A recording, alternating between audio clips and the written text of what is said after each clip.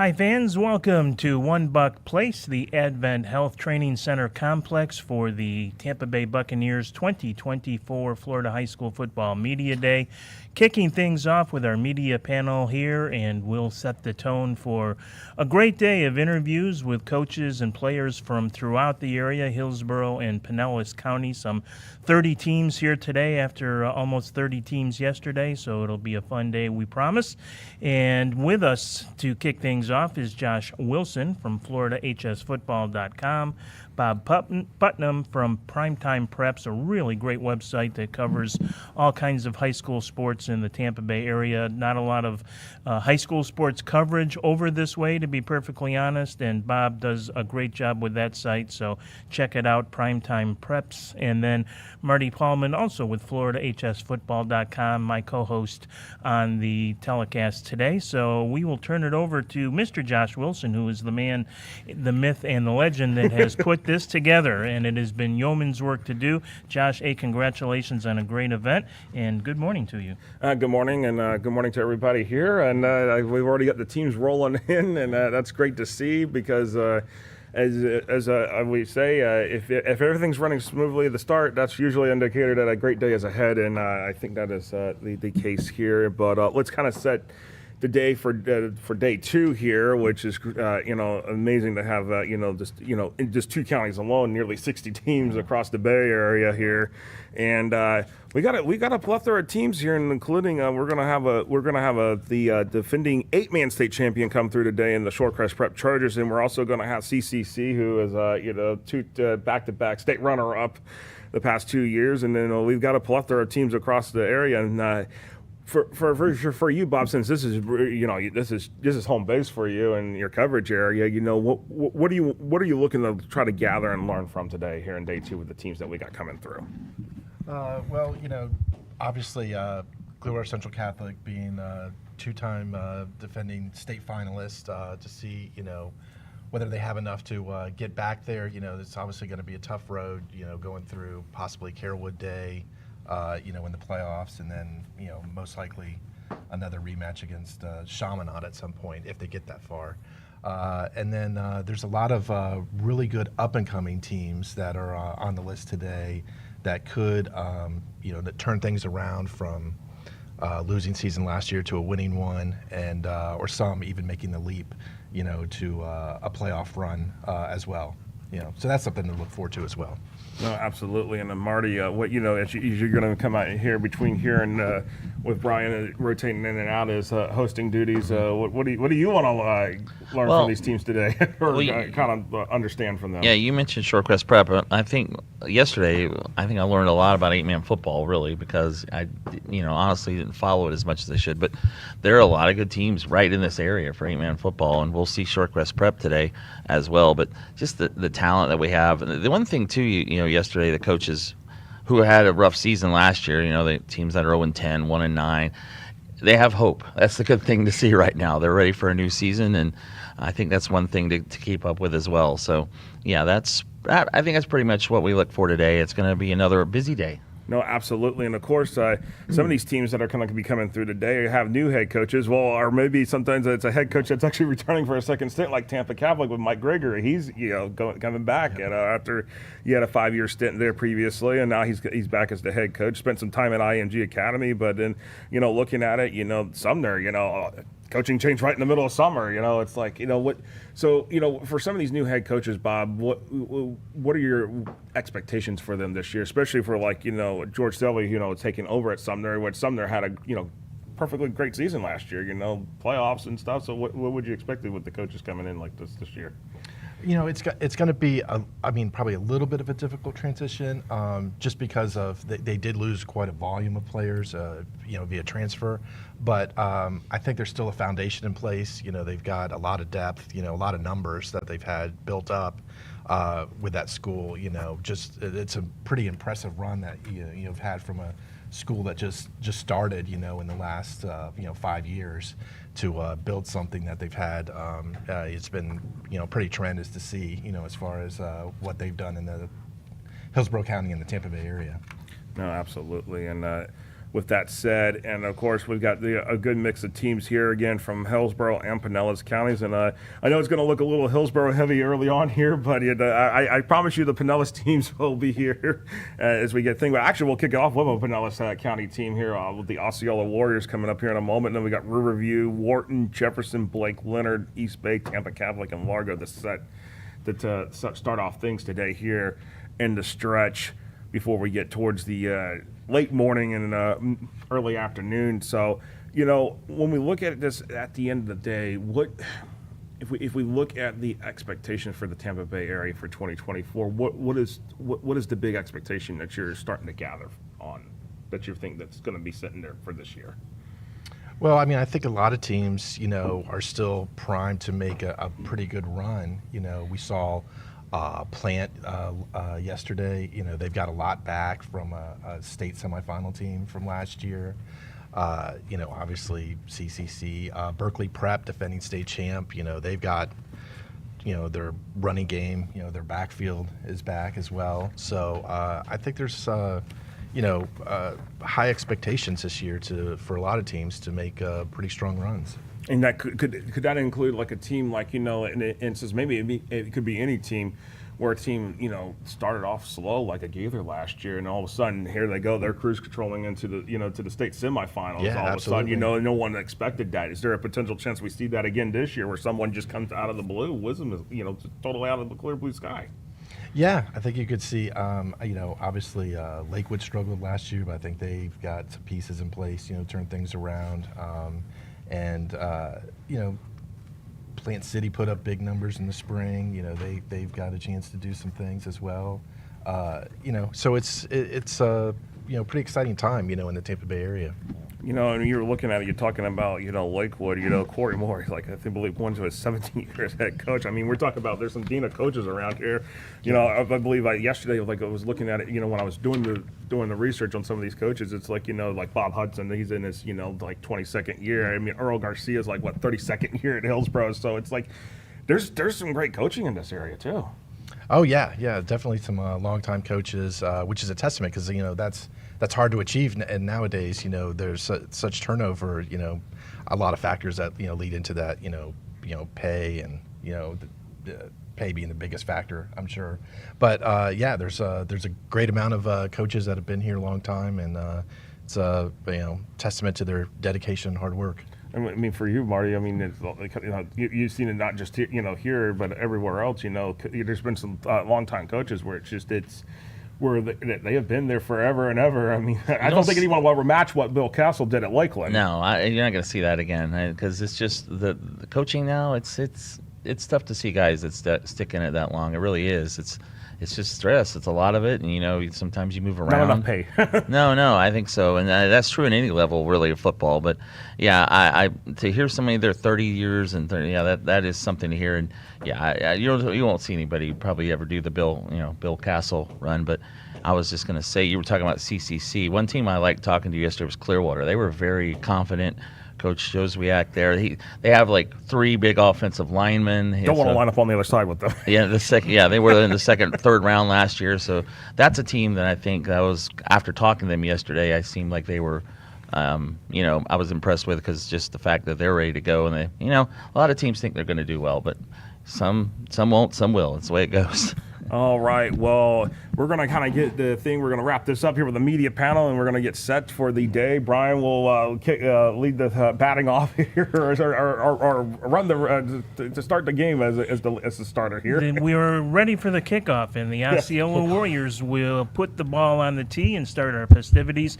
Once again, many thanks to the Tampa Bay Buccaneers. They have opened their facilities all weekend long to these teams and players, and it's great to have them involved in the high school football scene. Not only the boys' side, but they're big supporters of girls flag football as well. In fact, the state championships were held right behind us in the practice facility for the Buccaneers last spring. They had record attendance for that. So many thanks to the Buccaneers and their foundation for their support here this weekend and really all year long of high school athletes throughout the greater Tampa Bay area. Thanks to Nike, one of our sponsors, and thanks to you, Josh, from FloridaHSFootball.com he really is the guy who put all this together, got all the teams here, has kept the balls in the air beautifully this weekend. So we won't drop any today, we hope, and we'll be back with the Osceola Warriors in just a moment.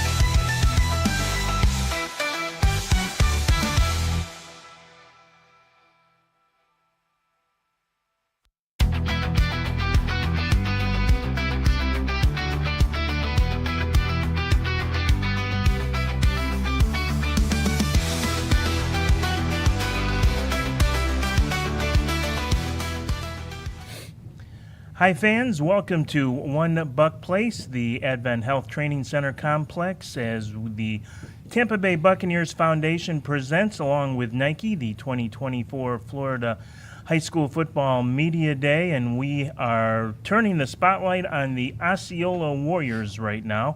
Osceola coming in after a 5-5 season. Seventh-year head coach is Cody Montgomery to our left. Good morning, Coach. Good morning. Thank you for having us. Great to have you here. And before we jump in, tell us who you brought along. So I brought definitely leaders for us on the team. Dylan is a 3-year starter for us, and he'll be playing free safety this year. Walter Wolf, our Mike linebacker. Mikey Shoro, our outside linebacker. And Noah Powers, our Z receiver. And then Lucas Shoemaker-Burke, our left tackle. Very nice, and we'll talk to each in just a bit, but let's spend a few minutes with Coach Montgomery right now. Coach, 5-5 last year, but one of the things that jumped out at me was you won 3 of your last 4. And I'm kind of curious if that's a little bit of a springboard to what you wanted to accomplish in the off-season and into spring and summer camps and whatnot. That's a nice little momentum boost at the end of the season, I would think. Yeah, the great part of everything that we've done the last 4 years is, honestly, the last 3 years we won 21 games. We've definitely we pushed into the playoffs.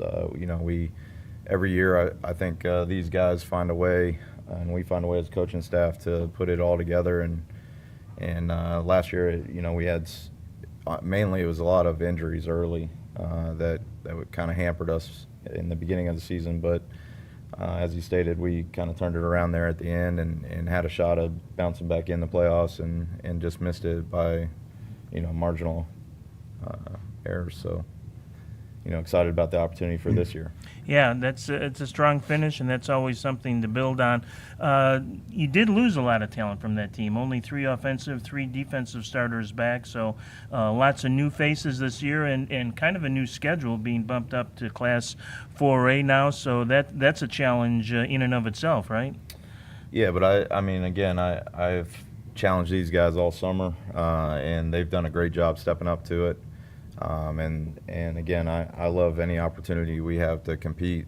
And last year's group, like I said, we were so injury prone early that it's nice to start fresh this year. And I had all the seniors over to the house yesterday, and we kind of set out our goals and expectations and the standard that we have here at Osceola. So, which is to just keep climbing. So. Nice. Well, let's talk to some of the players and get their thoughts. We'll start out with a safety cornerback, and that is Dylan, and I'm going to try this once. Saya Songkam. How's that? Not bad? Sir, that sounds good. Not bad. All right. Dylan X from here on out, by the way. But, Dylan, thank you for joining us. Only 3 defensive starters back, so I would think for you as a senior this year, leadership is going to have to be something you might have to take a bigger role in. Is that right? And if so, how does that look on your end? Yeah, it's for sure something I have to take a bigger role in. I have to lead the team by example, and I have to show them what to do. So. Yeah. Are you vocal all, or is it more do as I do? I'm not that vocal, to be right, honest. Yeah. Right. Talk about real quick the keys in the defensive secondary. What things you've worked on this offseason to try and improve? We worked on different coverages. Like last year we did cover 3 mostly, and this year we're doing cover 6 now and cover 3. So yeah. And is it a good change as far as you? Yes, sir. You I like it? Okay. Well, let's talk to another defender right next to you. That's linebacker Walter Wolf, who is also a senior.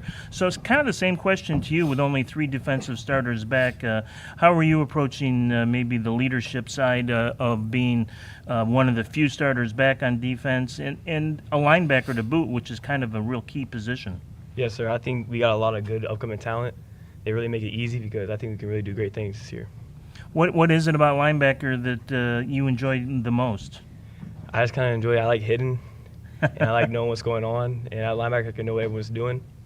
So it just makes it fun. Yeah, you talk about knowing what's going on, and I think that linebacking play is as much mental, if not more mental, than physical sometimes, as much as you like to hit. How do you approach your position from a mental standpoint? Yes, sir. It's definitely really mental, but you just kind of, if you make a bad play, you got to bounce back. You got to have a short memory. Yeah, that's a great point. All right, we'll turn to your left. Another linebacker, Mikey Shoro, who also might play a little tight end this year, but primarily a linebacker. And Mikey, from your perspective, how is the defense shaping up here in the summer? Yes, sir. I think it's looking pretty good this year. We have a bunch of new upcoming talent, and we have solid starters and good leadership. And how about you in terms of the mental preparation week in and week out? Linebackers kind of have to know everything that's going on the field and react quickly, but not too quickly. So how do you prepare yourself mentally week in and week out? Yes, sir. I like to watch a lot of film and prepare for the games so I know what I'm looking at and I'm not surprised, especially as a linebacker. Yeah, that makes good sense. Well, let's turn to the offense right now, and one of the standouts this year, or expected to be, is senior wide receiver Noah Powers. And Noah, same question to you, because there's only 3 starters back offensively. Are you taking a leadership role, and how does that look in the world of Noah Powers? Well, it's more like making sure everyone knows what they're doing and, make sure everyone knows what they're doing and got all the plays down. And are you vocal about it, or is it more of a leader by what you do on the field? I'm not too vocal. I'm more like showing people how to do it. Nice. Well, that certainly there's lots of ways that leadership can manifest itself, and that's good to know. One of the more unheralded positions are the lines on these 2 teams, and we're happy to have one of the big offensive linemen for the Warriors with us, Lucas Shoemaker-Burke. And Lucas, also a senior up front. One of the big things for a line is continuity and communication and understanding what everyone's doing to work together. How are you guys trying trying to work on that part of becoming the best offensive line you can become? I think my coach, Mike Davis, he's doing a really great job on making sure that our chemistry is there, making sure that everybody communicates, and making sure that each person on the team all knows what they're doing at all times. What have you guys as a group been doing in the off season to help facilitate all that? Just making sure that we keep our heads up and we hype each other up during the conditionings, like when we're running. I make sure that I go to each person and tell them, like, you know, keep your head up, like, you got to get through this for the team. Right. And I'll ask you, on behalf of the team, 5 wins last year, what's the goals and what's the expectation from the player perspective here in 2024? I mean, I think that we have a team that we go to playoffs. Like, I look around, it's like we're not that far away from anybody. So I think as long as we stick together and we get through it, I think we have a chance. All right. Well, certainly a good attitude. Coach, we'll bring it back to you. Kind of a new schedule this year, and tell us about some of the new faces, new teams that Osceola fans can expect to see this fall. Yeah, just starting off with our district, we have Northeast High School, St. Pete High, and Southeast Bradenton. I definitely tried to schedule a little bit different this year as well in terms of, in our spring game we played, basically our spring and our kickoff classic, I was trying to play 2 really good teams, Parish Community, which returned pretty much all their defense. Right. And in the kickoff classic, Braden River, who's been historically good up until this time. And just excited about the challenge of our schedule. Some rivalries that have emerged since I've been there. Us and Largo and St. Pete and Northeast and all these schools. So it's been good and great competition. So you've had a chance to assess things from the spring game you mentioned, and I'm sure you've done some camps and whatnot through the summer. What have you seen that you liked, and maybe 1 or 2 things that you've seen that are keeping you up at nights? Honestly, like I said, we push these guys to their edge, and they've done a great job of heeding the challenge, and look forward to seeing them play on Friday nights. And but we still have a long way to go with camp, and just excited about the work ethic that they put in as we challenged them to outwork everybody on our schedule this off season, and they've kind of stepped up to that bar. So excitement going forward. Yeah, well, a new look in many ways for Osceola this year with a lot of new starters, a new class in 4A, so we'll see how it all plays out. But things, if you're a Warriors fan, looking like the arrow is pointing up in Pinellas County for the Warriors. Thanks, guys, for joining us this morning. I know it's never easy to get up early on a Sunday and sacrifice your time for us. We really appreciate it, as do the fans throughout the greater Tampa Bay area. Back with more in just a moment. You are watching the 2024 Florida High School Football Media Day, brought to you by the Tampa Bay Buccaneers Foundation and Nike. See you in a bit.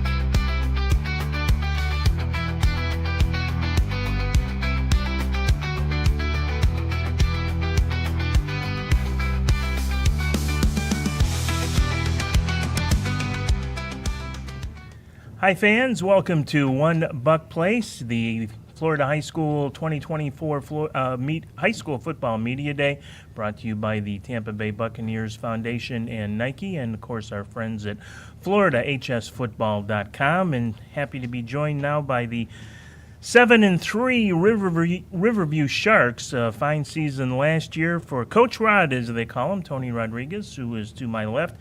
Good morning, and welcome to One Buck Place. Hey, thanks for having us. Good morning. Excited that you're here, and I know you brought a group of pretty special players with you, so let's introduce who you have with us, and then we'll come back here for a few thoughts from you. Yes, sir. We have Isaiah Washington. We call him Showtime. He's our athlete, can kind of do it all, wide receiver.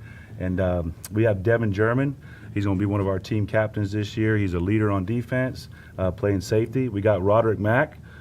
He's going to be our starting quarterback this year. We got Warren Shriver. He's our kicker. And we got another team captain down there, Andrew Lee. He's going to play running back for us this season. Well, very, very nice group indeed, and we'll get a chance to talk with all of them in just a couple of moments. Let's turn our attention to last year, 7-3. A lot of talent back, but you lost a lot of talent too. Just 4 starters back offensively, 5 defensively, so that's a good nucleus. But tell us about how you're going to try and fill some of those holes from that 7-win team last year. Yes, sir. You used the word lost. We graduated them, actually. So our well, juniors, yeah, I'm just messing with you. Yeah, but with our juniors, you know, they played heavily last year, so we're excited about them getting their opportunity this year as seniors. We had a lot of firsts last year, you know. Beat our rival for the first time in 14 years. We got in the playoffs, first time since 2019. Right. And we had a district win, which has been a long time since we've done that around Riverview. We had our first time, and since 2009, we had a 1,000-yard rusher, and we actually had a 1,000-yard passer last year. So nice. We're trying to build on that. With this upcoming season. We're excited. Yeah, that is exciting. And let's talk about that quarterback position, because Roderick Mack, who you introduced and we'll talk to in just a minute, coming over from East Bay, one of your rivals. Tell us a little bit about him personally and as a quarterback, and how it may change your look, if at all, offensively. I think he fits right in with what we do, and he's a great dual threat kind of a kid. Great young man. He's one of the nicest and coolest kids I've ever coached. And he's gonna lead us on the field this year. He's gonna be great. And as a dual threat, does he have a bigger strength in terms of passing or running, or is it you're comfortable in either situation with him? He can do it all. He can do it all for sure. He's a threat with his legs on the field and his arm. Yeah, that's nice as a coach to have that kind of option and flexibility at the quarterback position. Defensively, give me an idea who some of your leaders will be on that side of the ball. Well, we start out with Devin German here right. over, on defense at safety. We have Randall Guzman, who's also going to play safety for us. Devin Reed, he's going to play some defensive line for us. Chance Lowe, Damian Laverde. Those guys are going to contribute as well. They're all seniors. Nice, and so some good experience back, even though you lost a fair amount of talent, or graduated a fair amount of talent. Yes, sir. All right. We'll come back and talk to Coach in just a bit. Let's talk to some of the players right now. Isaiah Washington is an athlete, wide receiver, had 6 touchdowns last year, good student in the classroom. How did you get the nickname Showtime? I put a show on the field. So did you give that to yourself, or did someone else give that to you? Nah, my dad gave it to me. There you go. Okay. So as a guy who can be a threat anywhere, what's your favorite part? What would you prefer to be? What's your favorite part to play on the field? Really anything, but probably for receiver for the first one. But I mean, I could play running back, even go to QB. Just do whatever I can do to help the team win. Let's hone in on the wide receiver spot then. What skills do you have as an athlete that really make you the kind of the top target, or one of the top targets on the team? For a receiver, I say, like, I used to play QB, so I can kind of see the field. I see the field kind of as a QB, so I can pick defenses apart. And, you know, if I have man-to-man, I can beat my man most of the time. So I just really read it from QB perspective, and get open.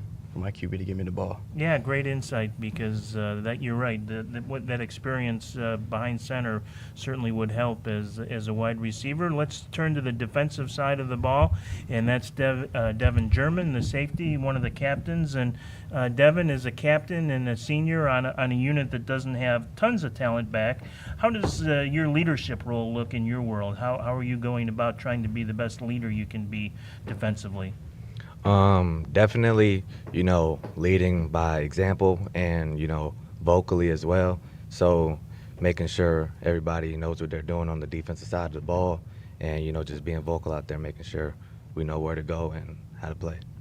You're not a big guy, like 5'9", 150 in that range, but yet you're a really good weightlifter, I understand. How does that work? Because it doesn't I'm almost 5'9". I'm not 150, but I sure couldn't do what you do in the weight room. So tell me how you become such a good weightlifter and how that helps you on the football field. Definitely working at the school and on my off time, just lifting weights, going to the gym and doing things like that. And it translates over to the field, coming down as a safety, being able to make, those hits and running that alley. So even though you're not big in stature necessarily, you still like to be a hitter. Yes, sir, definitely. That's impressive, to say the least. All right, let's turn to that quarterback, Roderick Mack, who will be under center this year or in the shotgun this year, as the case may be, for the Sharks, a transfer from East Bay. And Roderick, I'm curious how the transition has gone and maybe what the biggest challenge has been for you in coming into a new program. The transition so far has been going good. The challenge was transferring from the rivals. Right. So I came like the second semester, so I had to build the chemistry with the team. Good. It's been going pretty good so far. I feel like me and the receivers is starting to get on the same page going into the season, and the linemen, they're working pretty hard so I can have some protection to throw the ball and run. And for fans, so some of the Riverview fans might not be as familiar with you as some of the other players since you're new. Give us a description of how you see yourself as a quarterback. I see myself as a vocal leader.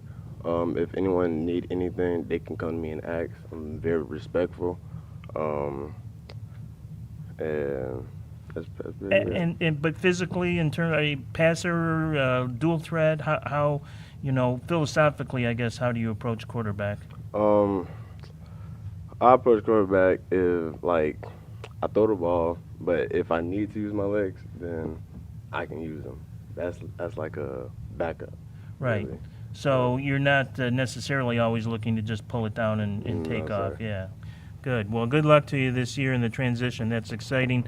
And always excited, the guy to your left, because we don't get a lot of kickers who come in for our media day. And so, Warren Shriver, we're delighted to have you as part of the festivities today. Always interested in asking the kickers because it's not a physical position necessarily, although I did see you had to make a couple of tackles last year. How was that?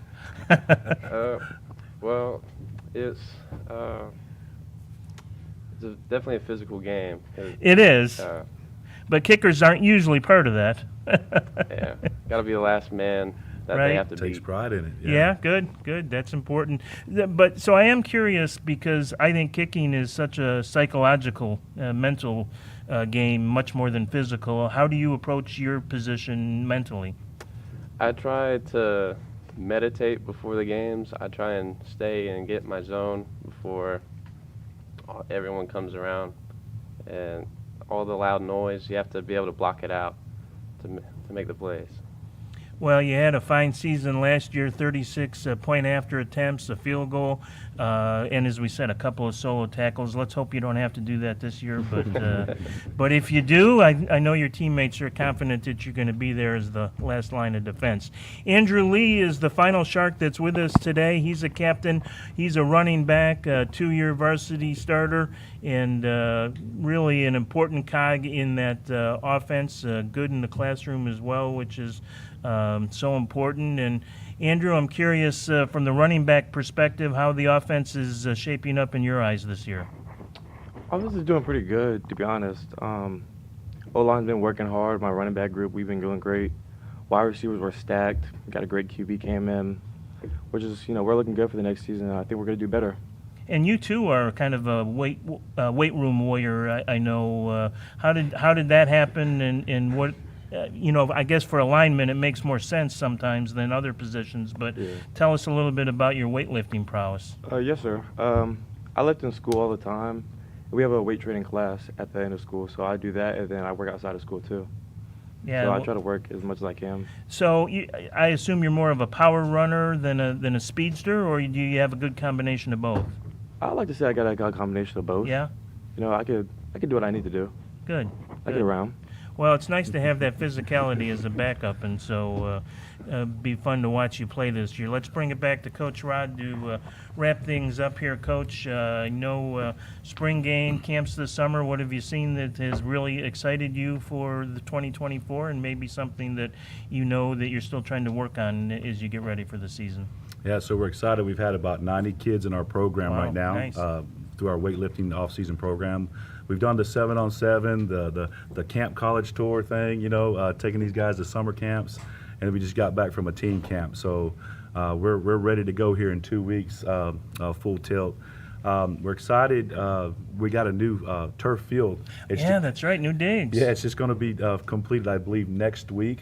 Wow. And, just in time for football practice to start.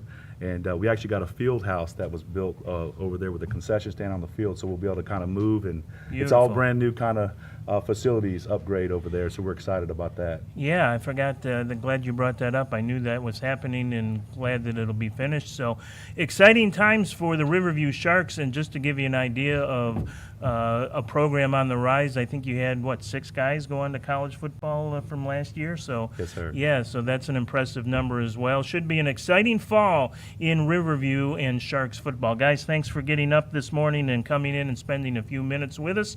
We will be back in just a little bit. You are watching the 2024 Florida High School Football Media Days, brought to you by the Tampa Bay Buccaneers Foundation and Nike. See you in a moment.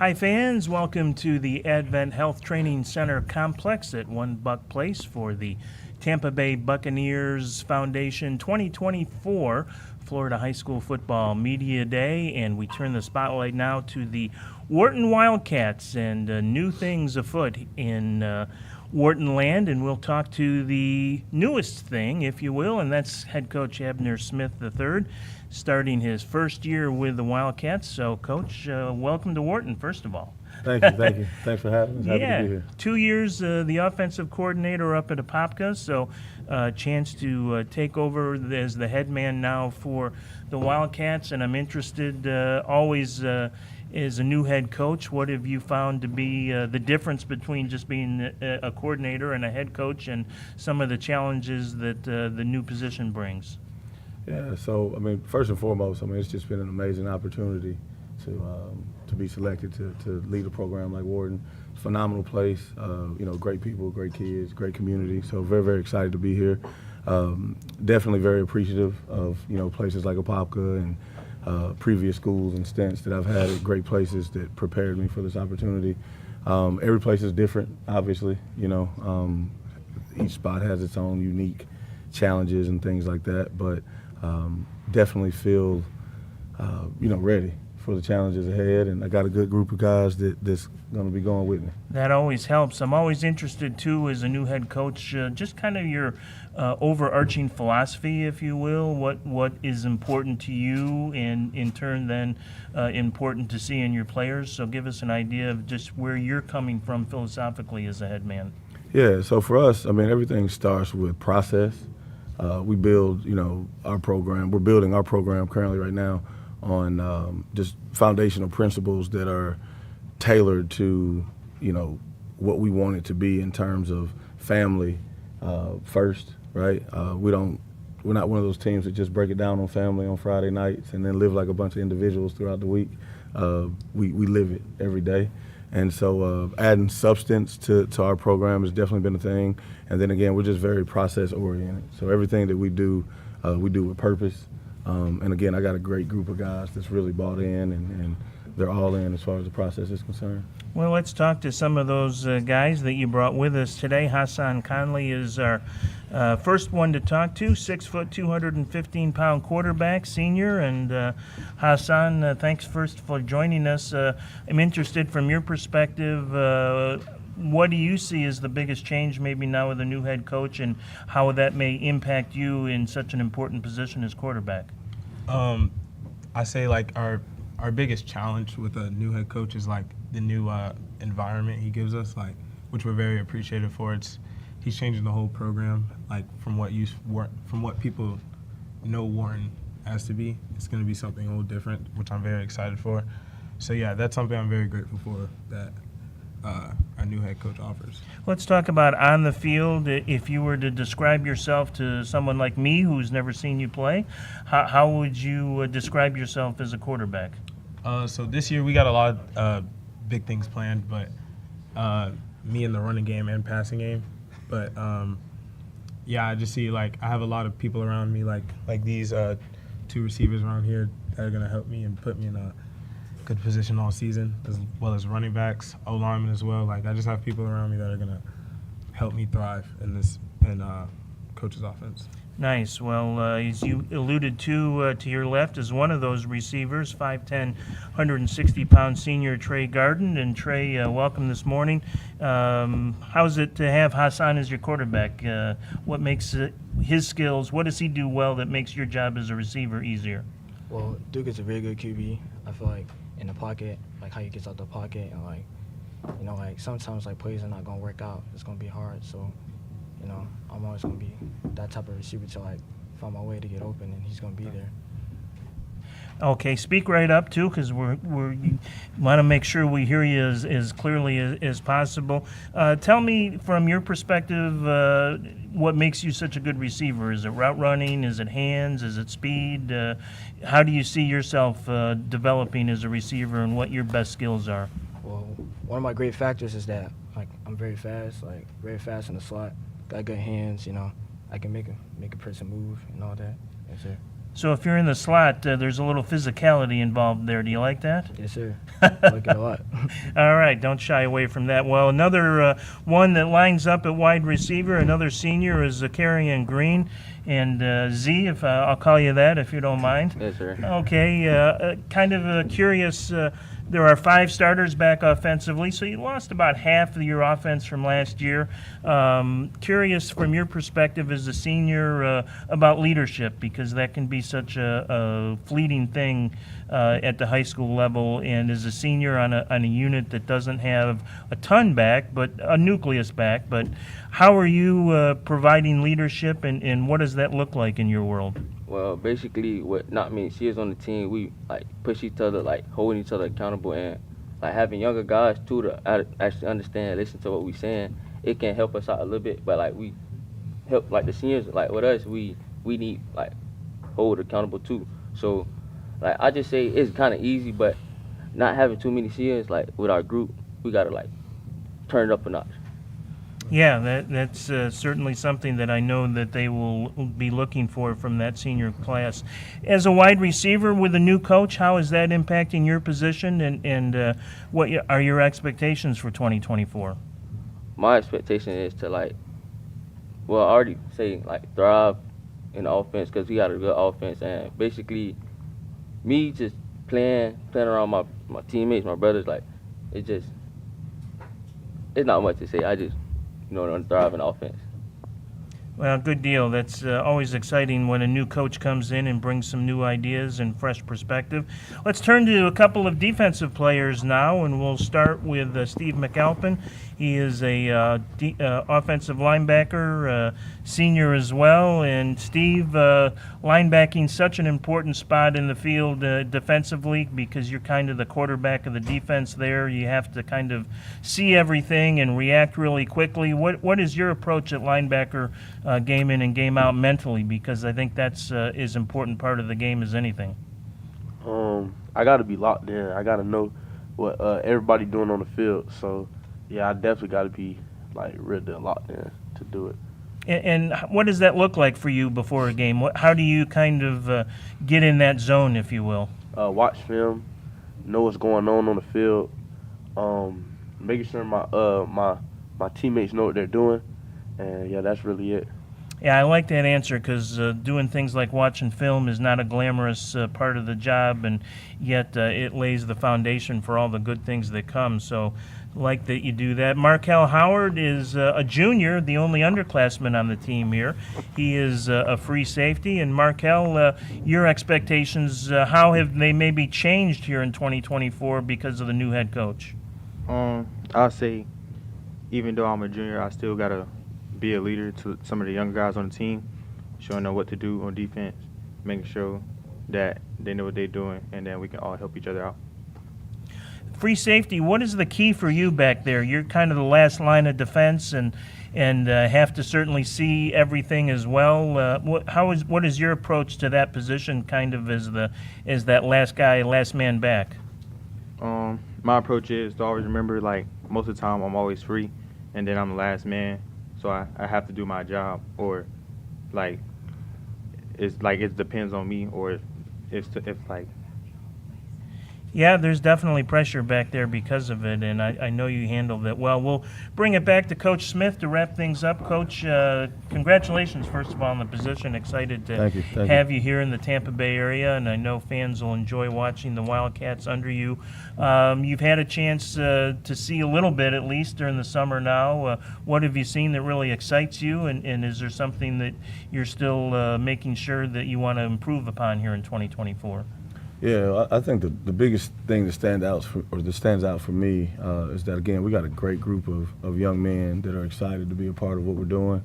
They're all in. They show up every day. They work hard, and again, like, we're establishing a foundation that we're going to really be able to build something special.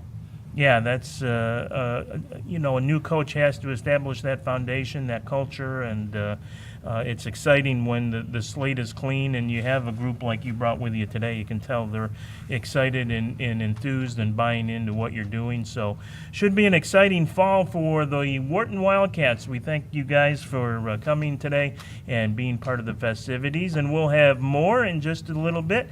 You're watching the 2024 Florida High School Football Media Day, brought to you by the Tampa Bay Buccaneers Foundation and Nike, and of course our friends at FloridaHSFootball.com. Back in just a bit.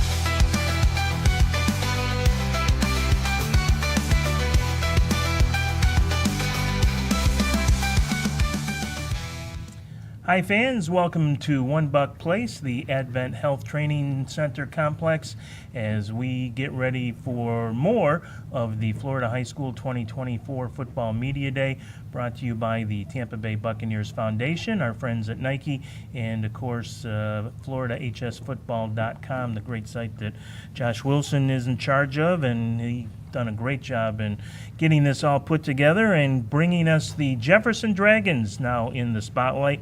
A little bit of a tough season a year ago, 1-9 overall, but the great news is a lot of experience for players last year, and a lot of that experience is back for head coach Joe Medola, who is in his 7th season now with the Dragons. So we won't dwell on the one-loss record last year, but the experience I'm sure a lot of these guys got hopefully will really start to pay some dividends this year. Is that kind of how you see it? Absolutely. We returned most of our team, and everybody's worked hard all off season, coaches, players, and everybody, and we're looking forward to an exciting season.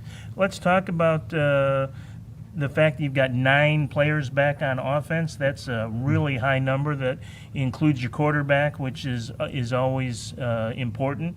And tell us a little bit about what we can expect offensively this year in the growth of a guy like quarterback Jack Cunningham and some of your other starters. Offensively, we're going to see a very consistent, solid offense. Going to protect the football and protect the quarterback, and a group of guys on offense, both starters and guys coming off the bench that are going to contribute and make the season as exciting as it can be.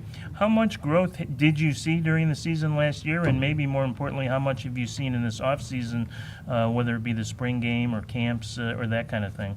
Yeah, well, during the season we saw some growth, but the growth has really come here during the off season. Right. Just with their effort and their attitude, the way they rally around each other, both on both sides of the ball, is very, very evident here during this offseason. Nice. And defensively, not to ignore that side of the ball because you have 7 starters back there. Give us an idea of some of the people that you'll be relying heavily on this year to key the defensive effort. Yeah, we got guys here like Alejandro and Ed, and we got other guys that aren't with us, have tremendous senior and junior leadership that will make our defense very, very physical, and they should be exciting to watch. One thing I hear from head coaches a lot, and especially at the high school level, is you kind of know you're getting there and maybe have arrived a little bit when the guys, the youngsters, take ownership of their situation, take ownership of, take more accountability, more responsibility, that type of thing. Did you start to see that, or are you starting to see that now in kind of turning that around from last year? Yeah, that's very clear right now. We have 5 seniors over here on stage now. We got seniors that aren't with us today, like Knowledge Jones and Giovanni Russell and Marquise Haley, that are that really make up our leadership of our team. Not to mention our junior class, which is following in these guys' footsteps. Nice. Well, certainly I think better times ahead here for the Jefferson Dragons in terms of the 1-loss record and what people will see on the field. Let's turn to some of those players right now. And first to coach's left is Ahmad Bacon. He's a wide receiver, defensive back.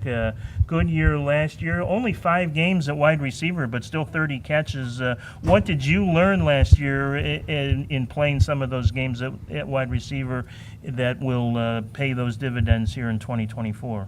Really just coming out of like my comfort zone and stuff. Like I had to just move around the field and stuff. Like for my team, just be the captain that they need me to be, and just be there for the team for real. And you also had 3 touchdowns. How high do you think that can go this year in terms of your production? It's gonna be up more. For sure. For sure. You don't want to put a number on it? I ain't gonna put no number on it, but it's gonna be up. It's gonna be up. It's gonna be more than 3. Yeah, that's smart. That's smart. But yeah, more than 3, but maybe less than 20, we'll say. Yeah. But yeah, I expect we'll see those numbers go up as a full-time wide receiver this fall.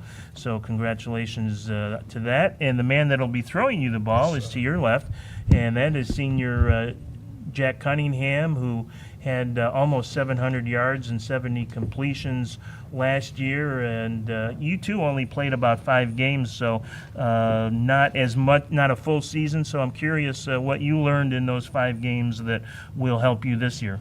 Well, lots of experience. For during this off season, we've kind of only played 5 games. So what we missed during the season, receivers and our offensive line, we've kind of come together and recognized this is our year to put on a show. What did in those 5 games was it? Did you learn either on the field or off the field that was most important?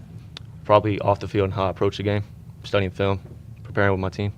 Yeah, and how does that look here in 2024 then for you? Lots of film study. We watch film together as a team. So, outside of practice. So. Nice. So that is such an important thing, the unheralded thing, because it's not sexy to do, but film study, it can be so important. We'll turn to the defensive side of the ball now, and Alejandro Cuellar, who is a senior as well, 6'1", 245 pounds, 8 tackles for loss last year and 5.5 sacks. You get after it, sounds like. Yes, sir. Tell me about rushing the quarterback like that, because I know that can be fun, but it also requires a lot of discipline. Talk about the discipline sometimes that is required for a defensive lineman. I think the discipline part starts when the ball is snapped. You got to watch the ball, not jump off sides. I got a great group of kids around me, so it makes my job easy. When my team is getting double teamed, it makes me get my one-on-one matchups, and I'm pretty good one-on-one. I think I can get to the quarterback. So. Do you have a favorite technique to get into the backfield, or is it more just what the offensive line is going to give you? I'm going to read the offensive line, and what they give me, I'm going to take. Yeah, that certainly makes sense. Well, good luck this fall. Certainly had a fine junior season, and we'll turn our attention to another defensive player, a defensive back. That is Ed Shaw, who had an interception and 42 tackles last year. And Ed is one of the seniors back in a pretty senior-laden unit now. What is your expectation for 2024? My expectations is just to do better than last year, just to get better in the weight room, get better on the field, help the younger guys, because our young guys, they got skill, they just don't have the experience yet. So we helping them get their experience and hoping that we can see a improvement on the field.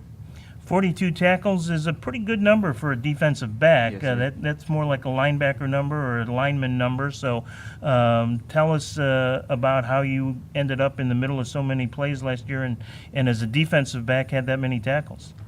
You just have to, first read the pass, but when you see it's a run, go attack the ball, just gain tackle, help the team, everybody wrap up.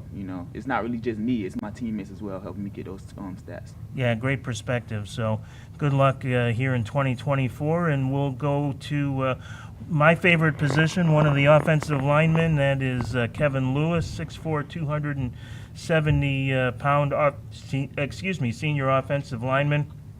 Only allowed just 2 sacks all year. That's pretty impressive. What is your greatest skill, if you will, in terms of being an offensive lineman? And that's pretty impressive to only allow 2 sacks. Having good teammates around. It's easy to only get let 2 sacks when your quarterback gets the ball out pretty fast. Just having good wide receivers to get open and letting my quarterback throw the ball. With just 1 win last year, but the fact that you have so much talent coming back, I'm curious if you can speak for your teammates from a player perspective, what the expectation is here in 2024. To be great.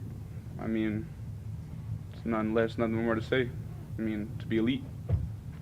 All right. Well, that's certainly an admirable goal. We'll bring it back to Coach Mendola here to wrap things up. And Coach had a chance to see how this team progressed in the spring game and certainly some of the camps over the summer. Just interested what has excited you most about believing that you can get this really turned around here in 2024. Yeah. This summer, during the spring and this summer, each day we've gotten better and better. We've been stacking great days on top of great days, and we really have watched us grow and progress. And like I said before, we're excited about getting started on the season.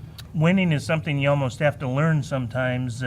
How important it would be, a win or 2 early this year to kind of set the table for the rest of the season. Oh, absolutely. I mean, that goes for just about every team in town. But yeah, and it's a process. I mean, this whole thing's been a process building our program, and so we have great senior leadership. We got great junior leadership coming behind them, and like I said, we're very, very excited to get started. Yeah, very impressed with the young talent up here, and I think fans for the Jefferson Dragons can get excited about what they may see in 2024. Great to have so much talent back, and to build on that, they will hit the field for Coach Medulla, and good luck to the Dragons. They have the arrow, I think, pointing up for this fall. You are watching the 2024 Florida High School Football Media Days, brought to you by the Tampa Bay Buccaneers Foundation and Nike. We will be back in just a moment.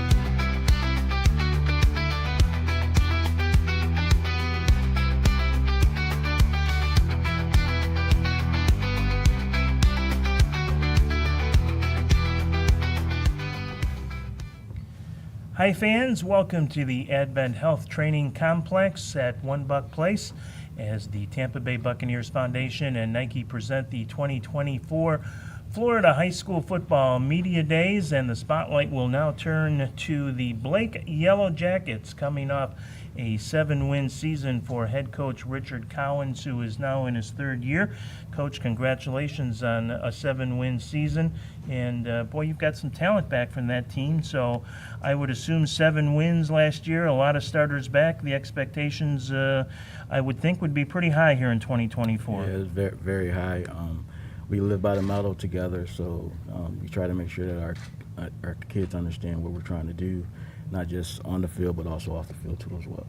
Yeah, I'm kind of interested in overall your coaching philosophy as you try and build this program. The third year, I would think some of those things that are important to you are starting to take some root, and I'm curious what those things might be. Yeah, so our main factor is discipline and making sure that they understand what's being told to them, but then also executing those things, and then also developing character into them as well. Football's not going to be a sport that you're going to be able to play all your life, so you got to be able to have some character traits too, and so you can go out in society and be successful. Yeah, that's a great approach. I love your motto. You says is "Don't count us out, come check us out." Yes, sir. Where did that come from? That came from when I first started. I used to get a lot of flack from a lot of different schools about, you guys were terrible, 1-9 season, this, that, and the other.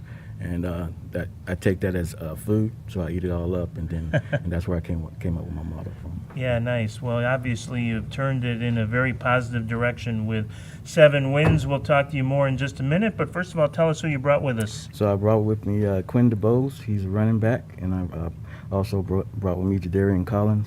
He's an athlete, plays all sides of the ball. Then I brought with me also Stephen Barrows. He's a tight end, outside linebacker. And then I also have my kicker with me, Jack Hedlund, and then also my big lineman down there, Anthony Cruz. Always love it when the kickers are here, and we'll talk to Jack in just a minute. But first of all, we'll start out with running back Quentin DeBose, what's the goal this year for you, Quentin? The goal is to just get better, get my stats better, do better for myself, not just on the field, off the field also, in school, stay in school, get my academics better.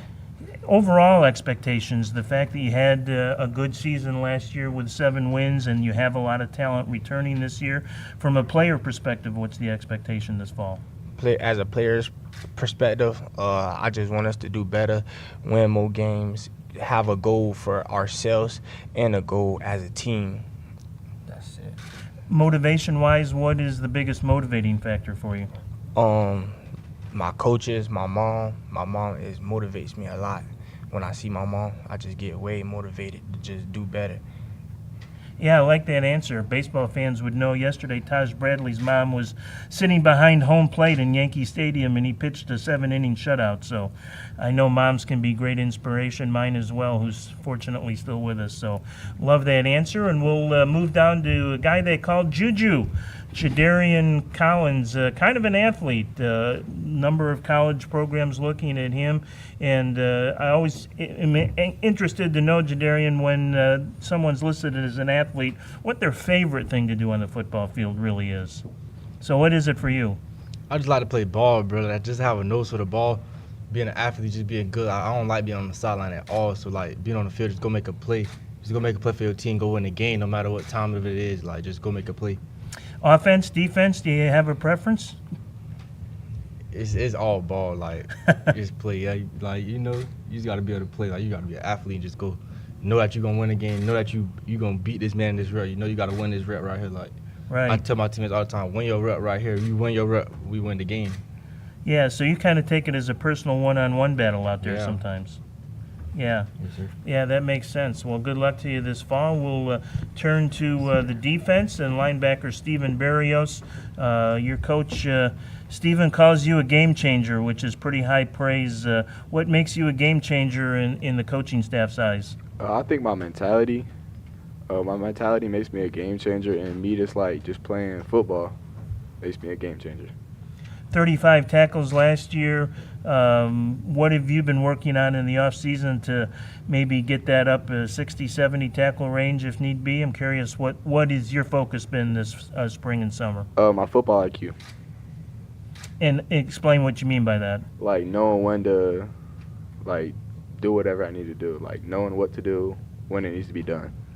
And that's kind of important for a linebacker because you kind of see everything and kind of have to react to everything, right? Yes, sir. Yeah, that is definitely a challenge. Well, to your left is a position we don't see represented a lot here often during media days, so I love it when the kickers come in. Jack Hedlund is certainly among one of the top kickers in the greater Tampa Bay area. And you had a 52-yarder?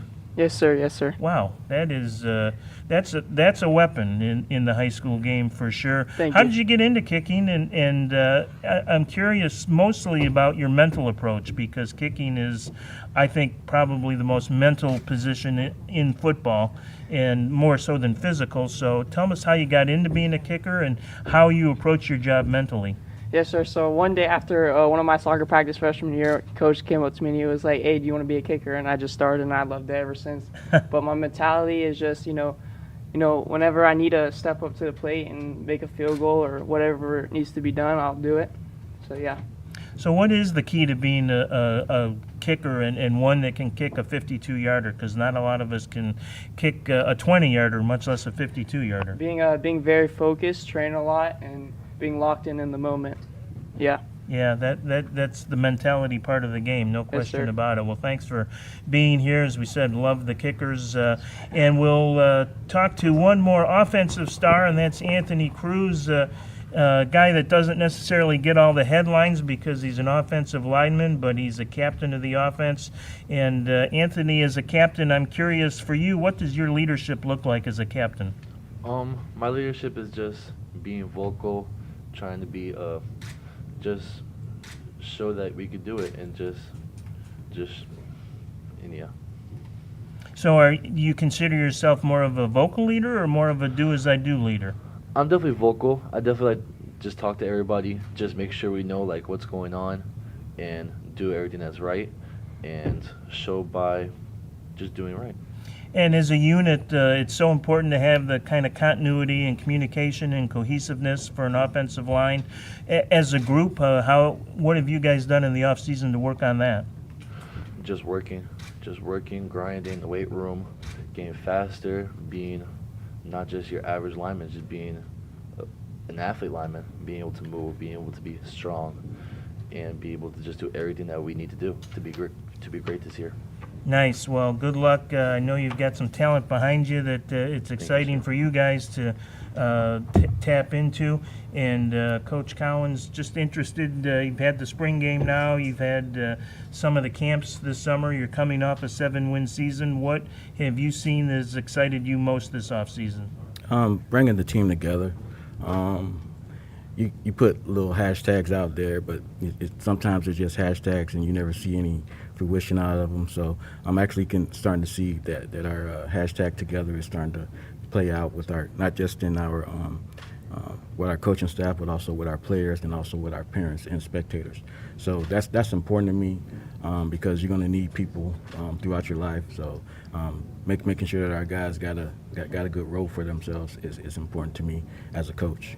So. Yeah, that's great, and you can certainly see that the roots that you put down 3 years ago now have really started to take hold, and the Yellow Jackets program has really turned itself into a very positive place, and look forward to seeing what you guys can do this fall with that talent coming back. Should be a very exciting year for the Blake Yellow Jackets, and we thank you guys for joining us here on this Sunday morning. I know it's not the easiest thing for a teenager to get up early on a Sunday to give up some of their time, and we appreciate it. So we will be back with more. You are watching the 2024 Florida High School Football Media Days, brought to you by the Tampa Bay Buccaneers Foundation, Nike, and our friends at FloridaHSSports.com, FloridaHSFootball.com. We'll be back with more in just a moment.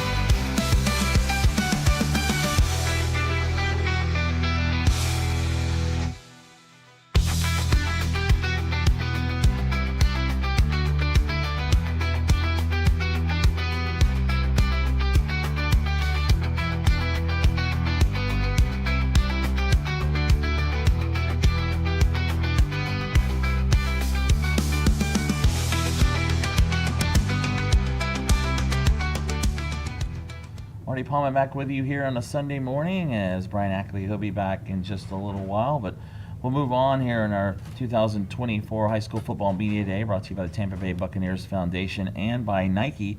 Joined now by the Lennard Longhorns out of Ruskin, head coach KB Belton. And Coach, first of all, let's welcome. We thank you guys for coming. And, appreciate it. Last year, the record, I'm sure not what you wanted, but if you want to review last season before we move on. Absolutely. Our coaching staff got into the program in July, so we had to hit the ground running.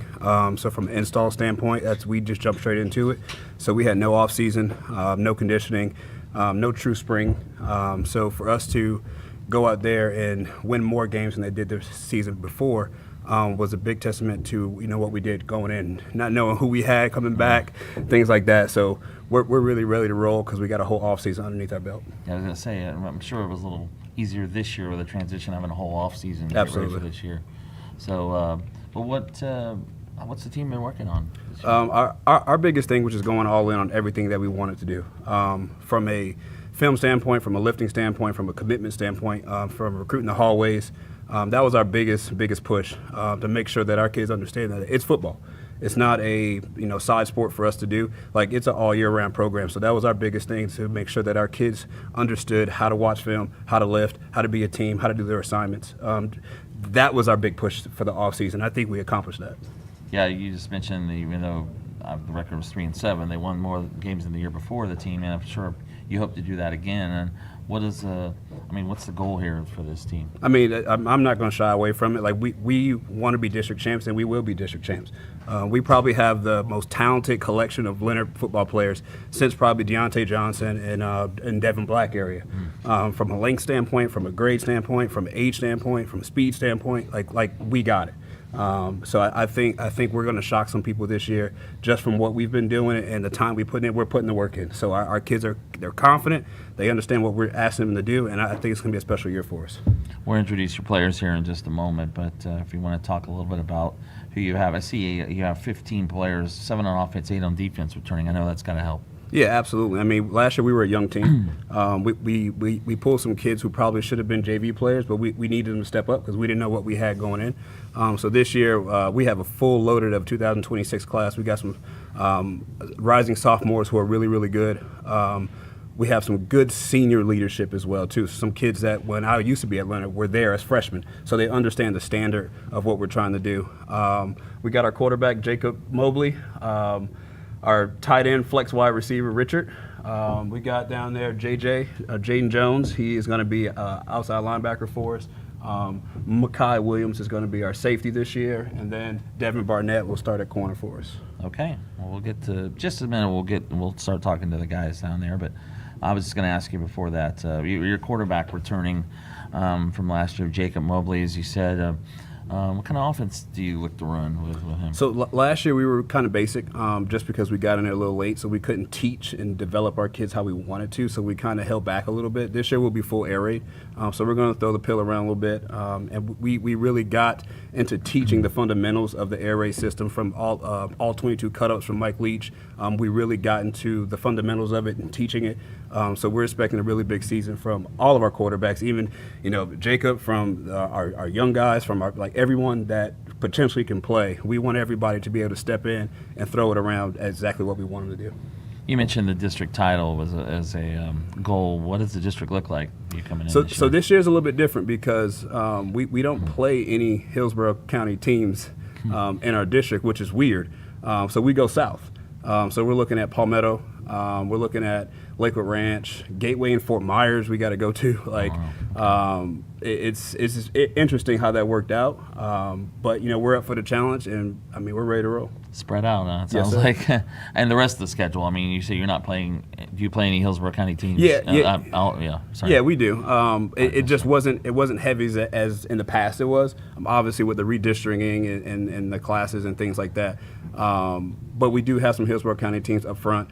We do go out of the county and go to Pasco on week 1.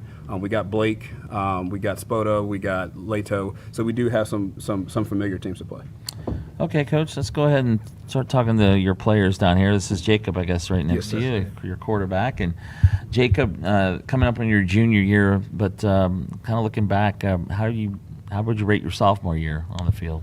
I think it was a great learning experience. I really grew as a player, and I really grew as a leader, helping my teammates out, and I think it was a great season for me.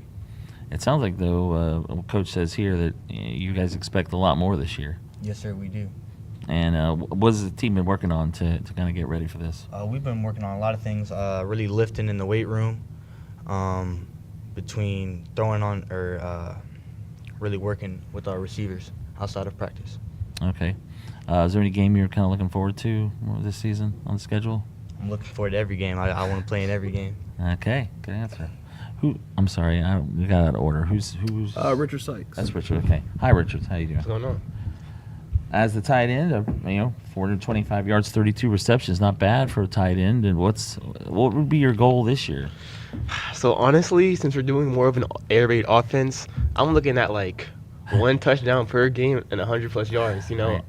My QB, I know he can swing that rock, so I'm saying I'm trying to get the ball every play. I'm trying to get the ball as much as possible. I'm trying to score touchdowns. I'm trying to get yards. I want us to win the game. It's just what it is. If you're a senior, you're the only one who's a senior up here, right? And I am. How many seniors do you have? Do you know? If I'm being real, I'm thinking around like 10 seniors. Yeah, we don't have a lot of seniors. We got a lot of underclassmen. Yeah. I'm not a huge senior class, but I mean, as a senior, are you looking forward to kind of having that leadership role as a senior? I am. So last year was actually my first year playing varsity football, so I didn't get really a lot of time to develop with the rest of the players. So because it's my second year playing football now, but I have always played basketball, and I'm ready to step into that leadership role where I'm supposed to lead the group of wide receivers that I'm ahead of. You play both still? You play basketball? I do play both. If you had to choose one, what would you choose? Coach is here, I know, but if I had to choose one, I'm going basketball. I'm not gonna lie. I ain't being honest, basketball right? yet. All right, thanks, Richard. Of course. All right, and now we have Jaden. Jaden, okay. Jaden Jones, and didn't get to play a whole lot last year. Got like with an injury. How many games did you get to play last year? 3 games. Was that beginning of the season or later? Yeah, it was the beginning of the season. So you were back to 100% pretty much? Yeah. Okay. What have you been working on besides getting ready, getting healthy? Getting stronger, faster, mentally working on the game, watching a lot of film. What do you expect of your defense this year? We're going to stop the run first. We're just going to be a better unit, all be on the same page, communicate, things like that. Okay. All right. I can't see him down there, but next is Makai. Makai. Hi, Makai. How you doing? Good to you. And a junior defensive back. Last year, 4 interceptions for you. And Sophomore. Rising sophomore. I'm sorry. I read the wrong thing there. Rising sophomore. I said junior. My apologies. Anyway, last year, your first year as a starter in the rotation, what is your goal this year, though? My goal this year is for me to get more interceptions and for me to be better for the team. Is there any game you're looking forward to, maybe? Parish. Which one? Parish. Okay. Yeah, we got Parish actually in our district as well, too, a Manatee County team. Okay, gotcha. All right. Okay, and finally, got Devin Barnett. Mm-hmm. It says junior. I hope I'm Yeah, right. he's a junior. Defensive. Junior. Okay, so you're switching. You were actually a running back before. You're switching to sir. defensive back. How's the transition been to that? I ain't never played DB before, but I've been practicing on it, and I've been getting way better than I was in the beginning of starting off. You're moving there you're being recruited as a DB. Is that how it works? Okay. Yes, sir. What do you think this team can do this year? A lot. We got a lot of strength. We got a lot of young guys that's coming up, and we're gonna do great this season. Okay, I appreciate it. All right, guys, we thank you all for coming today. The Lennard Longhorns and Coach KB Belton and his players joining us will be back in just a few moments. Coming up, the East Bay Indians after this. Thank you.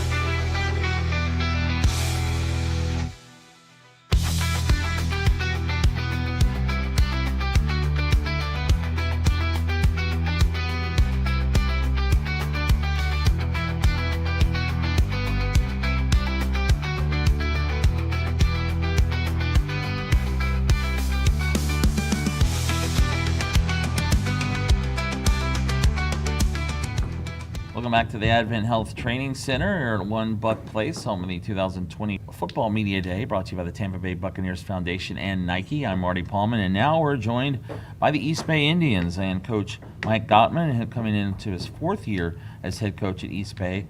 A year ago, back-to-back district champs. You got your 2nd in a row, 8-3 season. If you want to look back and talk a little bit about last season. Yeah, it was a good season. I felt like we could have been better. We lost in the first round against Largo. 2 years ago, we lost to them in the second round. So they're sitting right over there. So we got to figure out how to beat those guys. And but my motto is just getting better, continuous improvement, and we've been working hard to accomplish that. So. Yeah, it was a good season. I'm always pushing for more. I'm always trying to get better, and that's our goal this year. Now it says you're in a new district this season. Who's going to be in that district with you this year? We got Leto, we have Spoto, and we have Tampa Bay Tech. So it's a 4-team district, and so Tech is always loaded. So I think they're going to be the team to beat in our district. What about the rest of your schedule? It's a pretty difficult schedule. We're playing Wharton, we're playing Newsome, Bloomingdale, Blake. We have, so it's going to be challenging. So you got 5 offensive starters, 4 on the defense. Talk a little bit about some of the guys that you're kind of counting on this season. This is Rocco Boyd, our quarterback. He's returning starter. He runs our offense to perfection most of the time. And so we've got him at quarterback with that experience. And then we have 2 offensive linemen, our right guard, JB, down on the end. And then we have Dane Smith playing tackle. Both returning starters. Riley Ricks was a backup tight end last year. He's going to be our starting tight end. Justin Cornish, he plays some offensive fullback and wing. He can play a lot of different positions. So, we've got to replace a few on the offensive line, but we have to replace Sneed at running back, all-time leading rusher, East Bay history, graduated last year, but we do have, quite a few guys returning, so that's positive. Yeah, it's Jalen Sneed, 1,600 yards, 21 touchdowns as a senior. I mean, do you kind of go with a few guys to replace him? Or, it's hard to replace a guy like that, I know. Yeah, who emerges and who's going to be the guy. And, I'm always, I want to have, at least 2 at every position that, can play. So we'll figure that out as we go. So what's this team need to kind of work on to get to the consistency? next level? We got to get better at commitment, consistency, just that approach that every day is important. No days off. We just have to improve every day. So you got all seniors up here, right? Yes, sir. Let's start with Rocco, quarterback right next to you there. Mm-hmm. Rocco, first of all, talk a little bit about your season last year before we move on. How was it for you? It was all right. Could have did better, you know what I'm saying? We had a senior running back, so he took most of the workload. It is what it is, but this year we don't got him no more, so it's all going to be on me. It's on you, right? That's changed a little bit. And what have you been working on this offseason? Footwork, you feel what I'm saying? Footwork, and just like you said, consistency. Trying to make sure I'm the same player every practice, make sure I get better every practice. Is there any game on your schedule you're kind of looking forward to? All of them, but I can't wait to whoop Riverview and whoop Tech, you feel what I'm saying? All right, thanks, Rocco. All right, here we have next. We got Justin. Justin, how you doing, Justin? I'm good. Now you play both ways, like Yes, sir. fullback, linebacker. Yes, sir. Which one would you prefer? Maybe Middle linebacker. Yeah, get to hit people. Yes, sir. Yeah, right. Hear that a lot. But how much do you usually use it in the offense as a fullback? For this upcoming season, a lot more. Last year, not so much because we had our the senior. But I could play many different positions on offensive wise. What do you think to do to maybe get to the next level, win a couple playoff games? Just consistent and just compete. To have that mindset to compete and get better and go against anybody. Okay, thank you. Appreciate it. Next we have Riley. Yep. Riley Ricks. Okay. You're a senior as well, right? Yes, sir. And you also you're a tight end? Yes, sir. So they use the tight end a lot in this offense? Yeah, mainly for blocking, but we're starting to throw the ball a little more. So. Well, I mean, I guess you got to do that first, right? Before Yeah. So what have you been working on in the off season? Speed, mainly. Trying to work on speed, strength. I've been in the weight room a lot. And my hands. Been working on route running and working with quarterbacks. You got a good rapport with your quarterback here, so he can get you the ball as much as he can? Yes, sir. All right. Any game you're looking forward to? Maybe? Newsome and Tech. Okay. Big Everybody wants to games. play Tech, I guess. All right. Finally, we have JB. Jordan. Yep. Jean Baptiste. I hope I said that right. Yes, sir. You play both lines, of course. Which one would you prefer, defense or offense? I would I would prefer offensive line. Offensive line. Okay, sir. that's a little different there.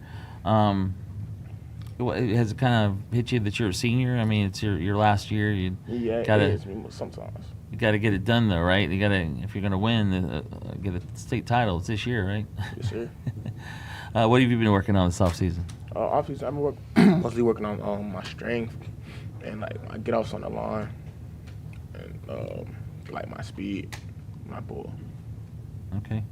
Well, Coach, like I said, your record pretty good last year, but as you said, not really what you wanted, and what, as you mentioned, consistency. But what else would you say? Maybe where you are offensively and defensively coming into the season. We just need to get good.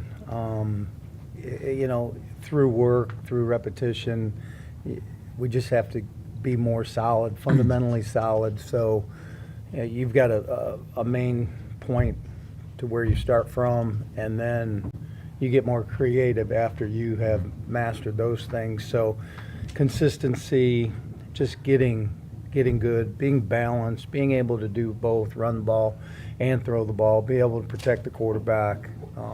Everybody wants to throw it. We got to be able to protect. We have to be able to catch the football. And I don't care how we score.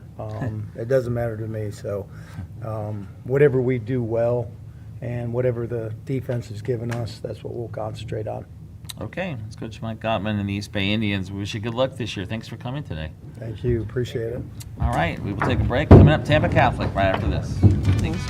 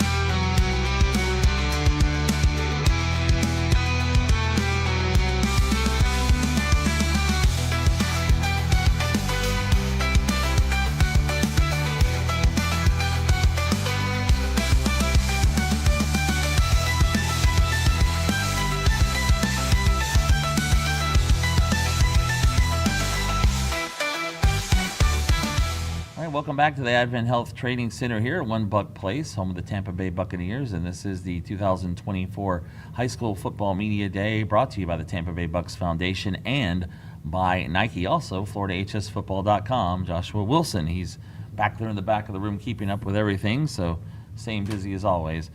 Josh back there, so we appreciate, of course, him helping run this event. Well, now we have the Tampa Catholic Crusaders joining us here on stage, and joined by head coach Mike Gregory. Coach, your first year back in their second stint, so talk a little bit about coming back to Tampa Catholic. Yeah, I love this place. In the 6 seasons I was gone, had a great opportunity to get into college football. Spent a couple years at IMG, and in the 6 years that I was gone, I always still referred to Tampa Catholic. Spent a good portion of my adult life to come back and kind of jumped at it. I wanted to take what I've learned over the last couple of years and really kind of instill it in these guys, and be able to do things a little bit differently than we did the first time around, but do them the right way. So really excited about it. Yeah, I noticed the record, and I saw this. They played a pretty brutal schedule. Sure. But a team that made it to the second round of the playoffs. Mm-hmm. So how do you see this team this year? Well, last year's team was really talented. Obviously, 5 Division I signees. Had a bunch of guys that graduated. Unfortunately, we had a couple guys that left, before I came on board. But I'm really excited about this group. I'm excited about the senior leadership that we have up here on stage, and even some guys that are still back in the locker room. But really excited about the older guys in this group being major contributors and leaders on this team. I am really, really excited about our young guys. I think we got a lot of talent in that group. We just got to get them developed the right way. Make sure that they're executing at a high level, and just continue to develop those young guys. And we got a chance to surprise some people this year. I think the perception right now is that we're down for whatever reason, but I don't ever believe that, and I don't ever go into any game thinking that we're not going to win it. So we're going to go attack this season, and we're going to go handle our schedule the way we need to handle our schedule. And I think we're going to surprise some people this year for sure. Yeah, it was 2M you called it last year. This year you're back in 2A, District A. What does your district look like? So it's just 3 of us. So it's a little bit interesting. We got reigning state champs in Berkeley Prep. So definitely excited for that one. And then we have Calvary Christian over there in Clearwater. So good opportunity for us. To definitely take charge of that district and go into the playoffs with some momentum. And I'm really excited about the opportunity to play a reigning state champion and budding rivalry there with Berkeley. So I'm fired up about that one. Yeah, not bad for that 3-team district's pretty good. Really. Yeah. Tough, I know, but how about the rest of the schedule? The schedule's pretty difficult. We open up our preseason classic is against the IMG White team, and then we have Ocala Trinity Catholic on the road, which is always they were state finalists last year, so perennial powerhouse. We have Bishop Verot at home. They were and went pretty deep into the playoffs as well. Obviously, we're always going to play CCC. We got a couple of public schools on our schedule with Mitchell, and then obviously you always got Jesuit there at the end of the year. So our schedule is the beginning part of the schedule is tough, but I'm really looking forward to the challenge. All right, Coach, let's go ahead, if you can, introduce your players. Sure. Yeah, so we got Joey Fox right here. Joey's a returning starter at linebacker. He's a senior. I got Cade Davis, who's a returning starter on the defensive line, also a senior. We have Joseph Gualemi. So Joseph just moved in from Illinois this summer, but he's already done a great job with our guys. He's a senior defensive end linebacker. We got Andrew Surin, who's a returning starter on the offensive line, also a senior. And then Chuck Quintons at the end, who's a returning starter on defense as a defensive back and also a senior.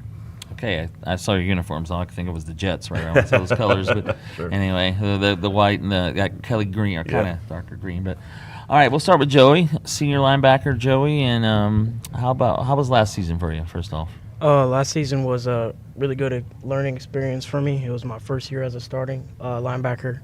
Obviously faced some adversity, but we turned it around at the end of the season and started making more big-time plays on 3rd down and 4th downs and stuff like that. now with a year under your belt, ready as a senior to kind of take on that leadership role for this team? Yes, sir, of course. You had a big senior class? We got about 15, maybe. Not bad. Yeah.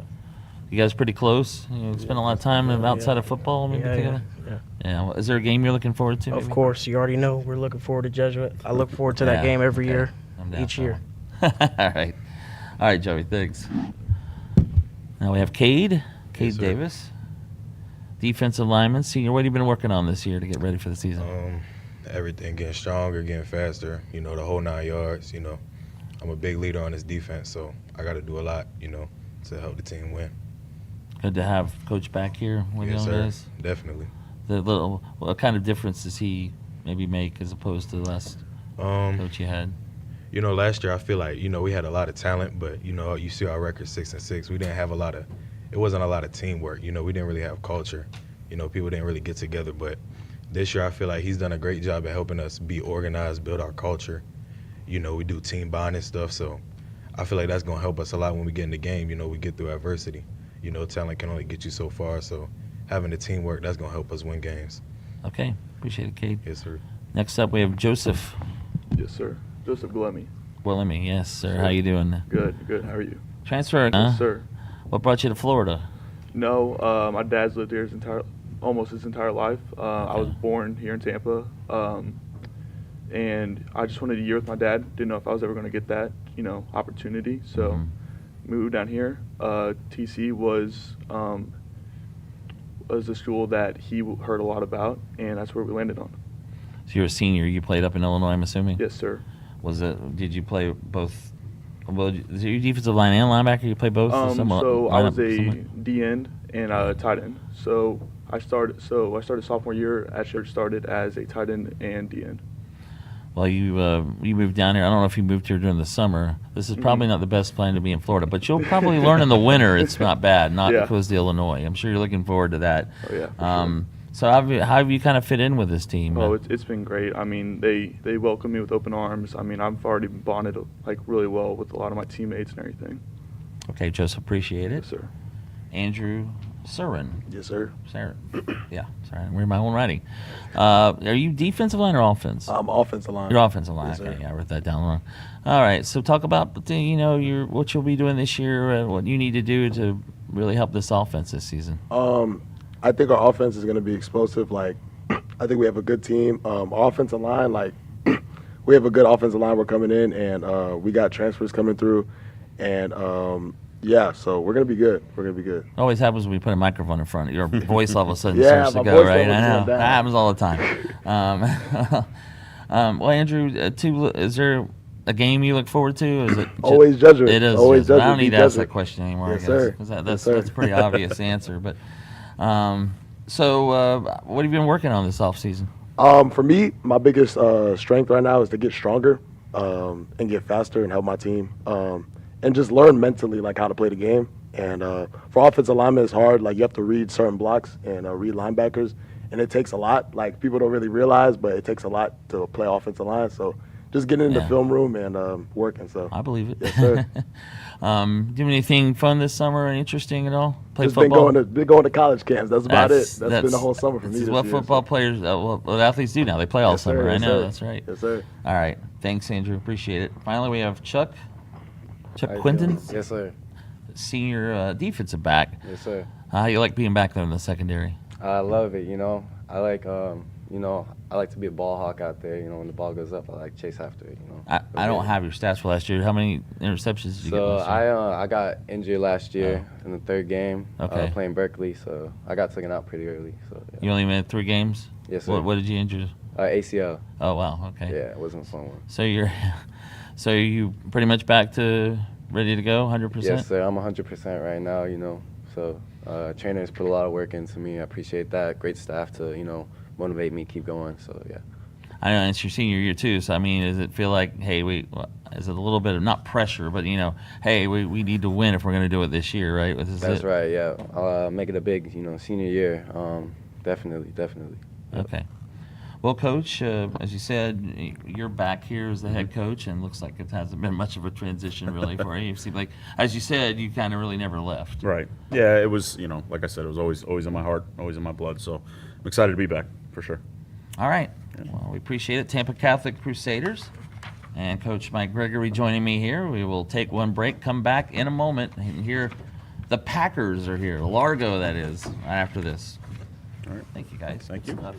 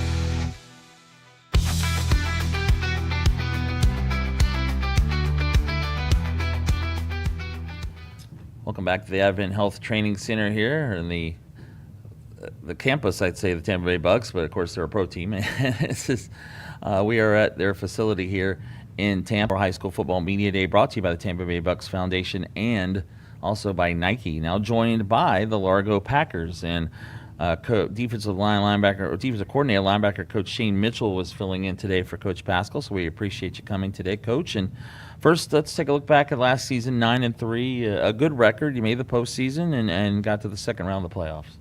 Yes, sir. We had a great season, had a great senior class, some big names to fill. And we just were thankful for that class, a very special group. That was the first class when I got hired here at Largo High. Guys like Adarius, Chris, Chase, Jeremy. It was a great group. So high expectations, but we're looking to take it to a higher level this season. Yeah, how many guys did you lose from last year? Seniors? On defense, we lost 8 guys, 8 seniors. Okay. So as a defensive coordinator, I mean, you got to coach them up, right? Get them ready to go. There's some guys maybe that haven't played them. A lot of guys got some playing time, a lot of playing time last season, young guys. And this off season, from the hard work in the weight room and the conditioning aspect of everything, I think they're going to do all right. They know they got big shoes to fill, but I think they're up for the task and up for the challenge, and we look forward for the upcoming season with this young class that we have. What have y'all been working on off season? Just in the weight room, making sure we're taking care of our bodies, make sure the diet part is taken care of, the physical part of the conditioning part, and just understanding the legacy that was Coach Pascal has put in place, just doing things the Packer way, the way we do things, and just being consistent at those things. Every day when you show up in the field house, just giving your maximum effort and just being consistent at doing it. How's the defense look coming in, and the offense as well? How does it look on both sides of the ball? As a team, special group. They work extremely hard, and what we are excited about with this class is their family bond, the brotherhood. They know what's at stake, because, like I said, just building a fence around our kids and how we do things here at Largo, and just making sure that they keep the legacy going of doing things the Packer way, and that's all began with our head coach, Coach Marcus Pascal. See, you lost running back Malachi Peterson from last year, 1,140 yards. Mm-hmm.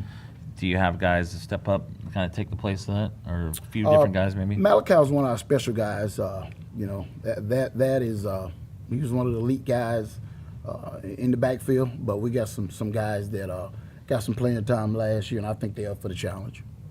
6A District 10. What do you know about this district? Is it a little bit different from last season? A little. Teams in our district that we'll face is East Lake, Steinbrenner, and Palm Harbor University. Okay, what about the rest of the schedule? Some other teams that we'll face this season, we have our kickoff classic versus Calvary. Week 1, we'll face Pinellas Park, and we'll have Lakewood, Boca, Ciega, and Osceola, and some others. Okay. Coach, if you want to, go ahead and introduce the guys you have with you today. Right here to the left of them, we have our quarterback, Xavier Phillips. We have Riley Wilson. We have Barry Williams, and then we have Darren Townsend.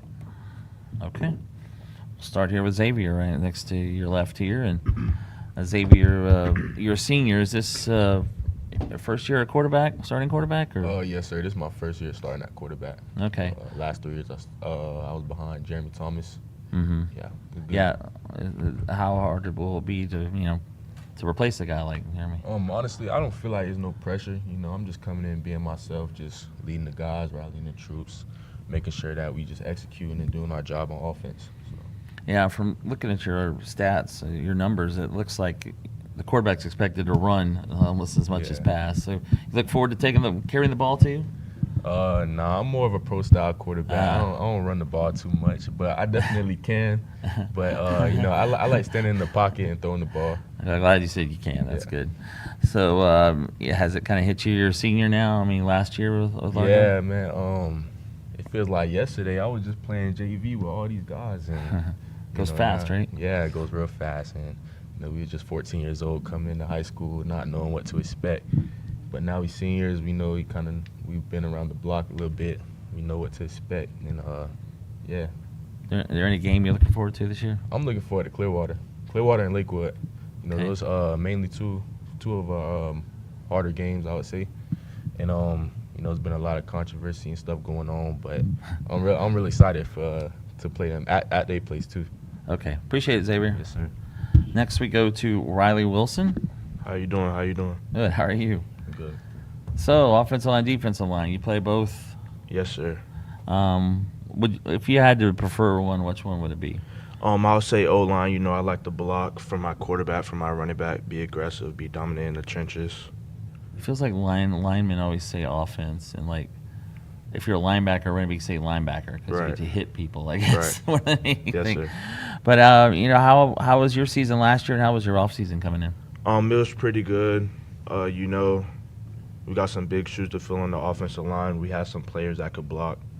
So the freshmen that's coming in, you know, got to make sure they're right, make sure we're in the weight room, stay getting stronger. And during the off season, I've been working on my feet, my footwork, make sure I'm in the weight room, getting stronger. That's what I've mainly been working on in the off season. You said you replaced some big offensive linemen from last year. Yes, sir. As it graduated. Yes, sir. So you're looking forward to kind of stepping into that role as a senior. Well, I'm Oh, going sorry, in my you're a junior. My bad. Yes, sir. Are you still you're looking forward to kind of stepping into that role? Sorry. Yes, sir. You know, I've been playing since freshman. I've been getting some play time, so this is my mainly this is my third year starting, so I've been a 3-year starter pretty much. Okay. So, yes, sir. Any game you're looking forward to? Mainly looking forward to Clearwater, you know. Seems like Yes, sir. Seems like that's the majority right now. It's Clearwater. Yes, sir. All right. Next is Bari, right? Bari? How you doing? Bari Williams, okay. And you're a senior, DB. Yes, sir. How do you like playing back there in the secondary? I love it. Love ball hawking. Love going up, getting the interceptions, coming down for tackles. I just love it. How many interceptions did you have? I had 3. Last year? Okay. Yes, sir. What's your goal this year? I want 7. I want to beat my brother's record. He trying to do the same thing.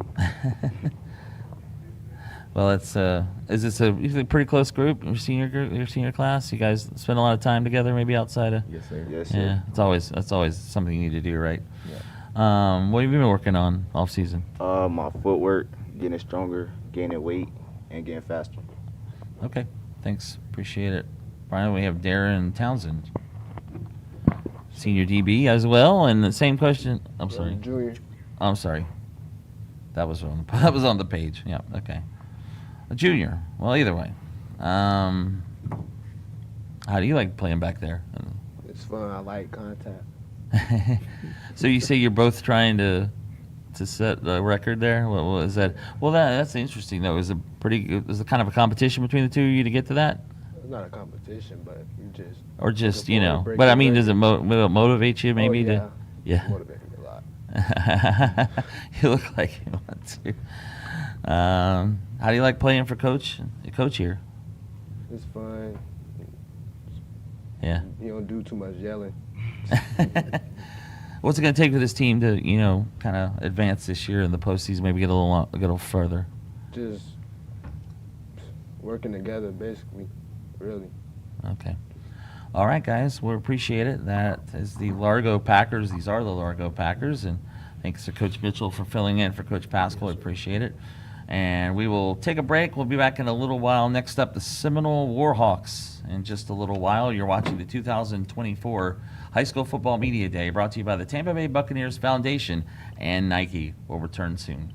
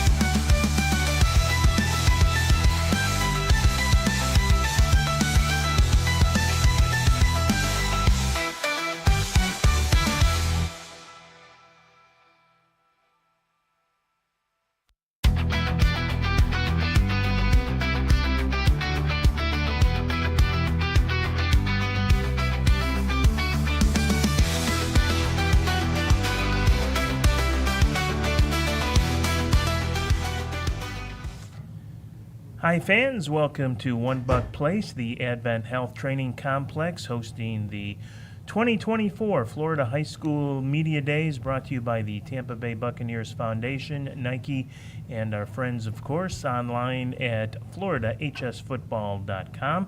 And the spotlight turning now to the Seminole 4-win season, but have a lot of talent returning, and a lot of that is up on the podium with us here today, so we will talk to them in just a moment. But first, we will start out with assistant coach Charles Raby, who is filling in for Augie Sanchez, not able to make it this morning. And so, Charles, thank you so much for stepping in. First of all, your second year now as an offensive line coach, starting his third year, and I'm just always interested with newer coaches about creating culture, laying the foundation, all those things. Kind of where are you in that process?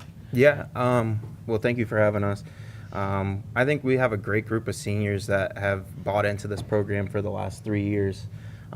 We just got back from a team camp that was great for team bonding, and then a lot of these guys have gone to camps all summer between strength and conditioning. So, you know, we have a really good group of guys that have bought into the program. Yeah, that is so important, obviously. 4 wins last year, but you have a lot of talent coming back. 7 offensive starters, 7 defensive starters. How high are the expectations this year in Seminole? They're pretty high. We did go independent this year to help out with that. But we have high expectations. The guys have been in the system for the last 2 years, going into our 3rd year, so they know the system. And we keep getting better and are able to expand on offensively and defensively. You're the offensive line coach. You Yes, brought sir. 3 of you guys with you this Yes, sir. morning, so we love that because they don't get kind of the attention that some of the other skilled positions. Not that offensive and defensive line doesn't take skill; it takes plenty. But they set the tone really for everything that happens. And I'm kind of curious, since you are the offensive line coach, where you see that unit in particular, because that can really unlock so many things on the offense. Yes, sir. We're thankful to bring back all 5 starters on Wow. offensive line. Grayson, who I brought today, is our sophomore who stepped in as a true freshman last Wow. year and got a ton of good reps. But I think as a core, we've gotten better this summer and in the spring. Yeah, and we talk a lot on the offensive line about continuity, communication, consistency. I would think that's kind of reaching a peak now if they've all played together, right? Yes, sir. And we have a great center who wasn't able to make it today, and Tristan making our offensive line calls, along with our quarterback that wasn't able to make it, Brody. And just communication has been key, and everybody does their job and they trust one another. What does that look like in the off season to continue to build that when you're not playing games, but you can still work on those kinds of things, right? Absolutely. I mean, the guys still go out after conditioning and get that extra work in on the field, working together, making calls, working on pass blocking, run blocking, and their footwork. Nice. Well, it's always exciting for coaches to have a foundation like that. So let's talk to some of the offensive linemen, and one of those is right to your left, and that is Jace Steffens, who is 5'10", 260.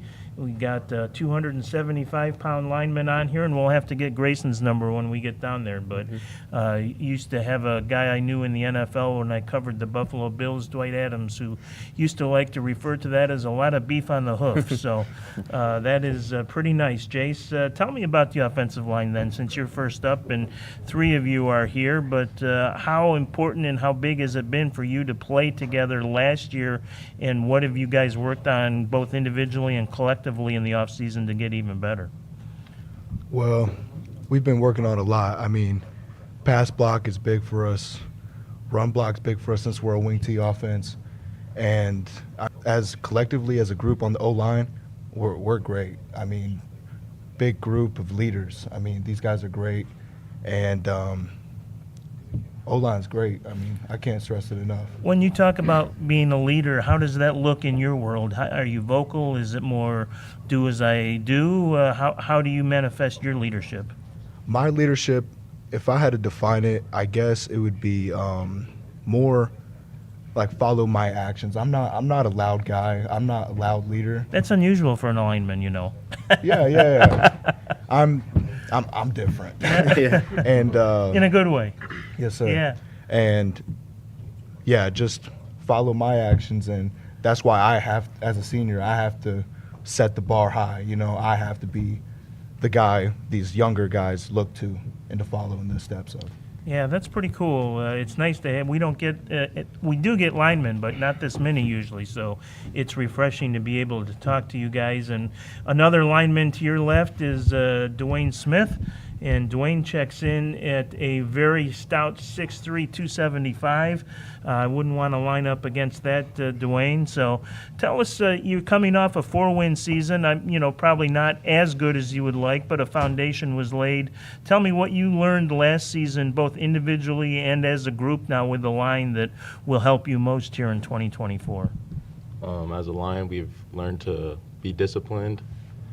We used to struggle with penalties and stuff, but throughout last season and spring, we've had roughly like under 5 penalties, rarely any holding calls or false starts, and we just get better as a line by just working hard every day at practice. Discipline is a really interesting word for a lineman. What does that mean to you guys, and how do you work on becoming more disciplined exactly?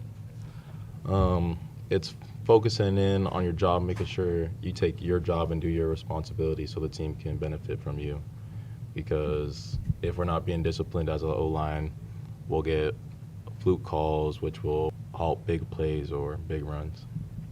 Very nice. Well, one of the guys that you'll be open for is next to you, and that's Anesh Mohabir. And Anesh, great to have you here.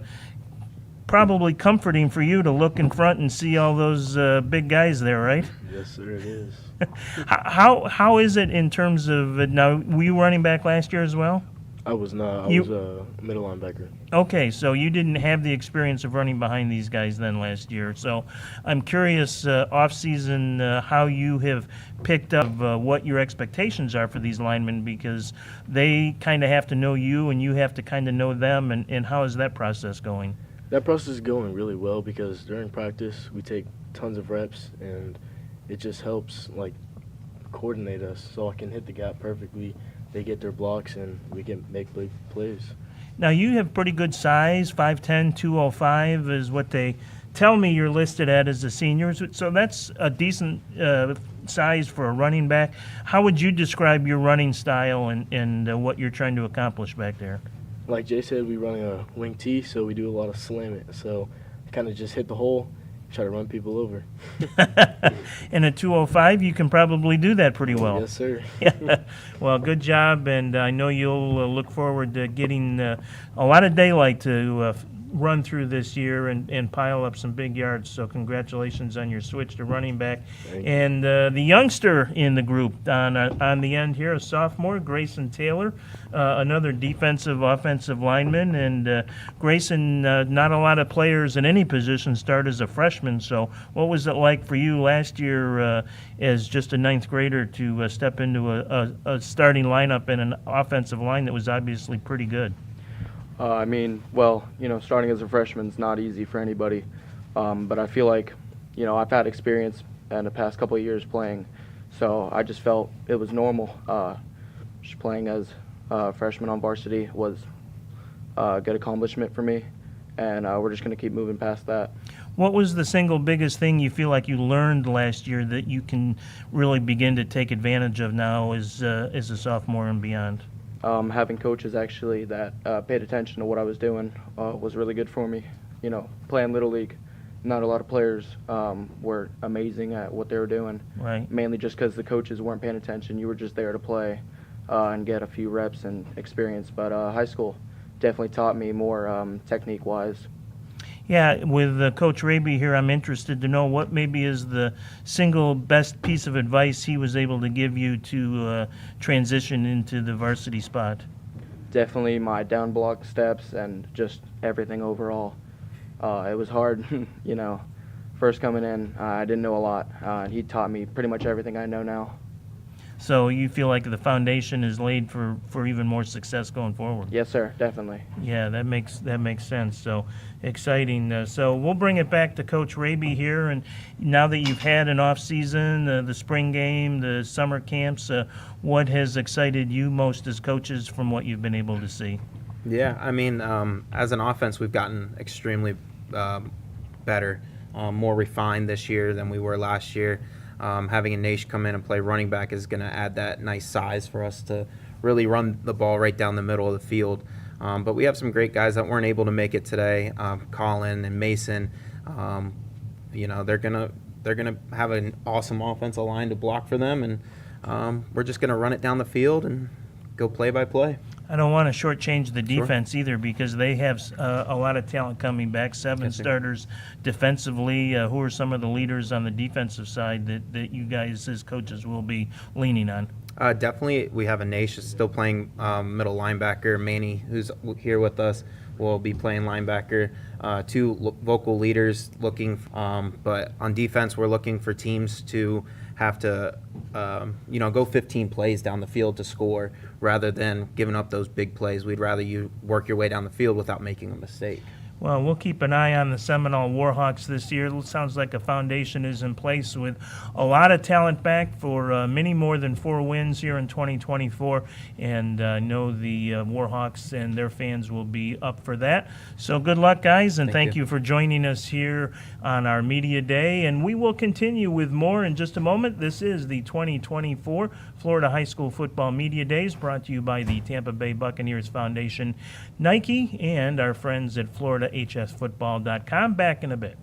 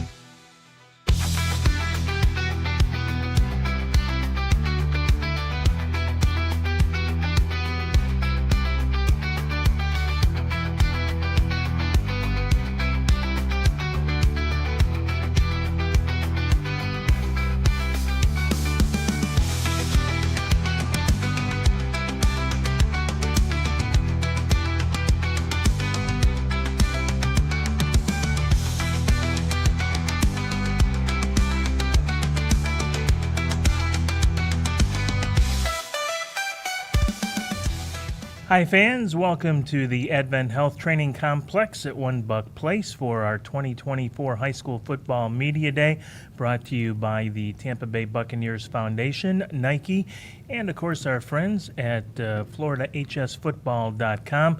And we will turn our attention now to the Brandon Eagles and second-year head coach Bruce McCaleb. And so always like to ask new coaches, and second year is still a pretty new as a head coach, what you're trying to establish as your guiding philosophies in the program has a little bit different approach, and I'm curious as to what yours is. Going into year 2, we started establishing it last year, but it's more of just part of the culture, just kind of like a blue collar, grinded out, gritty culture. That's that's the main things we're trying to establish. For the most part, it's been coming along pretty good. Like, they're starting to buy into it, and then you got the freshmen coming in or guys who transfer. We try to kind of make it contagious, so everybody kind of just gravitates towards coming in, working hard, not too much talking, playing. We're working in and out.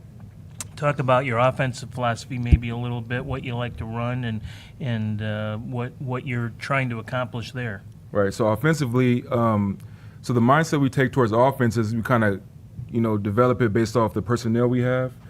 This year we have, 3 running backs who are like bigger bodies, and then we have some guys behind them. But it's going to be just a grinded out, ball control type of offense. And defensively, what are the things you're looking for?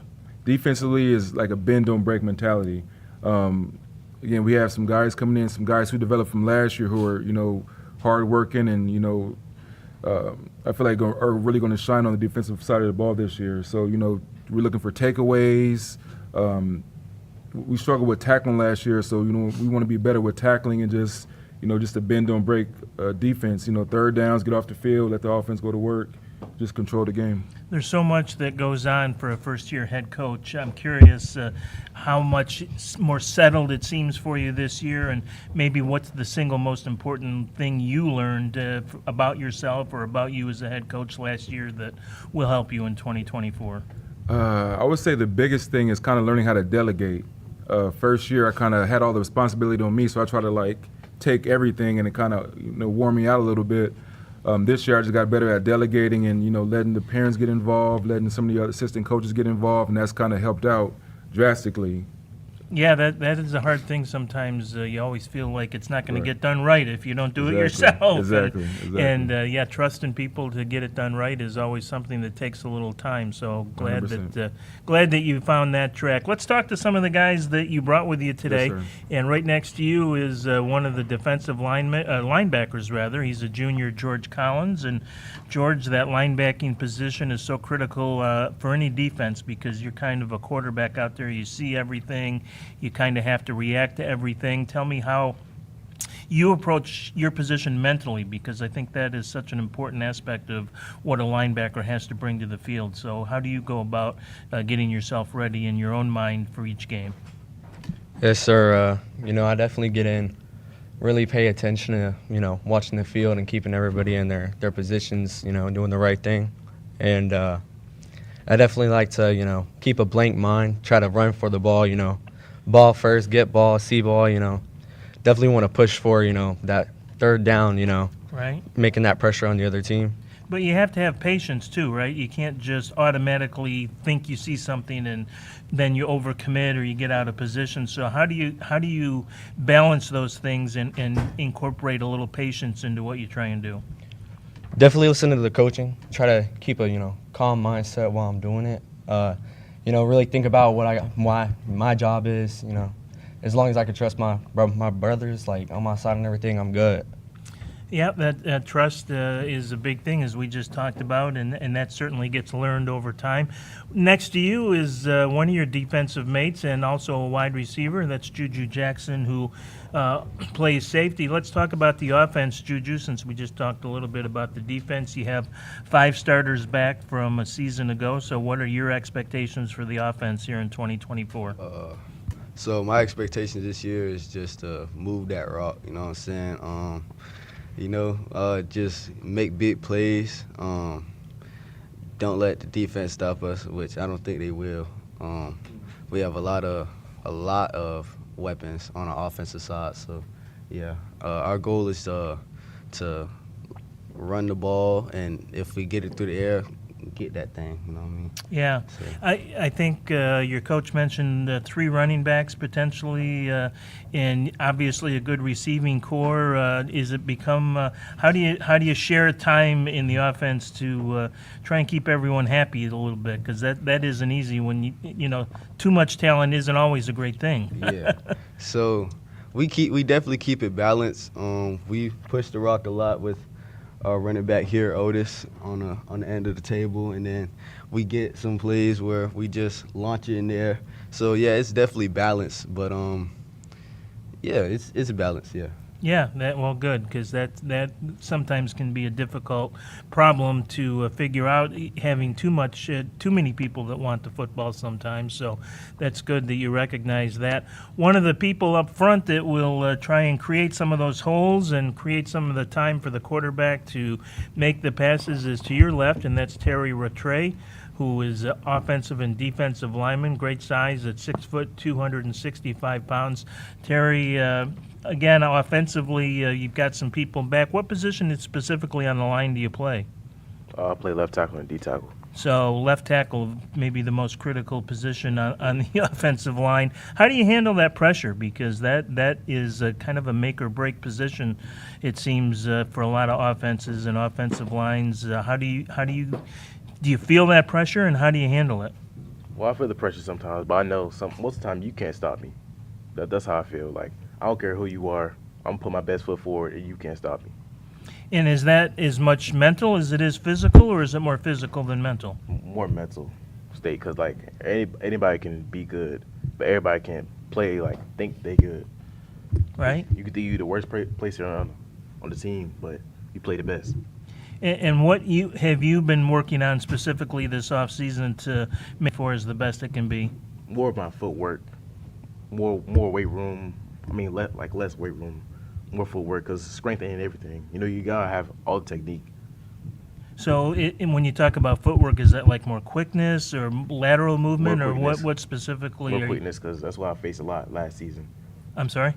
More quickness. More quickness, yeah, right. That's an underrated commodity, I think, when you talk about linemen, because everyone always thinks it's to another lineman and ask him about that, and that is Cole Sharpless, who is the center, kind of the the trigger man for that offensive line. He's 6'1", 250-pound, just a sophomore, right? Yes, sir. So that is a lot of responsibility for a center to be just a sophomore, as the guy who is calling the schemes and trying to really be the coach on the field, if you will. So kind of curious from a pressure standpoint how you're handling that, and what you've been working on to make sure your 2024 is as good as it can be. You know, I just got to listen to Coach McCaleb. You know, sometimes, you know, you just take everything at once, and you just can't do that as a center. You got to keep your composure. So, you know, having Coach McCaleb by my side to, like, really work with me as a center, it really helps. And then, you know, I just got to make sure that my guys, they can stand behind me. So. One of the big things that is so important to an offensive line is communication and continuity, consistency. What, as a unit, have you guys been doing in the offseason to try and build some of that? I'd probably say, you know, just working hard all together. Like, just at practice, give your 110% as a team, instead of, like, just, you know, one time this guy gives 110%, the next time this guy gives 100%. We all got to give 110%, 100% of the time. Yeah, nice. Good philosophy, good attitude to have. And one of the guys that you'll be opening holes for, we hope, is to your left, and that is Otis Reed, a running back and linebacker. And Otis, thank you for joining us this morning. I'll kind of ask you what I asked earlier. When you have so many people and a lot of talent in that backfield and in the receiver spot, how do you go about making sure everyone gets enough touches and is happy about where they are in terms of participating in an offense like this? Well, I feel like once I do my job, everybody else get to touch the ball, and even if they're doing their job, I do my job still. So either way, if they do their job, I know I could get the ball. If I do my job, they could get the ball. So sometimes you just can't rush. You just got to do what you put to do by your coach. right? Obviously, I've never seen you play. A lot of people tuned in here this morning have not ever seen you play. So how would you describe yourself as a running back? I probably look like a power back, but I will describe myself as an all-around back. I mean, I could do things that quick guys could do. I could do things that big guys do. I could just do everything. And that's what I would like to showcase this year. Nice. Well, we'll bring it back to Coach McCaleb and wrap things up here. Coach, you've coming off three wins last year. No, yeah, 3 wins is right. Correct, Yeah, I had that right. Something, the foundation on which to build. But what have you seen in the spring and the camps you've been to this summer that excites you the most for 2024? I would just say probably the biggest thing is just our numbers. I know last year we played our spring game with maybe 18, 19 kids. Oh, my gosh. And this year is like almost triple. Wow. So, I would say just the numbers and then how quick kind of the newer guys are coming in and kind of buying into our culture. Like Juju and Otis are new to the program, and they came right in and it was just meshed. We have a group chat, and they, talking, playing on the group chat. I think the college football game just came out, and all the kids are posting their scores, playing against each other and all that. So just the camaraderie, and they're kind of gelling together. And chemistry is probably one of the most important elements of any team. Yeah, well, that's impressive just to have the bodies and then the buy-in, and that takes time. And so the arrow certainly sounds like it's pointing in the right direction for the Brandon Eagles, and we'll watch as the 2024 season unfolds for you guys, and best of luck. And thank you for making the effort to get in here this morning. I know that's always a challenge on the weekend, and we appreciate it very much. So we will be back. We've got more teams to roll through here this afternoon, and we hope you will stay with us. This is the 2024 Florida High School Football Media Day, brought to you by the Tampa Bay Buccaneers, Nike, and FloridaHSFootball.com. Back in a bit.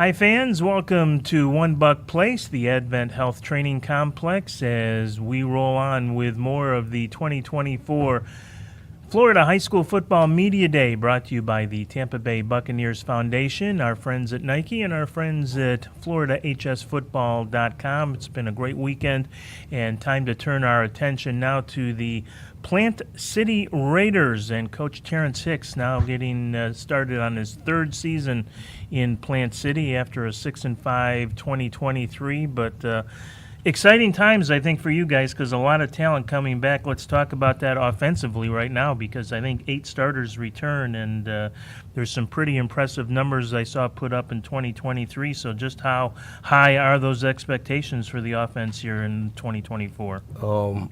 The expectations for our offense this year, man, is really out the roof. We got a lot of kids coming back, a lot of kids that made, first team all county, first team all conference. A lot of guys that got offers on that side of the ball, and for the most part, a lot of our leaders are on that side of the ball. So it's like a great accountability system, like knowing how good we can be and we're going to be. I like that my leaders lead, that I don't have to say much too often. Nobody want to sell the season short. We know what we can do.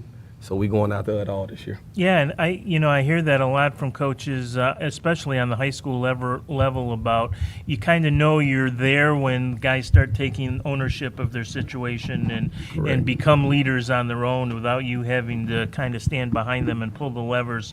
So you kind of feel like you've reached that point? Or are close to that point at least? I mean, I live in a world that I feel like everybody can always get better. So I never feel like I reached a point. I feel like we can always get better. It's something we can do to get better. But for the most part, I feel like our leaders are leading now. It's an expectation. We had our freshman crew come out, this summer, and we had a few freshmen. They were used to Little League football, and they did a few things, and I didn't have to say anything, and all the boys jumped on them. Right. And that's when I was like, man, I like what my boys are doing. They know their expectation, and they living up to it. Yeah, that's nice. That's a nice moment, a nice feeling to have, to be certain. We talk a lot about the offense and having talent back, not so much on defense, only 4 starters back. We were joking before we got started here. You had a great one in Davin Stone Grant, who had amazing. Yeah, 16 sacks last year. 16.5. Don't 16, take that yeah, away from sorry. him. You don't want to, 0.5. Davin, if you're watching, sorry. Don't mean to Yes. shortchange you, man. Yes. And good luck at Weber. Nice little program there. I live like 5 minutes from your campus, so maybe I'll get a chance to see you play this year. But so only 4 starters back defensively. Who are the guys you're going to have to lean on here this fall to pick up some of that slack? We got 4 starters back, but we had Davin Stone last year, who was a great kid. He was another program guy, one of the hardest workers. He led by example. Yeah. Everything we did, he finished it 100%. But he also took a kid up under his wing last year. It was the most beautiful thing to see, and his name is Simeon Hogan. Simeon Hogan is another defensive end, 6'4" kid, went to the UCF camp this summer, won MVP, went to the SCU camp, won MVP there. And those 16 sacks that Davin had, we're expecting Simeon to break that this year. Wow. So we have talent, coming up as well. Yeah, that's high expectations. So Simeon, good luck, because if you're watching, that's a pretty high bar. But obviously, you had a pretty good teacher in Davin, so it'll be interesting to watch 2024. Let's switch back to the offense now and meet some of the guys that you brought with you. The linchpin to it all, if you will, is Chris Denson, the quarterback, a senior this year, the 4M Player of the Year last year. And you look at some of Chris's numbers, and what jumps out to me is, pretty much everything. Almost 2,200 yards, 26 touchdowns. Maybe the thing that jumps out the most is almost 16 yards of completion. So a lot of big plays. That's pretty impressive for a junior. How are you gonna top that here in 2024? It's gonna be pretty hard, but just hold that microphone right up there. You go. Just working to be better than last year. And what does that look like? What specifically are you working on that you think can allow you to put up even better numbers than that? I think just being a better leader, including these guys too. All the smaller guys, I like to lead them better. He's made a standard that when it's not there, you can feel it. And yeah. What does that look like to you specifically, your leadership? How do you lead? What is your leadership style? Oh, not just on the field, but also off the field as well. Just going out to eat with the guys, that goes a long way for them too. Now, are you more of a vocal leader or more of a do-as-I-do kind of leader? Vocal. Yeah? For sure. Yes, sir. Yeah. I feel like some of these guys I've had to take them under my wing a little bit, show them how things are done. Well, obviously, they've got a pretty good teacher in that regard. Let's talk to another one of your offensive mates. That's running back Tony Marshall, who also had a pretty impressive junior season, 153 carries, over 1,000 yards, 6 touchdowns, almost 7 yards a carry. What is it, Tony, about the offense that really makes it click? Well, I think I really made the offense click. Because, like, when I get the ball, like, the first person who I see, they not touching me at all. I'm going to break off your tackle, and that's when I'm going to keep going. And it's hard to bring me down. So, but it's sometimes, like, I can't get mad. I get mad at my linemen, but we all pick it together, and that's when we all combine as one. Yeah, let me ask you. I obviously haven't ever seen you play, so if you were to describe to me what kind of running back you are, how would you describe yourself? Speed, built, powerhouse, though. Is it more speed or more power? Everything, really. Yeah? Nice. Well, when you have a 1,000-yard season, you do have to have a lot of versatility and present in the moment what works best for you. So congratulations on a great junior season. Another one that is a big contributor on the offense is to your left, and that's Joshua Tyson Guay, who is a 5'10", 180-pound wide receiver, first-team all-conference. Got some D1 schools and beyond looking at Joshua. Josh, tell me about your 2023, and I know you had 8 touchdown catches, over 600 yards, and we talked about kind of the big play mentality maybe that you guys have sometimes. You had almost 15 yards a catch last year. Is that something that happens natural, or is that something you guys really think about in terms of trying to just make a big play? Well, I'm always try to do something after you get the ball type of guy. So once you catch the ball, you have to have a plan on what you're going to do after it. You can't just catch the ball and, you know what I'm saying, just do whatever. You have to know what you're going to do before and after you get the ball. So I love to work on my, you know what I'm saying, run after catch, my yards after catch. I'm trying to do that better this year also so I can get more yards.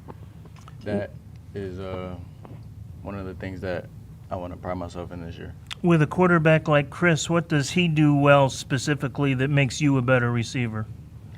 One thing Chris does well that I really love is that he's able to extend the play. He's able to get outside the pocket, and instead of just looking to run downfield, he also looking for another receiver to look through. Not just me, but we also have 3 other stud receivers that are going to be great this year that Chris will be able to, you know what I'm saying, give the ball to, that we can all make plays. We can all make big catches, big runs at the catch. Yeah, thank you for reminding me, because I didn't mention what a dual threat that Chris really is. Over 2,100 yards passing, but almost 700 yards rushing last year, and 3 more touchdowns, so 29 total touchdowns on the year for Chris, and averaging almost 8.5 yards every time he runs the ball. So thank you for reminding me that Chris is far from just being a one-trick pony, that's for sure. To your left, a guy that's up front, responsible for opening some of those holes and protecting the valuable cargo at quarterback. That is Cole Sharpless, who is a 6'1", 250-pound sophomore. Did I? Zipper. I'm sorry? Nathan Zipper. Oh, I'm sorry, Nathan. Yeah, I'm sorry. I'm looking at the wrong. Yeah, Nathan Zipper, the offensive lineman, senior. Sorry about that, Nathan. Didn't mean to shortchange you down there. And we've got Steve Eatman also on the offensive line to come. Tell us about the offensive line, Nathan, and what it's like to protect for a guy like Chris, and to know that maybe expect the unexpected when he's back there. Mm-hmm. Offensive line, we're looking good for this upcoming season. I think Chris obviously helps us out with him being able to extend the play. It gives us, a bit of it really helps us out. Like, so if we make a mistake, we can always count on him to support us back. How much do you have to be aware of what he's doing? Because if you kind of give up on a play, it might still be going on and have a chance to be a big play. So how easy or difficult is it for you to stay engaged in all that? Yeah, I mean, you gotta stay aware with Chris because it's hard to bring him down the backfield with how elusive he is. So you always have to keep going to the whistle, because you never know if he might break off a run, he might find someone downfield. So yeah, always staying aware. Yeah, no question about it. And one of your compadres on that offensive line is Stephen Eatman, who's to your left. And Stephen, talk to us a little bit about the importance of the continuity and communication on the offensive line. It's so important.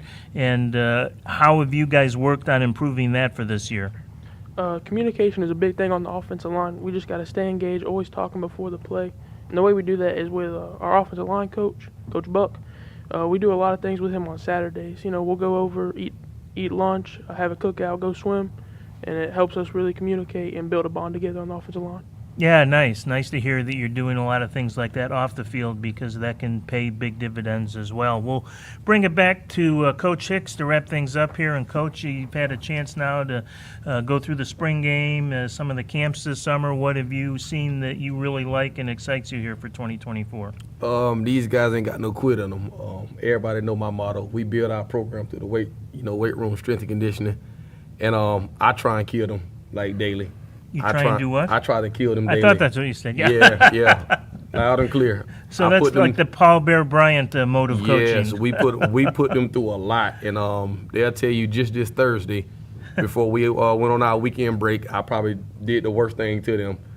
And it was tough. It was hard. They finished it. Nobody quit. A few people threw up. They got right back on the field, and the mentality, that's the best part about it. We got a board. Shout out to Coach Buckle. He keeps a board over the who gonna throw up the most over the summer. So we got a board up there. Get on the board. That's what he called it. And we push our kids, because it ain't about just physical. It's about who are you mentally when it get hard. Right. That's one of my mottos. It's easy to be great when you fresh. Who are you when things get tough? Right. So we push them, and that's the pride of our team. Just knowing we work for everything we got. Well, you definitely have won the most interesting fact award of the weekend. So, thank you for sharing that. But no yeah, problem. that's how you get to be a great program. And 6 wins last year, and it certainly sounds like folks in Plant City can hope and expect for even more here in 2024. So, thanks guys for coming in. Good luck on the season, and we will be back with more. This is the 2024 Florida High School Football Media Day, brought to you by the Tampa Bay Buccaneers Foundation and Nike. Back in a bit.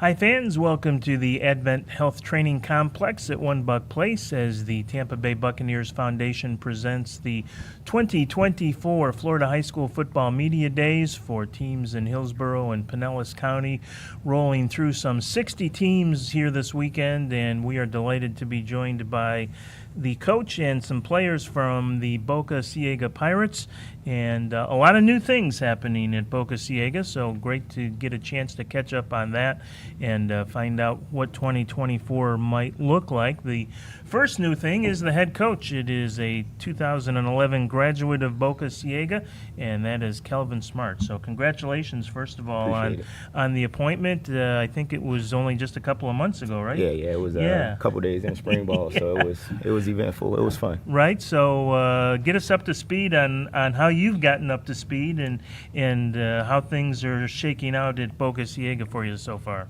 It's been amazing, man. It's been an amazing opportunity. Blessed to just be in position to be able to help change things that's going on in the community at my school that I graduated from. Like I said, I came in and got the job a couple days into spring ball. So we had 12 practices and we went and competed in a full spring game. So we played decently well, and then from there it was just working in the off season. And since June 3rd, we've been working, and they've been working from the start to the finish. I was kind of coming in anticipating, hoping that we can get 25, 30 guys locked in. We've been up to 45 to 50 wow, great. Consistently the last month or so. So nice. We're working, we're growing, building, just getting better as a program. Now, you've been on the sidelines before. You were an assistant coach up at Benedict and University of Findlay. Yes, so, but now you're the head guy. So, always like to ask new guys what their overarching philosophy is as a coach. What are the things that are most important to you that you're trying to instill in your players? Yeah, I mean, our football pillars are everything to me. The first thing is just discipline. Having a good attitude, being willing to work, focusing on growth, and willing to sacrifice. And if you kind of put all that together, that's an acronym for DOGS. Oh, right. Nice. So we're kind of putting content behind it, not just saying that we're dogs. Everybody's a dog. You gotta work to be called a dog now at Bogey. Nice. Very, very impressive. I know just 2 wins last year. You weren't here. Some of the guys were, but I noticed a lot of the losses were close losses last year. And so I don't think maybe you're as far away as people might think. Is that kind of what you're finding as you're coming in here fresh now, that this team is really kind of ready to turn a corner? Yeah, absolutely. Looking at those games, I watched every single game from last year. And I kind of use our workouts to get us ready for understanding where we're coming from, right? There's small things, just attention to detail, that causes you to lose by 1 point. Right. So that's kind of what we're focusing on. Adversity is a huge thing that we've been focusing on this off season because it's new. It's new to everybody. Yeah. They're new to me. I'm new to them. It's a whole different culture, whole different standard. And just that adjustment has been amazing. Though it's fun. Yeah, well, it certainly sounds like the foundation is being laid in the right way. And another new face on the 2024 team is the quarterback, and that's Dylan Nahr, who is to your left, and Dylan, a senior now for the Pirates, a transfer over from Countryside. So kind of a fresh slate for you in so many ways. And how has it gone for you so far? It's gone great. Our summer has been hard work. Everybody's been bought in, and coach is doing a great job setting the foundation for next upcoming season. Let me ask, if you were to have to describe yourself to someone as a quarterback, how would you describe yourself? What are your strengths? I think my accuracy for sure is a big strength, and getting my guys the ball in space. And if I need to run, I could run, but mostly just throwing the ball, being accurate. I don't have measurables on you, but you look like you're pretty good size. What's your height and weight for? About 5'11", 200 pounds. So. Yeah, nice. So that's just a nice package for kind of being a dual threat if you need to be. So, well, welcome to Boca Ciega. I know they're excited to have you. And one of the guys you'll be throwing the ball to is Armani Sullivan to your left. And Armani, did you play last year? I played at Lakewood last year. So you're also new to the program, so a lot of new sir. faces, which is neat. How are you finding the transition for you, and more specifically with the new quarterback? What have you guys been doing to build that bond and relationship that's so important? Just working after practice, getting out Our measurables right. Feel me? Staying in the weight room, staying on guys. Got to stay dedicated, be in adversity. That's really what we facing right now. Just staying as a team, staying as one. Right. Now, now that you've had a chance to work with Dylan just a little bit, what is it about Dylan that excites you as a wide receiver? Yeah, 'cause me as a receiver, I'm a deep threat, so Dylan always get the ball there. So he's got a strong arm to sir. yeah. Nice, nice. Well, that'll be exciting to watch that relationship develop. And another wide receiver to your left that will play a key role this year is a sophomore, Jamari Ward. And Jamari, going to ask you the same thing, because when everyone is kind of so new, how have you found the transition with Dylan, and what is it about Dylan that you think is going to make you a better wide receiver this year? It's pretty easy working with Dylan because we usually get a lot of work after practice as well. But he knows how to put the ball in a spot where it needs to be put, and he makes it easier for me to catch the ball. And how would you describe yourself as a receiver? Are you a deep threat? You more a route guy? How would you describe? Route runner. Yeah. And my ball skills are pretty good too. So. Yeah. Well, that's important, obviously, for a receiver. So, good luck as you develop with the program and with Dylan and Coach Smart. We'll move to senior defensive end, and that's Kimuri Safford. And Kimuri, thank you first of all for joining us. Let's talk. We've talked a lot of offense, so about time we should talk a little defense, right? Yes, sir. So tell me about the defense, how you fit in, and what your expectations as a player are here in 2024. As a defensive end at Boca, Ciega, we have a great defense. That's probably one of the best foundations of the team. I believe we're one of the best defenses in our county, in the state, really. And what makes that so? What are the things that excite you specifically about your defense that gives you that kind of confidence? Our guys, we have amazing athletes on our defense, on the secondary and on the line and everything. We have just amazing talent everywhere. Are you kind of try and get to the quarterback defensive end, or are you more stay-at-home kind of guy? No, I'm more of I like to go get the quarterback. Most of those defensive ends do, so I'm glad to hear that.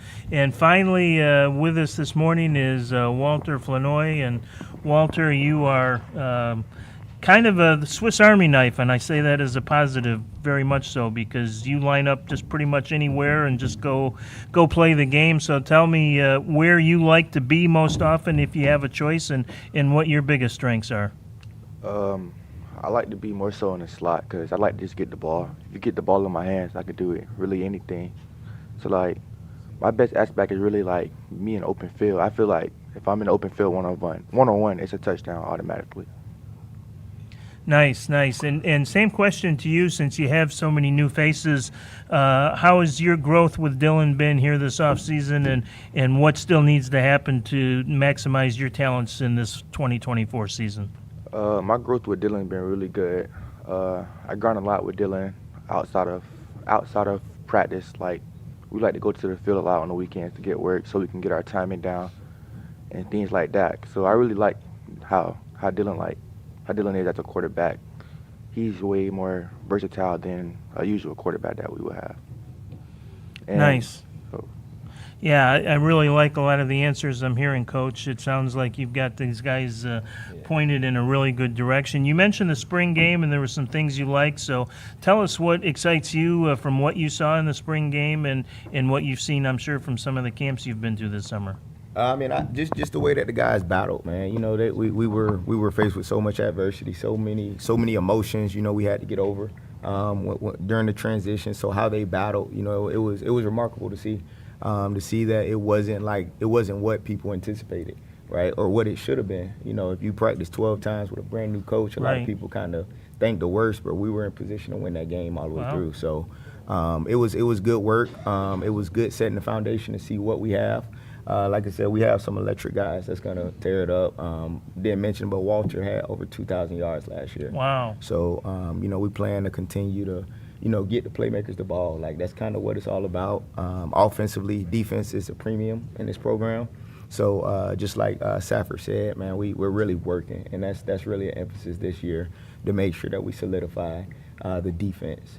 And you know, if you can't score, you can't win. So Yeah. that's kind of how we're approaching things. Well, Gulfport fans, you ought to be excited about what you're hearing, and good things certainly seem to be ahead for the Boca Ciega Pirates. Thank you so much for joining us, guys, this morning. No, it's not the most fun thing for a teenager to get up early on a Sunday, so we appreciate your efforts to do that, and good luck in 2024. We'll be back with more. This is the 2024 Florida High School Football Media Day, brought to you by the Tampa Bay Buccaneers Foundation and Nike. See you in a bit.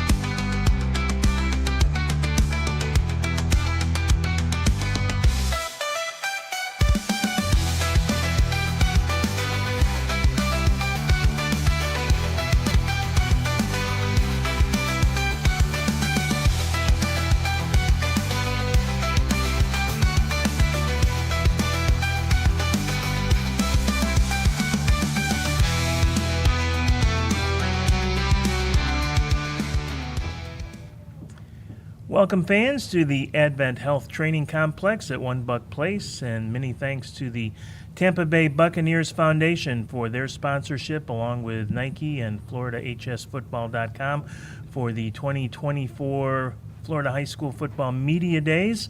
And the spotlight now turns to Largo and the Pinellas Park Patriots, who are with us, and head coach Max Smith, starting his third season now in Pinellas Park with a 6-5 record last year. So something to shoot for this year. Improvement on that, I'm sure, is one of the goals, and we'll talk about how they get there. And one of the ways, Coach, I think you get there is 9 starters back on offense. That has to help you sleep a little better at night.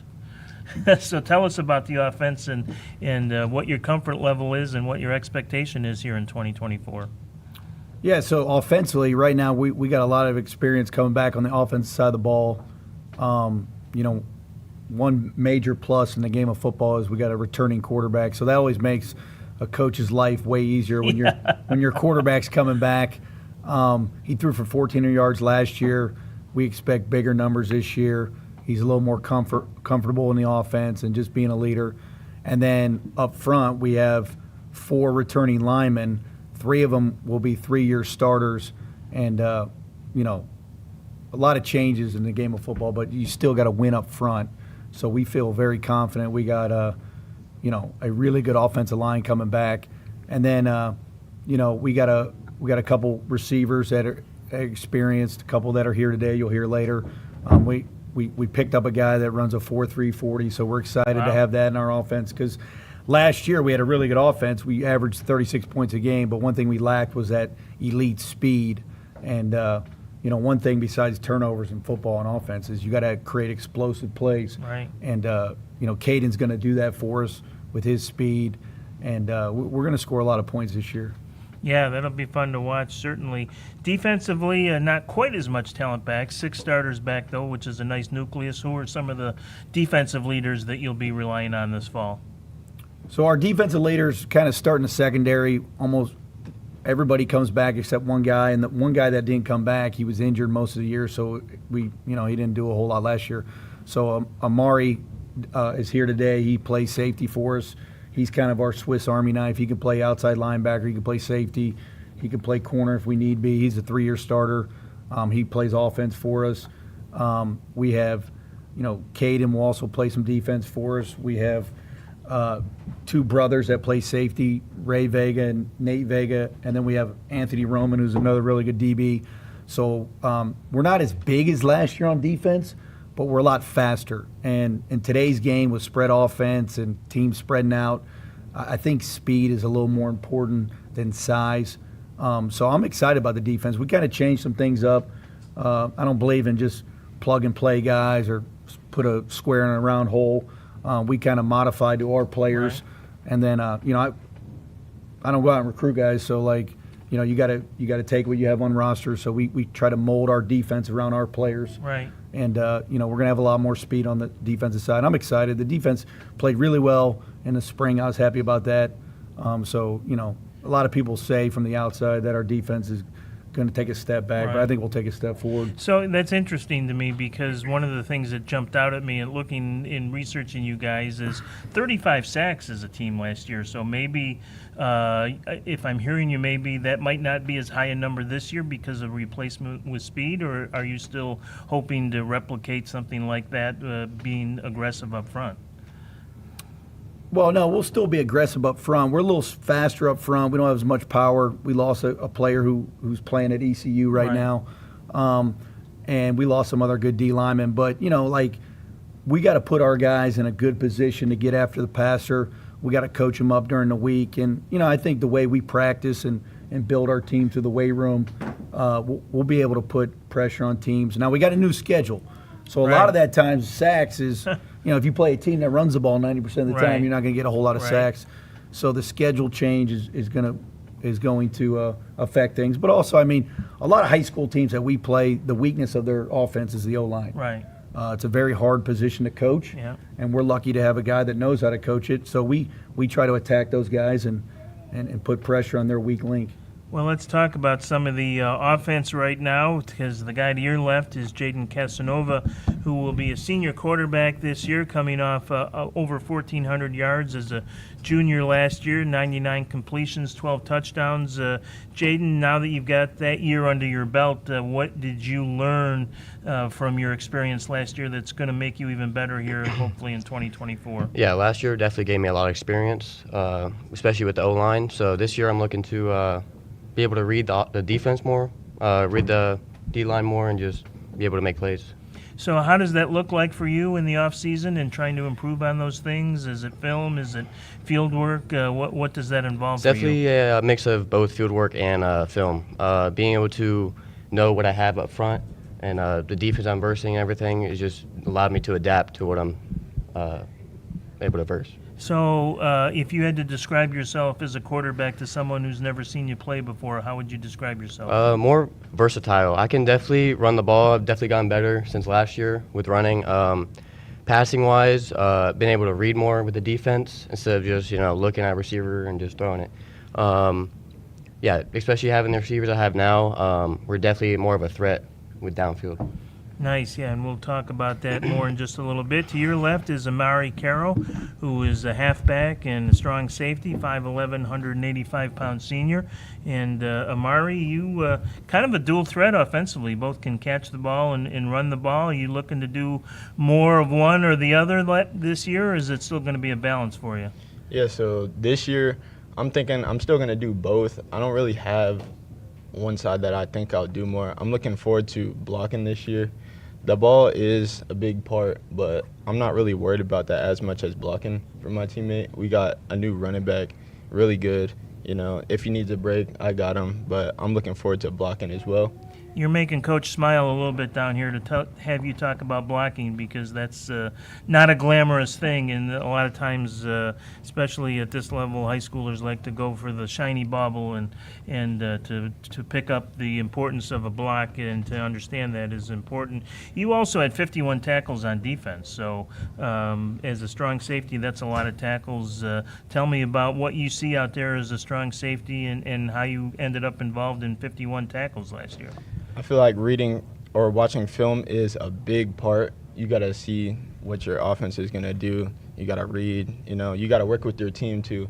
One thing I do like knowing is what my teammates on the field are doing, because if I know what you're doing, then I know where our weak spots are and I could cover that area. Yeah, you're kind of back there with the free safety as the last line of defense, so good for you. We'll turn to one of those offensive threats and two-way players now. To your left is Caden Nobles, and Caden also coming off a year where we both had success running and catching the football. And Caden, at wide receiver, how would you describe yourself as a wide receiver? I'm really a route runner. Like, I could do really anything you want me to. I'll get the ball, just put it in that spot for me to catch it. I'll go get it. Yeah, that's nice. And now that you've had some time with Jaden, tell me what Jaden does so well specifically that makes you a better receiver. We just have that connection. He just look at me and I'll know what he wants, like know what spot he wants me in, and I'll just run there. He just put it on the money, and just like that we could score, get an easy touchdown. Makes it sound easy. All right, well, one of the guys up front, two of the guys up front actually, that'll be responsible for protecting Jaden and opening some holes. Number 75 is Logan Proco, and Logan is 6'1", 290. And Logan, which specifically on the line? Are you tackle? No, I play guard mostly. Okay. And tell me about the offensive line and how you guys are developing, because continuity, communication, consistency is so important on the offensive line. Tell me what you guys have been working on in that area this offseason to improve.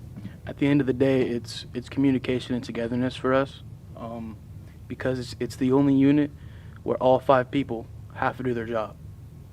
We have to work as one, and communication is the key to that. Yeah, one of those teammates that has to be right there with you is Jordan Gonzalez to your left. He is also a senior lineman. Jordan, what position on the line are you? I'm also a guard. You're also a guard. Okay, good. So expound, if you will, on what Logan was telling us about how you have been able to work on the communication and cohesiveness aspect of the offensive line, especially this in the off season, because that can be, when you're not on the field, that can be a little more of a challenge, but you don't ever want to lose that. So what have you guys done maybe this off season as a unit to help that? We began to build a lot more chemistry. A lot of the line's been together since our freshman JV year, so we're trying to build up our chemistry and work on our communication, because it's been a soft spot in our O-line. Have you done something specific this offseason maybe that yes. has helped that? We do a lot of team bonding. The O-line, go get meals together, go hang out together. Nice. Well, that will certainly help. We'll bring it back to Coach Smith to wrap things up here. Coach, you had a chance to watch your team in the spring game. You've been to camps this summer. What specifically have you really liked that excites you here for the fall? Well, I just think we have a talented team that brings back a lot of experience. And, you know, like all 5 of these guys up here they're team first kids. And in today's world of social media and all this, it's really hard to find that. Right. So many kids nowadays only worry about themselves. They get frustrated when they don't get the ball, you know, but these guys, they're team first. They're about the team, you know, what football's really about. And we got a lot of those guys on the team. And I think when talent meets, you know, character and commitment, you know, you can get through anything. But, you know, I'm excited. For me, it's like we're getting close to Christmas. You know what I mean? Yeah. We're 8 days away from kicking this season off, and I'm ready to roll. Yeah. You know, and I know these kids are. They work hard. I push them, and you know, we're excited. Yeah, well, it's exciting when you have that kind of, as you said, both combination of character and talent, because that can be elusive at the high school level sometimes. So, fans in Largo, you have something to look forward to here in 2024. 6 wins last year for these Patriots, and maybe more to come in 2024. So, thanks, guys, for joining us here at the AdventHealth Training Center. It's been a great weekend, and I know you guys are primed for a great season. We'll be back with more in just a minute of the 2024 Florida High School Football Media Day, brought to you by the Tampa Bay Buccaneers Foundation, Nike, and our friends at FloridaHSFootball.com. Back in a bit.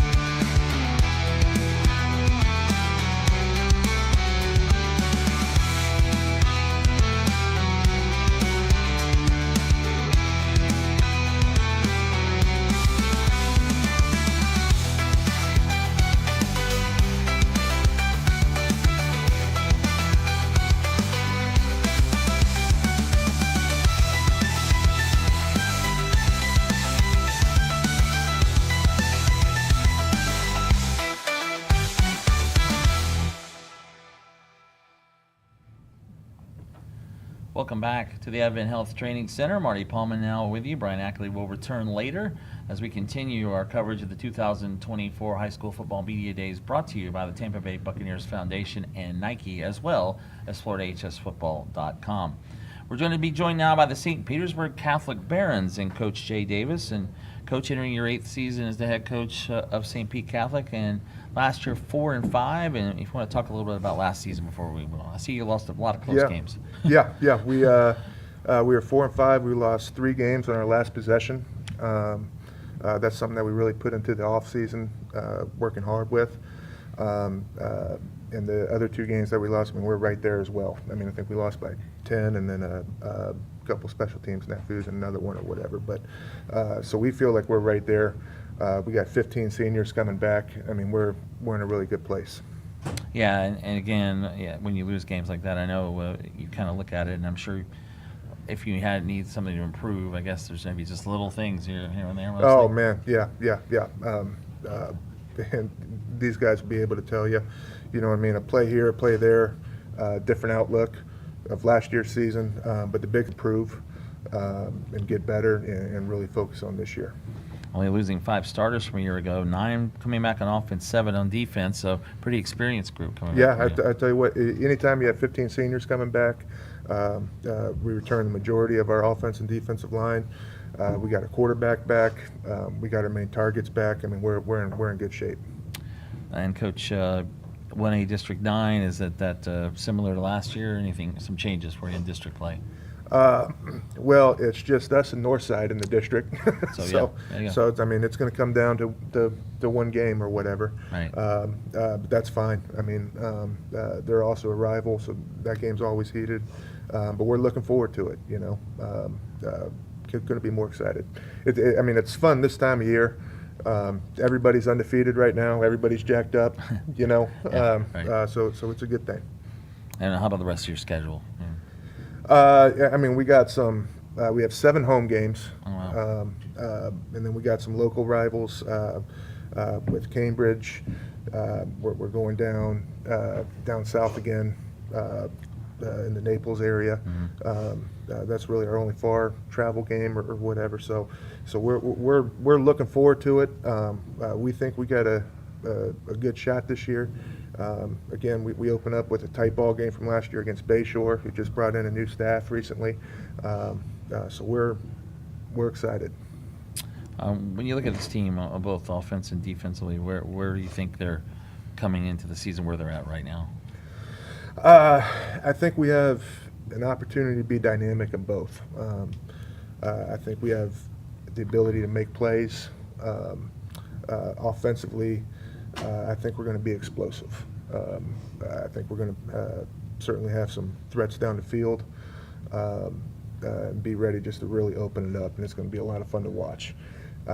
Defensively, particularly our defensive line, I think is going to be able to get after people, both in the run game and the pass game. I think they have an opportunity to be a special unit. I really do. And I'm just kind of excited just to kind of sit back and watch and be relaxed on the sideline on game day and take it all in. Be relaxed on the game day. Huh? Yeah, I'm cool. So, and we'll go ahead and have you introduce your players if you like, off to your left. All right, number 16, our quarterback, Cannon Vetter. Our receiver, Jaden Pierre. Another receiver, Jace Rosadovich, Royce Godadovich, and Davion Frazier, a defensive tackle. And four of your seniors? I'm sorry. Yes, 4 out of 5. And a junior. Okay, gotcha. Yep. Well, I mean, talk about your quarterback returning, Cannon. I'm sure that was it's good to have him back as a senior. Done me or? Yeah, you. I'm talking to you, Coach. Sorry. Yeah. Sorry. Not only is he a returning starter, he's a 3-year starter for us. Okay. So he's ready to go. I mean, I couldn't be proud of the work he's put in, the mental aspect of the game that he's accustomed to now, and we're letting him take this thing over. Well, we'll talk to Cannon now, and it's Cannon, right? Yes, sir. Thank you. Okay. It's a cool name. Yeah. Last year, 1,600 yards, 14 touchdowns. How would you rate yourself maybe last season as a junior?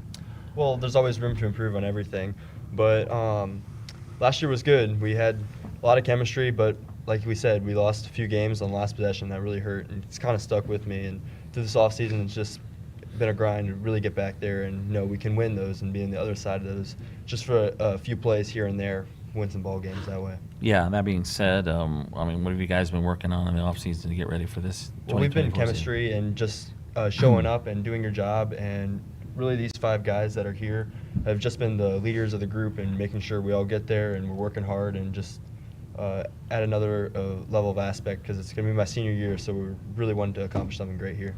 Right. And again, as a senior, I mean, taking, already as a quarterback, you're kind of a leader, but how about being a senior leader now for this team?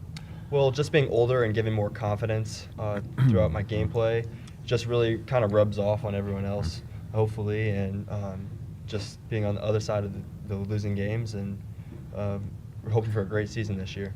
Yeah, do you have any individual goals that you said? I mean, I'm sure you do, but outside of team play, obviously, and winning. Well, games. yeah, obviously the main goal of a game is just to win, Yeah. and just to spread the ball out to all my receivers. Right. We have a great core, but goals, just improve on each and every game, take it 1 week at a time, each game, over 200 yards, hopefully, but just complete the ball and get it to my playmakers, and let's go. Okay, thanks, Cannon. Next we have Jaden. Yes, sir. Jaden Pierre, you're a senior. Play both sides, receiver and corner, huh? Yes, sir. Which one would you prefer if you had to play one? I mean, I Which one? like both, but probably receiver would be where I enjoy most.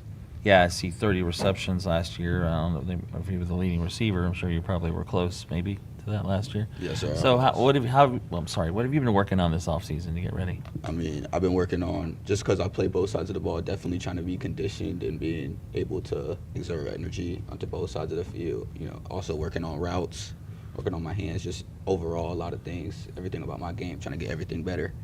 Yeah, I know it's got to be tough for you. You mentioned that going both ways. You're always on the field. The other, Sure. but I mean, I don't know if you have. It looks like you have a couple of guys who play both ways. It looks like. Majority of our guys are. Oh, you do? Okay, Yeah. I'm sorry. Yeah, That's sorry. okay. That's no problem. All right, Jaden, any game you're looking forward to maybe on the schedule? I mean, of course, Northside Christian, you know, those are rivals. I definitely Yeah. want to beat those guys. Also in our district. But, you know, I'm looking forward to the whole season. You know, I love playing football. So Okay. every game I'm looking forward to, just trying to get a win. Okay. Thank you, Jaden. All right. Next. This is, let me see if I can get your name, Radosevic. Pretty good. Nah, it probably wasn't right, but sorry. Close enough. Receiver as well? Yes, And sir. you're a senior as well. Well, what Yes, about, have you kind of hit you that's your senior year? You know, you got to. Yeah, it's kind of scary. Time flies by fast, and I'm prepared. I'm prepared to play. But also a big senior group. I mean, this is the last chance for you guys. I'm sure that's part of it. You Yep. want to win, got to win now. Right? Yes, sir. Have you? What do you think this team needs to do maybe better this year than they did a year ago? Improve on the record. Last year we were pretty good, but I think improvement-wise, spreading the ball around, getting the ball just down the field, taking it one play at a time. Okay. All right. Thanks very much, Jace. We go to Royce Katovich, right? Yes, sir. Okay. Trying to get it right. You play both guard and defensive tackle? You play both sides? Yes, sir. Okay. Which one would you prefer if you had to? I like both equally. You like both? I mean, defense is a little bit more fun. Because you get to hit and. You get to do a little bit more there, but Yeah.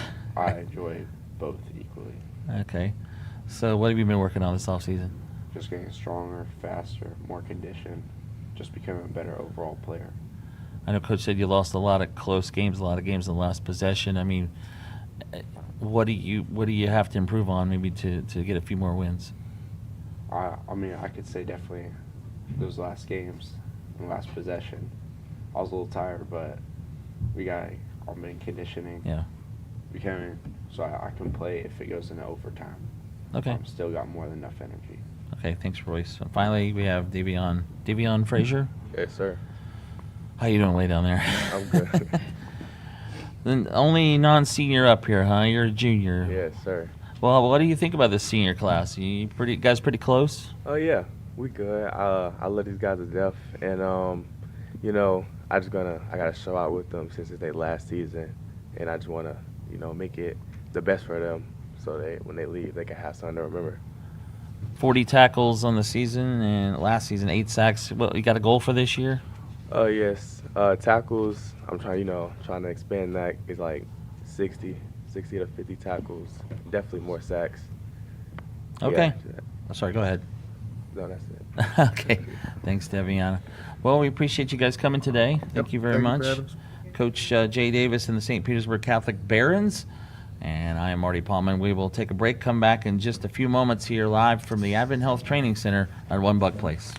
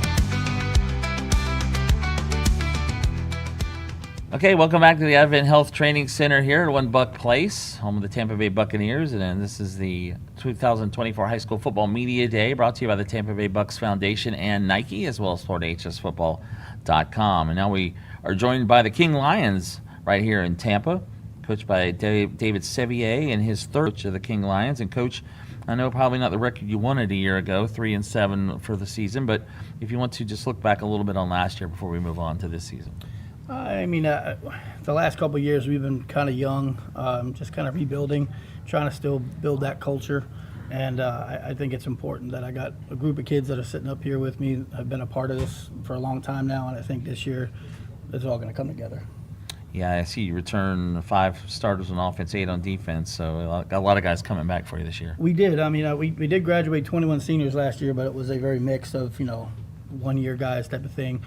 But I think we have a group of guys that are up here now that have, like I said, been 3-4 year starters, and it's just important that you have that consistency. Yeah, we'll introduce those guys in a moment. 4 of them are seniors. I see. How many seniors do you have this season? All these guys are seniors. Yeah, all of them. Sorry. Yeah, and I mean, a lot of these guys have been with me since the start. It's just it's a special group up here. Okay. And your District 3A, District 10, what's that going to look like this year? I think the district is wide open. I mean, I know some of the other head coaches might kind of look at me and say, "Oh, I'm putting a target on your back for that." But I just believe that as our district was last year, it was anybody's district, and I think as long as you're willing to put the work in and finish football games, I think it's gonna go to the best team. Is it a little different from last year? We have two new teams. And there are teams that we played last year, so it's a benefit that we've seen them. But I just think it's going to be a tough district. Just like you want to win football games, it's never easy. So just take it one game at a time. What about the rest of the schedule as well? Our schedule is pretty good. I like how it in the past it's kind of been a home away, and this year it seems like it's 2 games home, 2 games away. So it's nice to get home and be comfortable for a couple of games, and then go off on the road for a couple of games, get into a routine. So I kind of like the way our schedule is set out. I think we got some pretty good competition on there, but I think it's stuff that we can build on each week, and I think it will be ready to go. What does this team really maybe need to improve on the most, and what are kind of the strengths of this team coming into this year? From last year, I think scoring points is going to be something we need to improve on. We've been a very defensively heavy team, and we kind of collapse at the end of the game just because we've been on the field so much. But I've seen a lot of improvements in our offense. We've gotten some things that have simplified, so I think that's something that's really going to improve and help us win games. We just got to try to stay on the field in certain aspects of the game and not get overworked in the other aspects. Okay, Coach, you want to introduce your player? Sure. I got a 3-year player at quarterback, Caden Harrier. Next, we have 4-year varsity starter, Tristan Talent.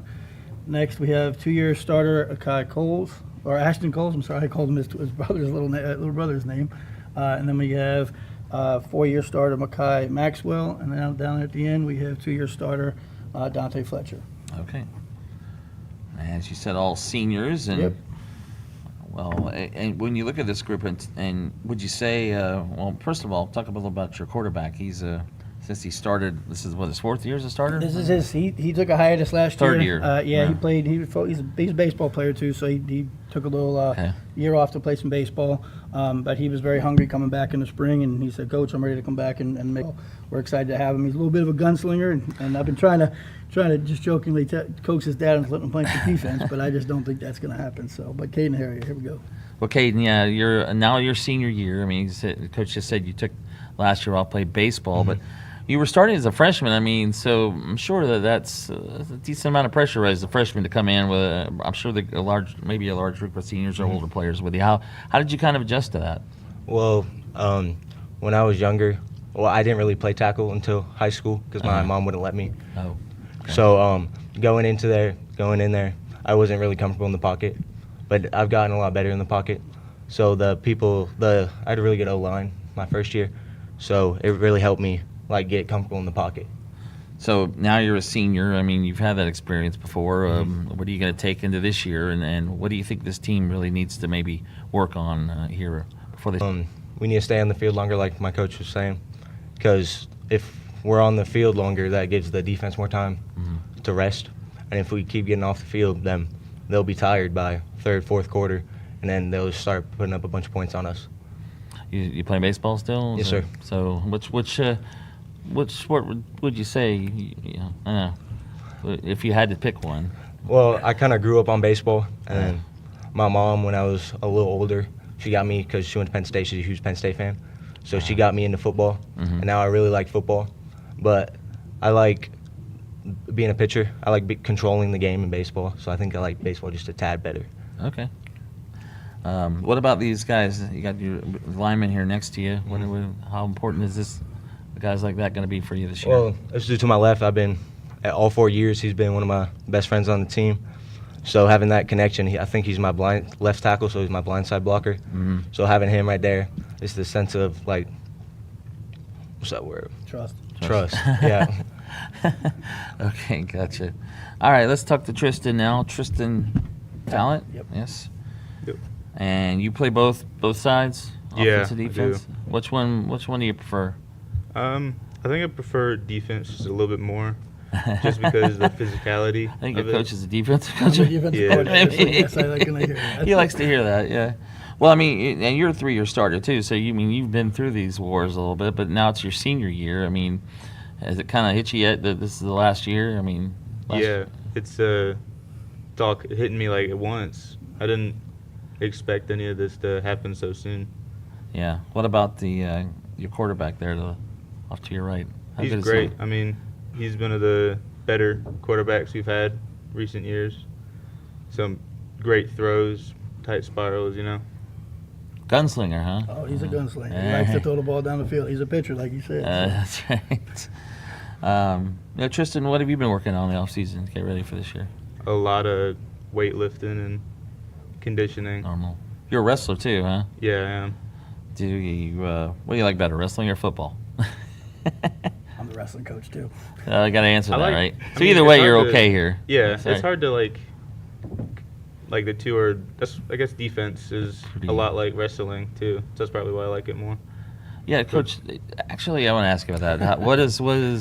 How does wrestling help you with football? Well, everybody And vice would love to say it helps you with tackling, and Yeah. I was a college wrestler. I played football in college too, but I'll tell you, it's all about those one-on-one battles, and it's all about the mental toughness, and a lot of these guys up here do wrestle, so it's important that you do both. I think it's such a great sport to counter both.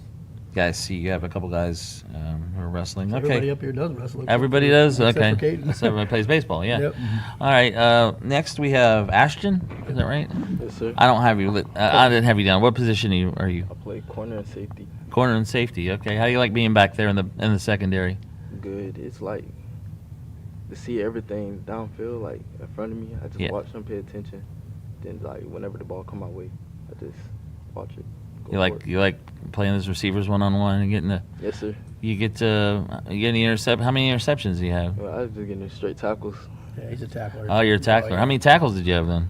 I had like 6, 5, something like that. Yeah. Okay. Got a goal for this year? Yes. What is it? Expand the tackling. Go for likes to hit. every time the ball come my way. Okay. Appreciate it, Ashton. Next we have Mackay Maxwell. Did I say that right? Yeah. Yes, sir. Okay. All right, and it says you moved to tight end, huh? Yes, sir. He likes it. You like that? I'm about to say, how was that adjustment? It's way better. I can finally do what I've been wanting to do for the past years. Which is Play tight end. play 10, He catch wants the to ball. get- he wants to catch the ball. Okay, fair enough. Do you still play linebacker in defense, or is it They cut a little bit of linebacker, so I play DN now. the end? Okay, yeah, I just see it's listed here. Okay, well, it's your senior year. I mean, how close is this senior class? I mean, you guys hang out, spend a lot of time together. Yeah, we work out every day from time to time. Put a lot of work in your off season, trying to get better for the season. Is there a game you're looking forward to this year? All of them. All of them? All of them. All right. Okay, cool. Thanks. And, oh, yeah, he's got a power cleans, 245 pounds, I was supposed to say. Weightlifting. There you go. Yeah, he's one of our top lifters. And I know lifting and football go around. Oh, yeah. Go together. All right, finally, Dante Fletcher. Yes, sir. Senior. So linebacker, tight end. Do you play both? Yeah, I play both, but it's tight end like receivers, like both, but mainly receiver. But yeah, linebacker and receiver. Yeah. Okay. Do you like defense? I like defense. Like I remember one time when I came to football practice the first time, like I hit Jalen and I hit Frank, one of our teammates, and coach he liked that, so I guess he put me on linebacker. But shock. I'm like, yeah, I've always been like ever since a kid, middle school, been a receiver. Like so this off season I just been mainly just putting in a lot of receiver work, just ready for getting on the field. That was your first year last year playing? Yes, sir. And you wrestle as well? Yes, sir. So wrestling or football? Wrestling. I feel like wrestling and football go together a lot, and I feel like Coach Sever really put that in my head because when we're in the wrestling room and you're on the mat and you're one-on-one, it's like, and you got to give your all, no matter what, just to win, just to get a point. It puts your mind in a place where you don't. It's not necessary as a lot. Right. So I think it helps a lot, mental toughness. Okay. Thanks, Dante. Appreciate it. All right, Coach. So I guess looking forward to the season getting started here, or the practice at least in just a few days. And what are you guys going to be working on? I mean, what is it that this team's got to do to get to the top? I mean, the main thing was just got to get out there and just take it one day at a time. I don't like to look too far ahead. I like to just go out there and set a goal for that day's practice. And we're breaking in a new offensive coordinator, so the offense hasn't changed much, but it's just simplified, and we're just excited. All right, we appreciate it, Coach. And we thank you guys for coming today. Thank you. This is the King Lions and Coach David Sevier. We'll take a break and come back just a few moments here from One Buck Place and the AdventHealth Training Center. The 2024 High School Football Media Day brought to you by the Tampa Bay Bucks Foundation and Nike. We'll return in a minute.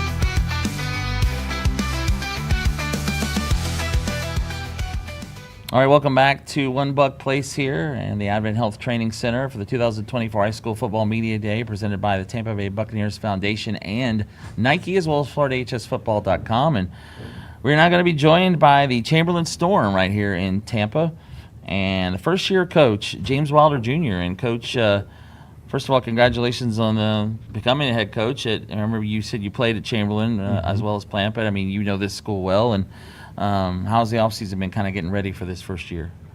First and foremost, thank you. It's been amazing. A lot of learning humps to, learn from. We have coaches with experience. We have some NFL guys who've come back to coach too. So we have my assistant head coach, Coach Wood.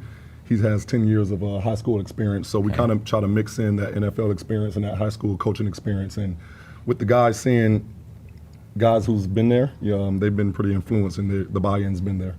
Yeah, I mean, I see the record from last year. Obviously, they struggled, the team struggled, but I mean, kind of want to just flush that out and just forget about it. And that's a new kind of regime here. I mean, that's what they want you to say. I don't want it to flush it out. I want them to remember. I want them to remember that taste and remember how the city was treating them, and when they were going through that before they understood what the standard of what it takes. That's our motto, is what it takes. So now that we're showing them the standard on a daily basis, they're buying into it. We want to show them the reward that comes with that. Yeah, so what did this team kind of need to improve on coming into this season? Just to buy in, just standard. Like I said, they didn't win a game, or I think they won 2 games in 2 years, or I'll say we won a game in 2 years, and just learning how to win. Not learning how to win once the game starts, but learning how to win on a daily basis. That's going to lead to winning once the season starts. Do you know how many guys you have returning? It doesn't say. We have right now, we're just over 40. I think we're at 42 guys. Okay. I think that's just, we finished the season in the 20s, so we're doing good on numbers. We're not going to go with the JV team, so that gives us our guys to bond more and have more time to develop. You mentioned that you have some coaches, some that came from the NFL. Yeah, our Tampa Bay Buccaneer, Ian Beckles, he's our offensive line coach. Tess Franklin, he won a Super Bowl here with the Buccaneers. Myself, I played with the Cincinnati Bengals with the running backs. Chad Wood, he has some college experience. He's our offensive coordinator. On the defense side of the ball, we are having some help with Anthony Chickalo. Gerard Fernandez is our linebackers coach. He played in the NFL and XFL. And then Javante Martin, he was the defensive coordinator. He's my defensive coordinator. He was the captain of my plant football team that we won the national championship with in high school. Yeah, I know you obviously got a lot of connections with the NFL players. Well, what used to be NFL players and coaches, but I mean, obviously the Tampa Bay Bucks are in town, and you've always probably had involved with your family. Always. Was it nice to be here, to bring the team here today? For sure. Get the guys here. We've actually been kind of prepping these guys on, how to be in these situations. This is the first time, so I'm pretty excited to see how these guys handle it. Are they getting classes on how to talk? I wouldn't say classes, but we definitely have them prepped up. You do? Definitely have them prepped up. That's good. Okay, well, let's find out. Have my back, guys. Coach, if you want to go ahead and introduce your guys. Thank you. All right, right here we have Eli. He's our quarterback. Down there we have the Xavier, Chris Mason, he's our center. Xavier is our center. Chris Mason is our guard. Xavier is our athlete. I think he told you linebacker and quarterback earlier, or receiver earlier. I would rather give him athlete. We have Anthony right here, he's our running back. And then we have Eli right here, he's our quarterback. Okay. All right, let's see where we go. Anthony, okay. Let's start with Eli. Let's start with the quarterback. Senior year for you, and what do you guys need to kind of, work on from last season? I know it was a tough year for you guys, but is it kind of just a complete different than it was a year ago with the coaches and everything? Well, I just transferred, but we got a lot of chemistry to work on. We gotta really get our timing down because we got a lot of transfers, a lot of young guys, new guys. Some guys even played Little League their freshman year. Just gotta, we gotta get those extra hours in, get that chemistry up. Where were you playing before? I was playing at Cambridge Christian School. Okay, gotcha. Well, how's the adjustment been? It's definitely different, but I'd say I've never had more fun playing football here with these guys. We got a great group of guys. Yeah, I mean, you obviously got a new coach here, but he's probably good with you guys. He's not much older than you guys, really. But I mean, how has it been kind of getting adjusted to coach? Well, it's great. He's definitely he's gonna hold me accountable. Me and him are very close. Texts a lot, calls me, always asking me how's my family doing. He's close to my parents. He really cares, and he's just he's always holding me accountable, making sure I made my bed that day, getting enough my calories in, my protein, trying to help me gain weight. Okay, so what about the guys? You got some guys you can get the ball to this year, some big play guys. How about that one off to your left here? AJ. You call him AJ? Yes, sir. AJ right here. Anthony, great guy to have in the backfield with me. He's smart. He's always making sure, remembering, pass protection, everything. All right. Anthony, what's your last name again? I'm sorry. Ford. F-O-R-D. Ford. Okay, gotcha. You're a senior as well, right? Junior. You're a junior. Sorry, I've had that written down. What have you been working on this off season? My hands. I haven't been good with my hands, so carrying the ball, getting more yards, chopping my feet, just getting better as a player. Were you here last year? No, sir. Where'd you come? Warren High School. Okay. So how's it kind of been getting It's adjusted? been good. Coach been mentoring me a lot, teaching me things I should know, and it's been good. Okay, appreciate it. And we turn now to Chris. What's your last name, Chris? Chris Mason. Mason, thank you. Can hear everything. All right. Offensive line. Yes, sir. I play everything you think. Everything you need to play for the for line. I can play center, guard, tackle, everything. I play D line too. Is there one you play normally on the line? Like Left guard, right guard. Which was the defensive line you said? I can play tackle. I can play nose guard. Oh.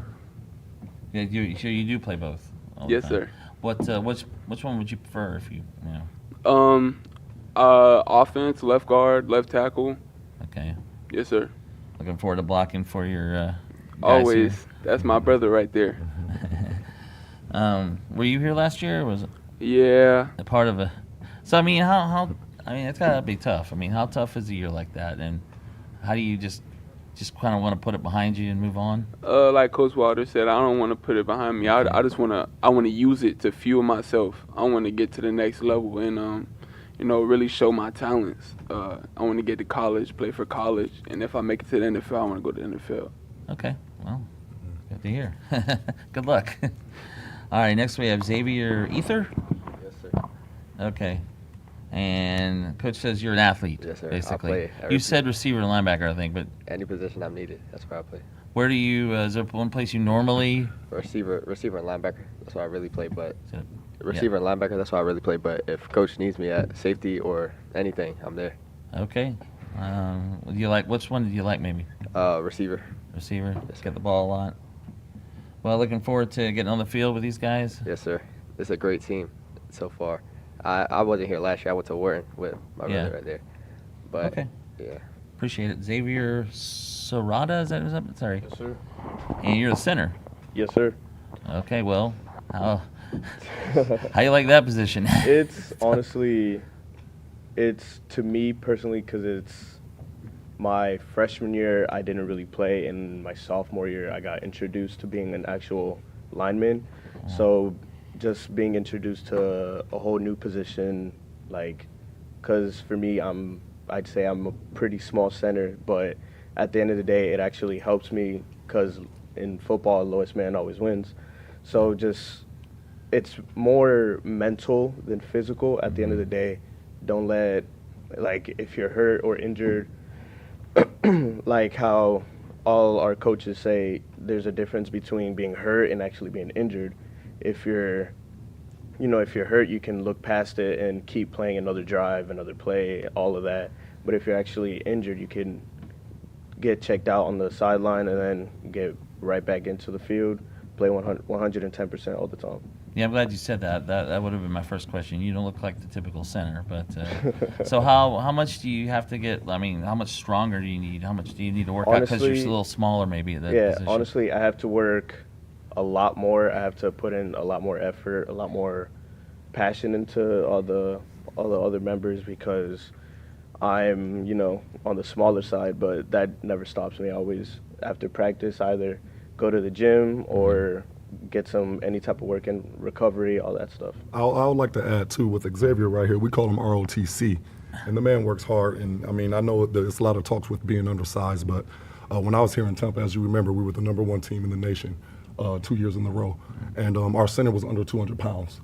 So it's about scheming, not much about the size, more about the size of the heart. And I feel like our center Xavier has that. So let's put that out there. All right, Coach. I don't know. You know much about your district, 3A, District 10? Yeah, man. We don't really worry about the opponents. We keep our opponents faceless. We worry about Chamberlain Storm football and how we can get better that day. When the time comes, we'll have them prepared. We're watching film as the coaching staff, but right now we're worried about just getting better for ourselves. Who do you have in your schedule? In our schedule, we start off with Wharton as our kickoff classic, and then we have Brandon game 1. Okay. Yes, sir. Yes, sir. Well, Coach, it was good to meet you. Appreciate Most you guys definitely. coming today. Most definitely. Good luck. Thanks for having Good luck us your and giving first us the season. platform. Most definitely. The Chamberlain Storm and head coach James Wilder Jr. We will take a break, come back in just a moment live here from One Buck Plaza and the AdventHealth Training Center.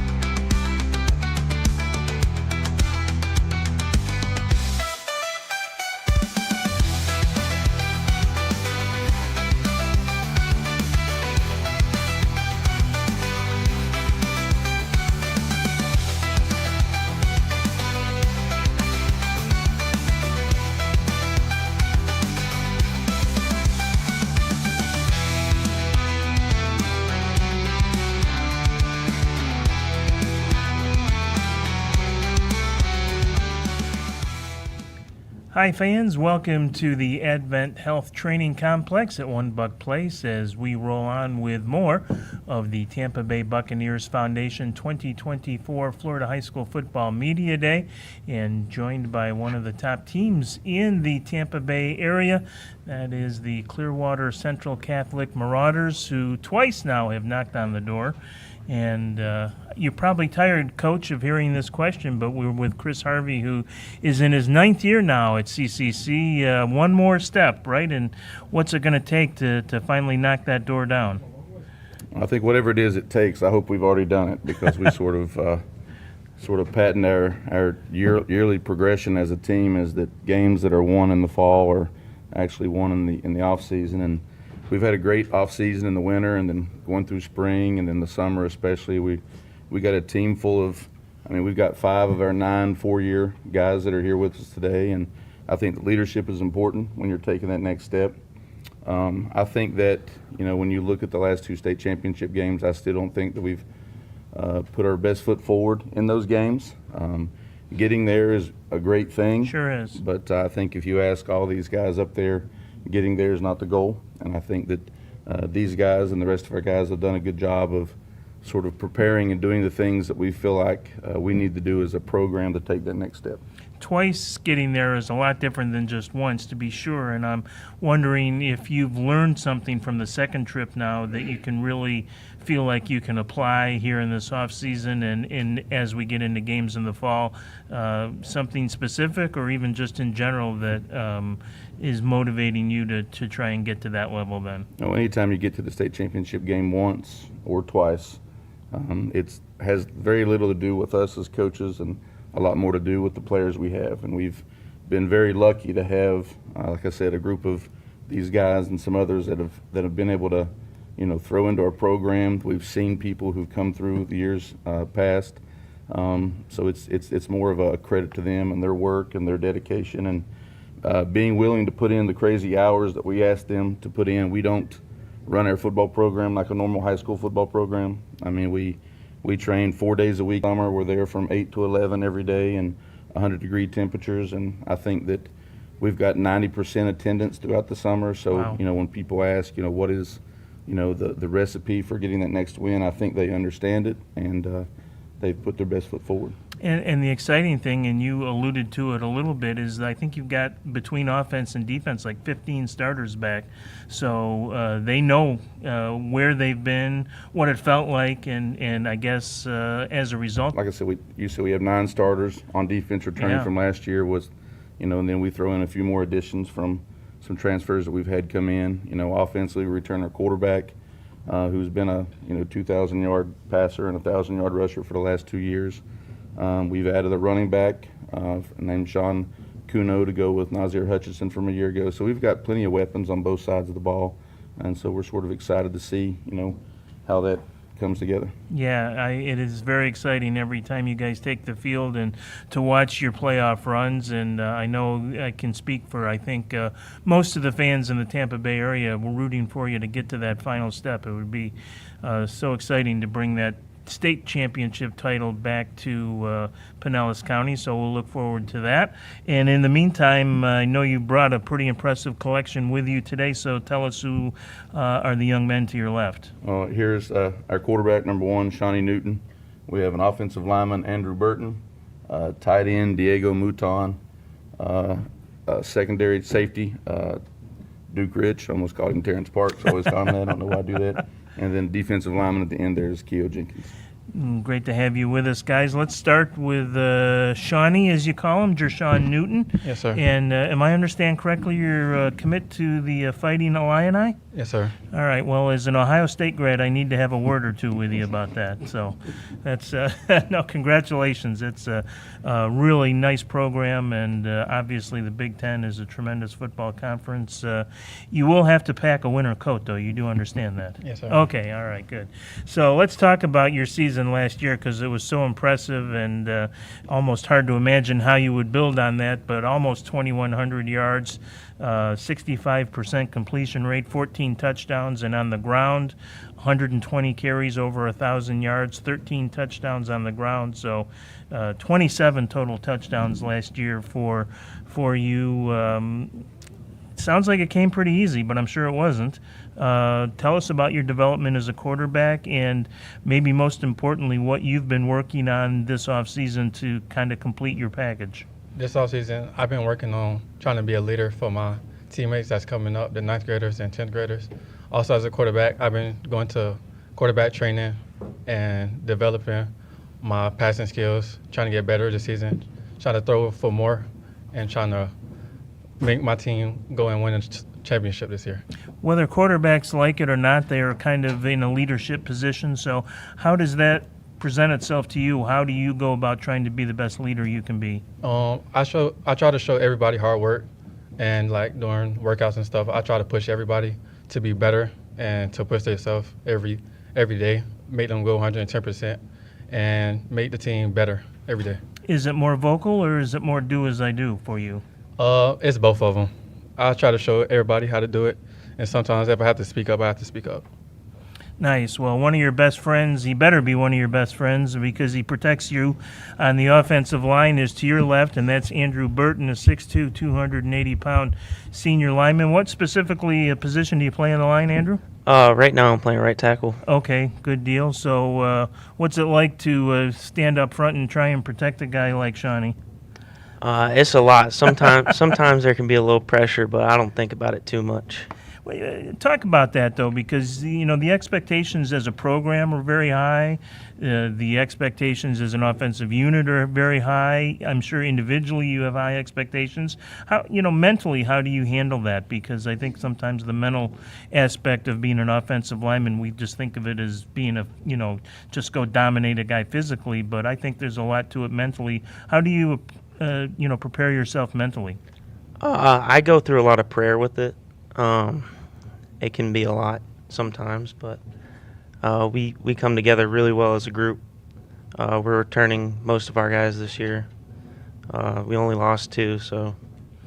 And how do you work on that continuity? Because we know how important that is on the line. What have you been doing this offseason, maybe off the field even, that has helped in that regard? Me personally, I've been doing a lot of working by myself, and I try to get guys to come. We've got a couple of transfers who've come to work out with me as well. Yeah, nice. Well, that's it's important to build that bond away from the football field as well as on it, for sure. He's not a lineman, but he'll be a blocker and a pass catcher both. So let's talk to the tight end, Diego Mouton, who is 6'3", 230. That's pretty good size for a tight end. I assume they ask you to block some too? Yes, sir. I don't mind blocking. Yeah. You don't mind pass catching, though, I hope, either. No, that's always fun. Yeah. So tell me, from a tight end pass catcher position, how Jershon, his skills make you a better tight end? I mean, I always try to be available for him. If nothing's open down the field, then I'm always underneath on a crosser or an out route. Just try to be a big target for him. What skill for him specifically helps you the most? I think his ability to get out of the pocket, and create plays. Yeah. So would it be fair to say you're kind of a safety valve for him if he needs someone? Yes, sir. I try to be. Yeah, that's kind of the Rob Gronkowski role, right? Yes, sir. Exactly. Good deal. Well, that's impressive size, and nice to have a guy like Jershon throwing to you. If you will, we'll move down the line now to the defensive side of the ball. Duke Rich is a 5'11", 180-pound senior safety, and Duke, welcome, and thank you for being with us. I know the offensive guys always seem to get the headlines, but it's defense that wins championships, right? Yes, sir. Yeah. So tell us about being back there as a safety. That's kind of the line of last defense, and that can be a lot of pressure. So tell me how you approach your job back there. Honestly, I come into the game thinking that I'm going to crash out, knock somebody's helmet off, and that's how I get through the games. I don't really think too much because being at safety, you got to defend the pass and the run. And with our defense, I'm really expected to make tackles and cover fast receivers. So honestly, I just come in with a blank mind, don't think about anything. If it happens, it happens. But best believe I'm coming back to hit somebody harder the next time. Expectations are high because you've got 9 defenders coming back as starters from last year. Just overall, how would you describe your defensive unit? Our defense, like you said, is really mature. I feel like by the time the playoffs, everybody should be 18 years old. And we all been playing since sophomore year, so everybody pretty old and know what they're doing. So we honestly just going out there to play fast and win the game, win the states, to be specific. Yeah, trust me, you're not old, so. Mature, though, maybe. I do like that. So, and last but not least, you play in the back and up front defensively. Ken Jenkins, a defensive lineman, 6'1", 240. Keo Jenkins. And Keo, tell us a little bit about the defensive line and where you see your strengths both individually and as a unit. Our defensive line, we're a pretty good group. We had over like 36 sacks maybe last year. Wow. Coming in 14 from 2 guys, Tyreek Harris and Keo Jenkins, myself. And then, we got DJ Pouncey, he's a worker. All he going to do is work. He ain't going to give up on no plays.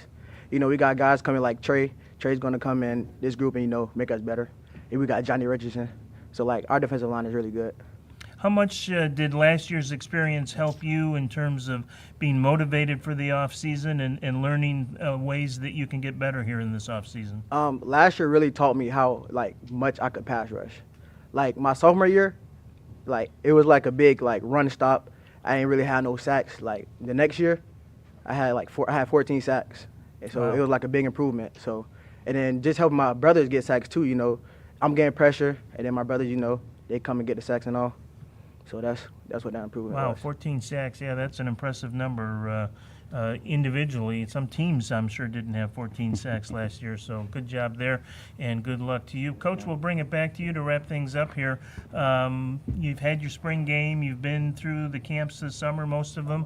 What has impressed you most in terms of this group and in trying to take that final step? I think it's just their overall excitement for the task in hand. I mean, when we build our schedule this year, we play Always a tough schedule. 3 teams that played in the state championship last Wow. year.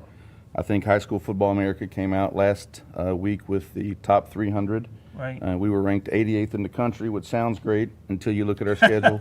And we play the 18th team in the country. We play the 24th team in the country and the 42nd team in the country. So I think that, you know, in order for us to do what accomplish our goal of winning that last game, in order to be the best, you got to beat the best. And that's exactly what we plan on doing. Yeah, well, it's exciting for all the fans here, and I'll speak for them and say good luck. We'll be watching closely and rooting you on for a 3rd straight state championship appearance, and let's bring home the title this year. How about it, guys? All right? Yes, sir. Thank you. All right. Thank you. Good job. Thank you, guys. Clearwater Central Catholic, the Marauders, one of the premier programs in the area, and great to get some insights on their upcoming season. Back in just a little bit, you're watching the 2024 Florida High School Media Football days here at the Tampa Bay Buccaneers Training Complex, the AdventHealth Training Center. We thank the Buccaneers Foundation for their support, along with Nike and, of course, FloridaHSFootball.com. See you in a minute.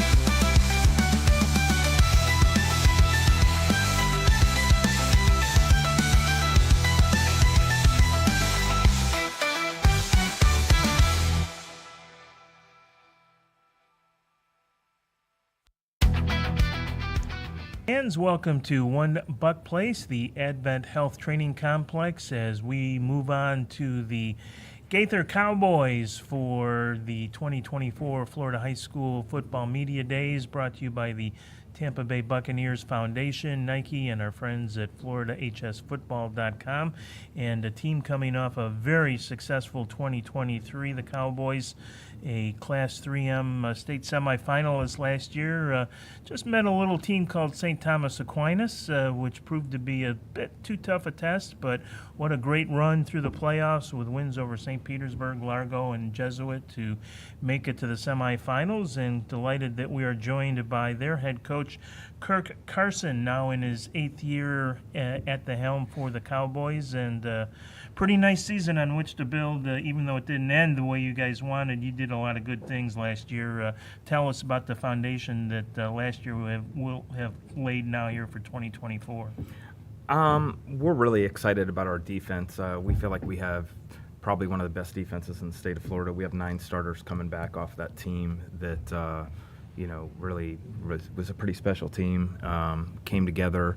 We beat 5 district champions on the road, which Wow. is really, really hard to do. Never Right. been done in my career and coaching 25 years. And, your defense is what really takes you to those championship level games. And I feel like, our defense is going to be even better this year.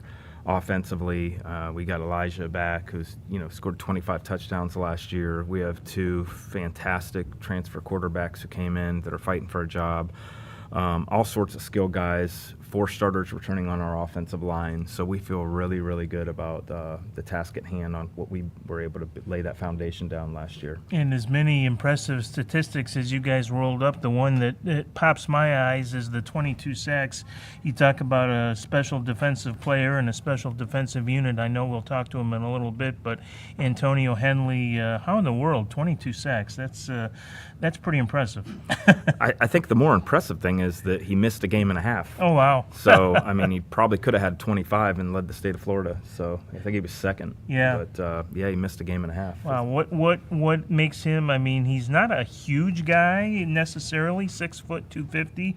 Maybe that's the perfect size because he still maintains some speed without just being a big, bulky defensive guy. But what is so special about him in that regard? Just lightning quickness off It the is football. quickness, As soon as the ball's snapped, he's in the backfield. Kind of reminds me so much of Warren Sapp back in the Buck heyday of just that penetrating 3-tech that if you don't double him, you have no chance. And when you do double him, he usually can beat the double. So, he many times last season was triple teamed. And, he makes for a great teammate because all his other teammates can eat because he's taken on 2 and 3 blockers most of the time. Yeah, that's tremendous. 45 career sacks, by the way, after 22 last year, so who knows how high that number will go in 2024. Let's talk about the offense. Not as much talent returning. What are your expectations in 2024 on that side of the ball? Well, we always want to be balanced, but it all starts with Elijah. Elijah is the offensive team when it comes to our playmaker. He's got 4 returning starters on the offensive line coming back, so I think that's going to be really beneficial to him. But, if you look at the last 5 years, we've thrown for more yards than anybody in the whole tri-county area of Hillsborough, Pinellas, Pasco.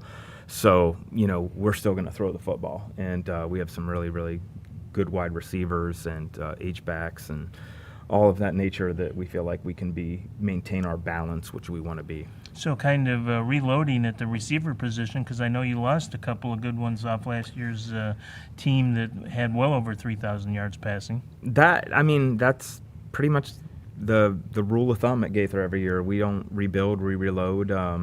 People come, people go, and we just try to find the right people for our positions and kind of the right fits for our program. Yeah, that's a lot of production to lose. Over 1,600 yards, 11 touchdowns for those 2 receivers. So that's something that we'll keep an eye on for Gaither. And we've talked about some of the guys that are here, but why don't you go ahead and introduce all 5 of the players that you brought with us today? Absolutely. We have C.J. Dugnay, offensive lineman, 3-year starter. Elijah Mason, who's our running back. He is going to be a 3-year starter. We have Jerron Gunn, middle linebacker. He is a 3-year starter as well. Marcus Hicks, outside linebacker, 3-year starter. And Antonio Henley is a 4-year starter. Yeah, and we talked about him, and we'll talk a lot more about him and with him in just a bit. But let's start our discussion with C.J. Dugnay, the offensive lineman, and talk about impressive stats. Understand your efforts last year. You only allowed 1 sack all year. That's That's T.J. Wirf's territory, you know. Yes, sir. See a guy you look up to a little bit? Yes, of course. You know. So tell me about playing on the offensive line and what your greatest strength is and how you're able to a good pass protector. Well, I mean, last year we had a great running back and a great quarterback. I think as a whole, the O-line had a great pass protect Jace Nixon, and we had great expectation to live up to when we had a good running back behind us. Had an open gap so he can get yards and put us on the map and score. What about the communication and the cohesiveness of your offensive line that's so important? What have you guys done maybe this offseason to help even get better in that area? So our offensive line, 4 guys coming back, knew each other really well since freshman year, so communicating is not a problem with us. Talk really well, communicate on the field, off and on, whatever we mess up on, get to the sideline, fix it, get back on, score. That's it. Yeah, that's great to have so much continuity on the offensive line, Yes. to have 4 starters like that. One of the guys that you'll be opening holes for is to your left, and that's Elijah Mason, who had a fine year last year as a sophomore, over 1,300 yards, 25 total touchdowns. That's not, it's, I mean, it sounds like easy, but we know it's not because of your skill level. It sounds easy, but there is a knack to getting into the end zone. How are you able to find the end zone so many times? Because that's just a ton of touchdowns no matter how many runs you have. It's really all God. He's blessed me with some great vision and really helps me get in the end zone. How about if someone had not ever seen you play, how would you describe yourself as a running back? Quick, elusive, city, yeah, like that. So your strength you would consider is more speed than power kind of thing? I mean, or both? It's both. Yeah. Yeah. How about patience as a running back? I don't think we talk enough about that because especially when you're close to the goal line and you want to score and you're anxious to score, but maybe it's better to have that extra half second or so of patience. How do you approach your position mentally and find the patience to have the success that you've had? I put my trust in my line, and I know they're going to open up a hole somewhere, so I'm battering into the holes open. So. Yeah, that's a great point. When you got so much talent up front, sooner or later you're going to find some daylight, right? Yes, All right, well, let's talk defense now a little bit for the Cowboys. And to your left is Jaron Gunn, who is a 6'1", 210-pound senior. All you did, Jaron, last year is lead the county in tackles, I understand. Yes, sir. So how does that happen? Tell me a little bit about how you approach your game and as a linebacker, you kind of are out there reacting to everything and seeing everything. And we talked about patience as a running back. How about patience as a linebacker? How do you incorporate that idea into your game and make it so successful? I think patience is very important. Like as a linebacker, you gotta hold that microphone right up. There you go. Yeah. No, talk about patience. Yeah. Patience is very important as a linebacker. You gotta wait for a lineman to come at you, or you just go up to him. Is it hard not to overreact sometimes? Yeah, it is. I'm be full speed, so overreacting is kind of a little bit of what you do. Yeah. Well, you learn certainly with experience too, and that's always helpful. Another linebacking teammate is Marcus Hicks to your left, 3-year starter, all-conference player. Marcus, kind of the same question to you about the patience that you need as a linebacker. I think we think about it as being a very physical and punishing position, and it is, but mentally, how do you approach your position? I think I like based off my play, I think I do better off reading and reacting the ball faster. So, sometimes you got to wait for the play because sometimes they have the guards pulling and stuff. Sometimes you got to wait to play, react, and read fast off of it. As a starter back, and there's so many back defensive. How about leadership? Who takes a leadership role? Are you one of those leaders? And if so, how does that work for you? Vocal or kind of follow me? Yeah, I think me and my homeboy Gunn, we got a lot of younger linebackers, so like they look up to us on what we do on the field. They don't really ask a lot of questions, so like they just like they look up to what we do. Really, we all got a lot of big egos, so we don't really talk a lot that much that good.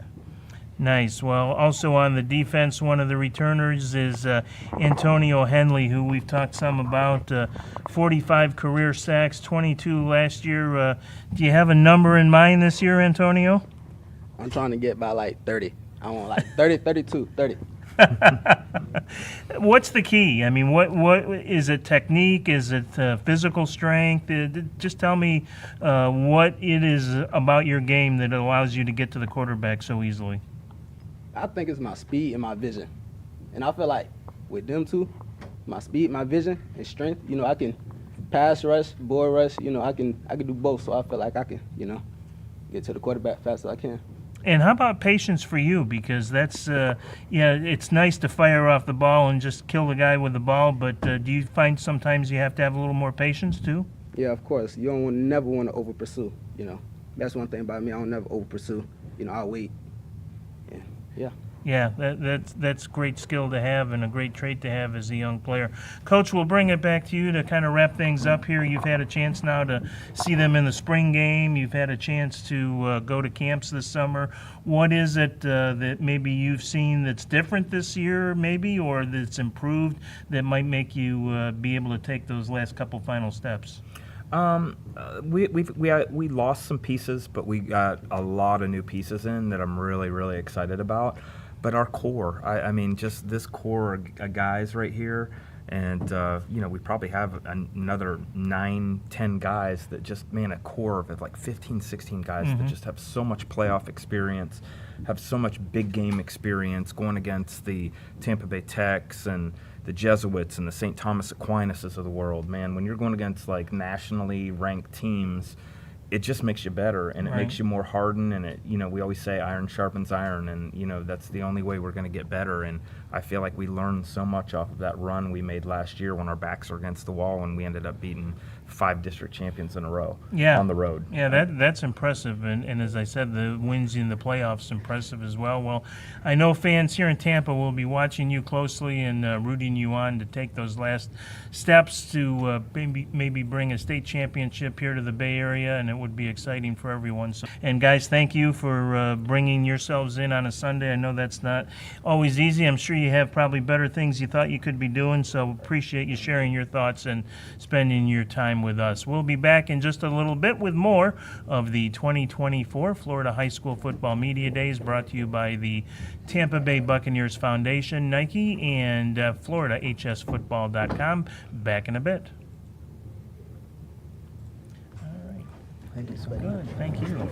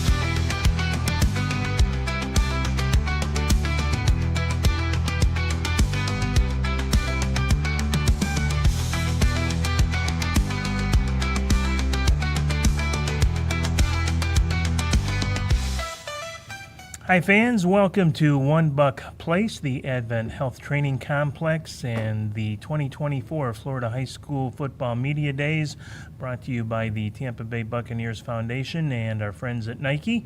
And we have in the spotlight now the Sickles Gryphons out of Tampa, and some new faces for Sickles this year, and that starts right at the top with head coach Xavier Bolden. And so Xavier, welcome first, and congratulations second on the new position.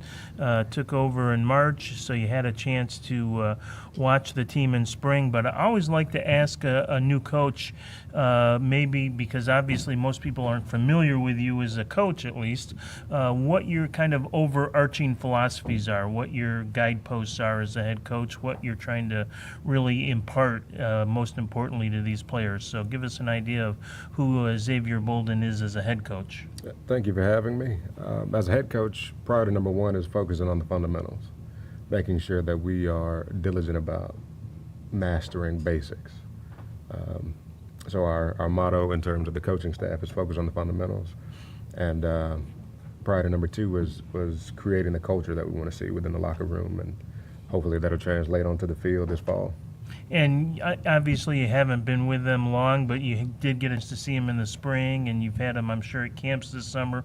What are those things starting to take a little bit of root already, and just kind of where would you put yourself on that timeline? We are about to enter this new chapter at different positions. Spring game, we had a great showing. Over the course of the summer, some pieces move around. Right. We're going into this fall with some guys who have been waiting in the shadows, waiting for their opportunity. Nice, and that's exciting to allow that to and watch that develop. And go ahead and why don't you tell us who you brought with you today? We've got to my left Tyler Ballou. He is a defensive end senior. Ian Larkin going to be playing some cornerback for us. He's also a senior. Dominic Marty to his left. He's going to be a defensive tackle. Max Wilson, our punter, and Aiden Figueroa is going to be a cornerback.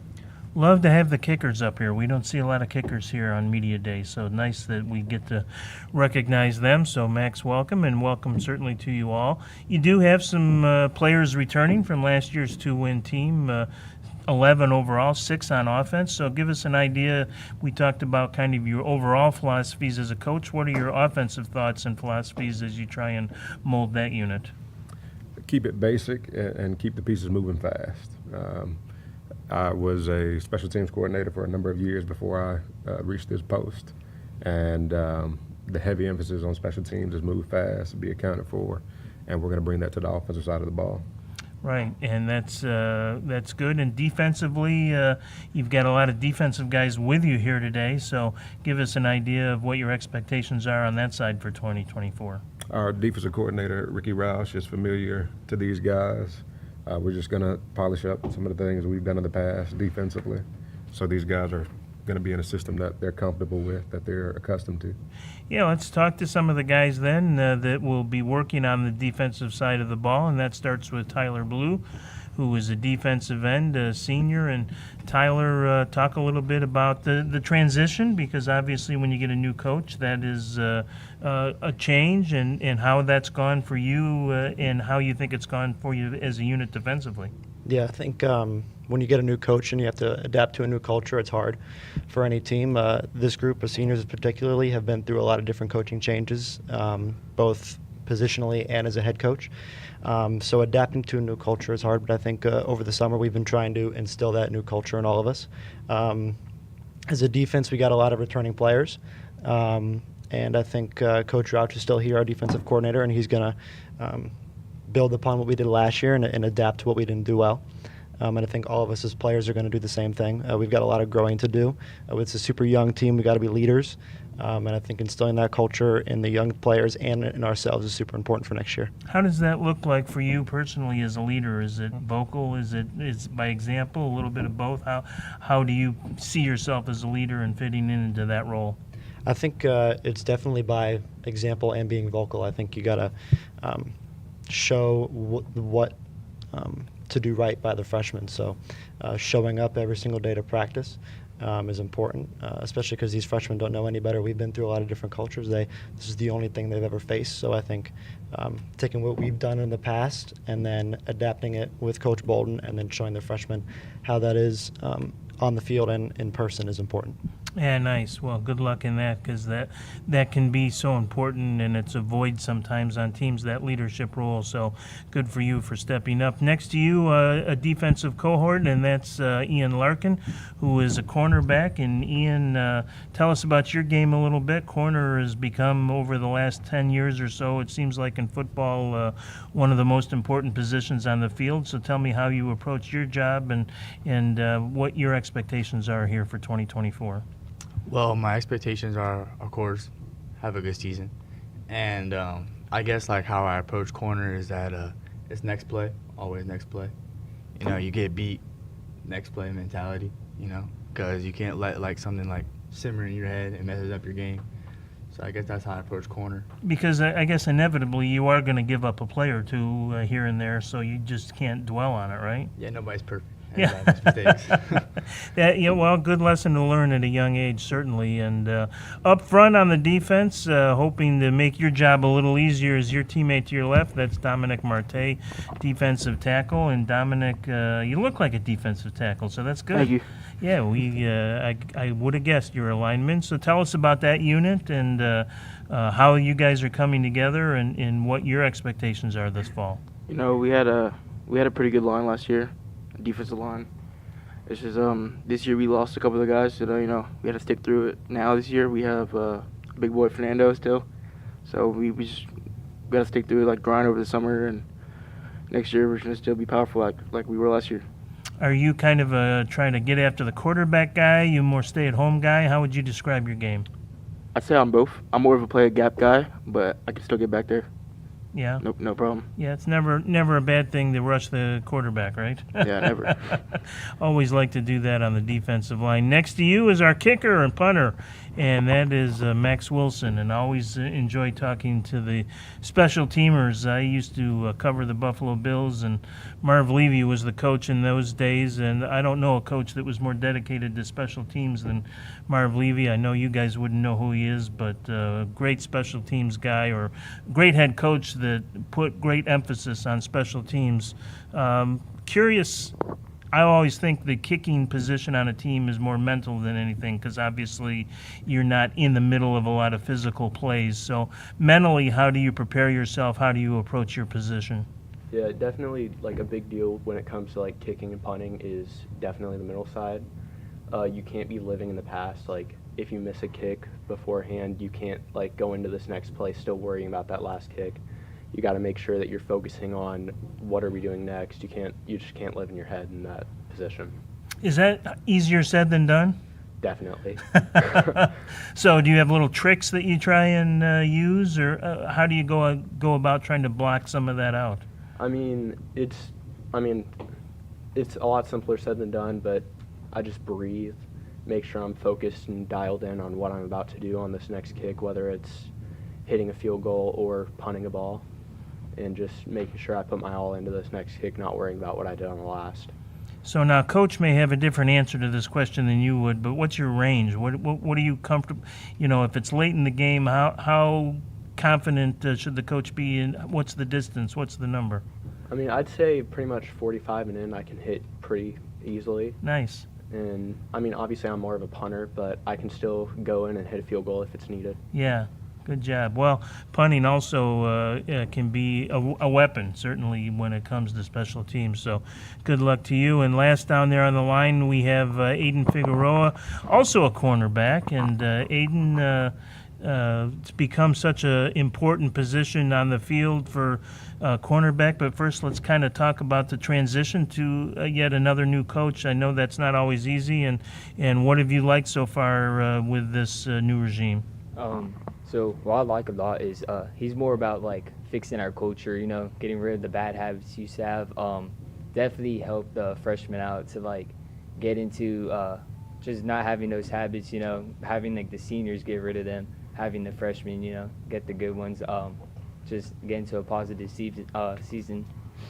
And tell us what your expectations are defensively with 5 starters back, what you see in 2024.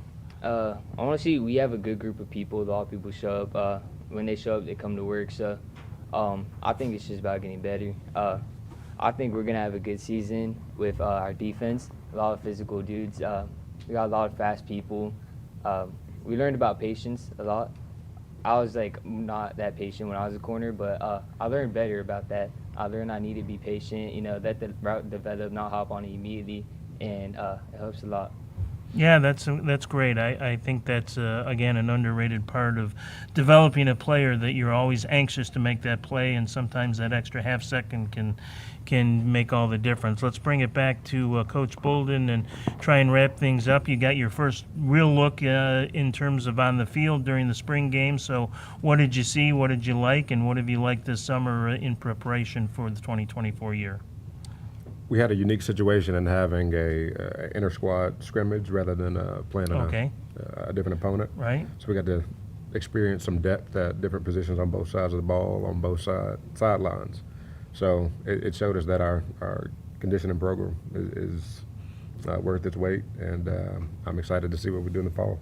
Have you done some camps and stuff this summer at all, or? We've done several 7-on-7 competitions. Right. We've had several guys who were on stage go to different colleges and compete. So we've been a little bit battle tested, maybe not as much as we would like, but we're about to find out in August. All right. Well, the Gryphons coming off a couple of wins last year with a new head coach and raised expectations. So expect that the Gryphons will be able to live up to those and maybe even more in 2024. Guys, thanks for coming. We appreciate you giving up some of your time here on this Sunday, and best of luck to you, and best of luck. And again, congratulations, Coach, on your new role with the Gryphons. So we will continue with more teams to come. This is the 2024 Florida High School Football Media Days, brought to you by the Tampa Bay Buccaneers Foundation, Nike, and FloridaHSFootball.com. Back in a bit.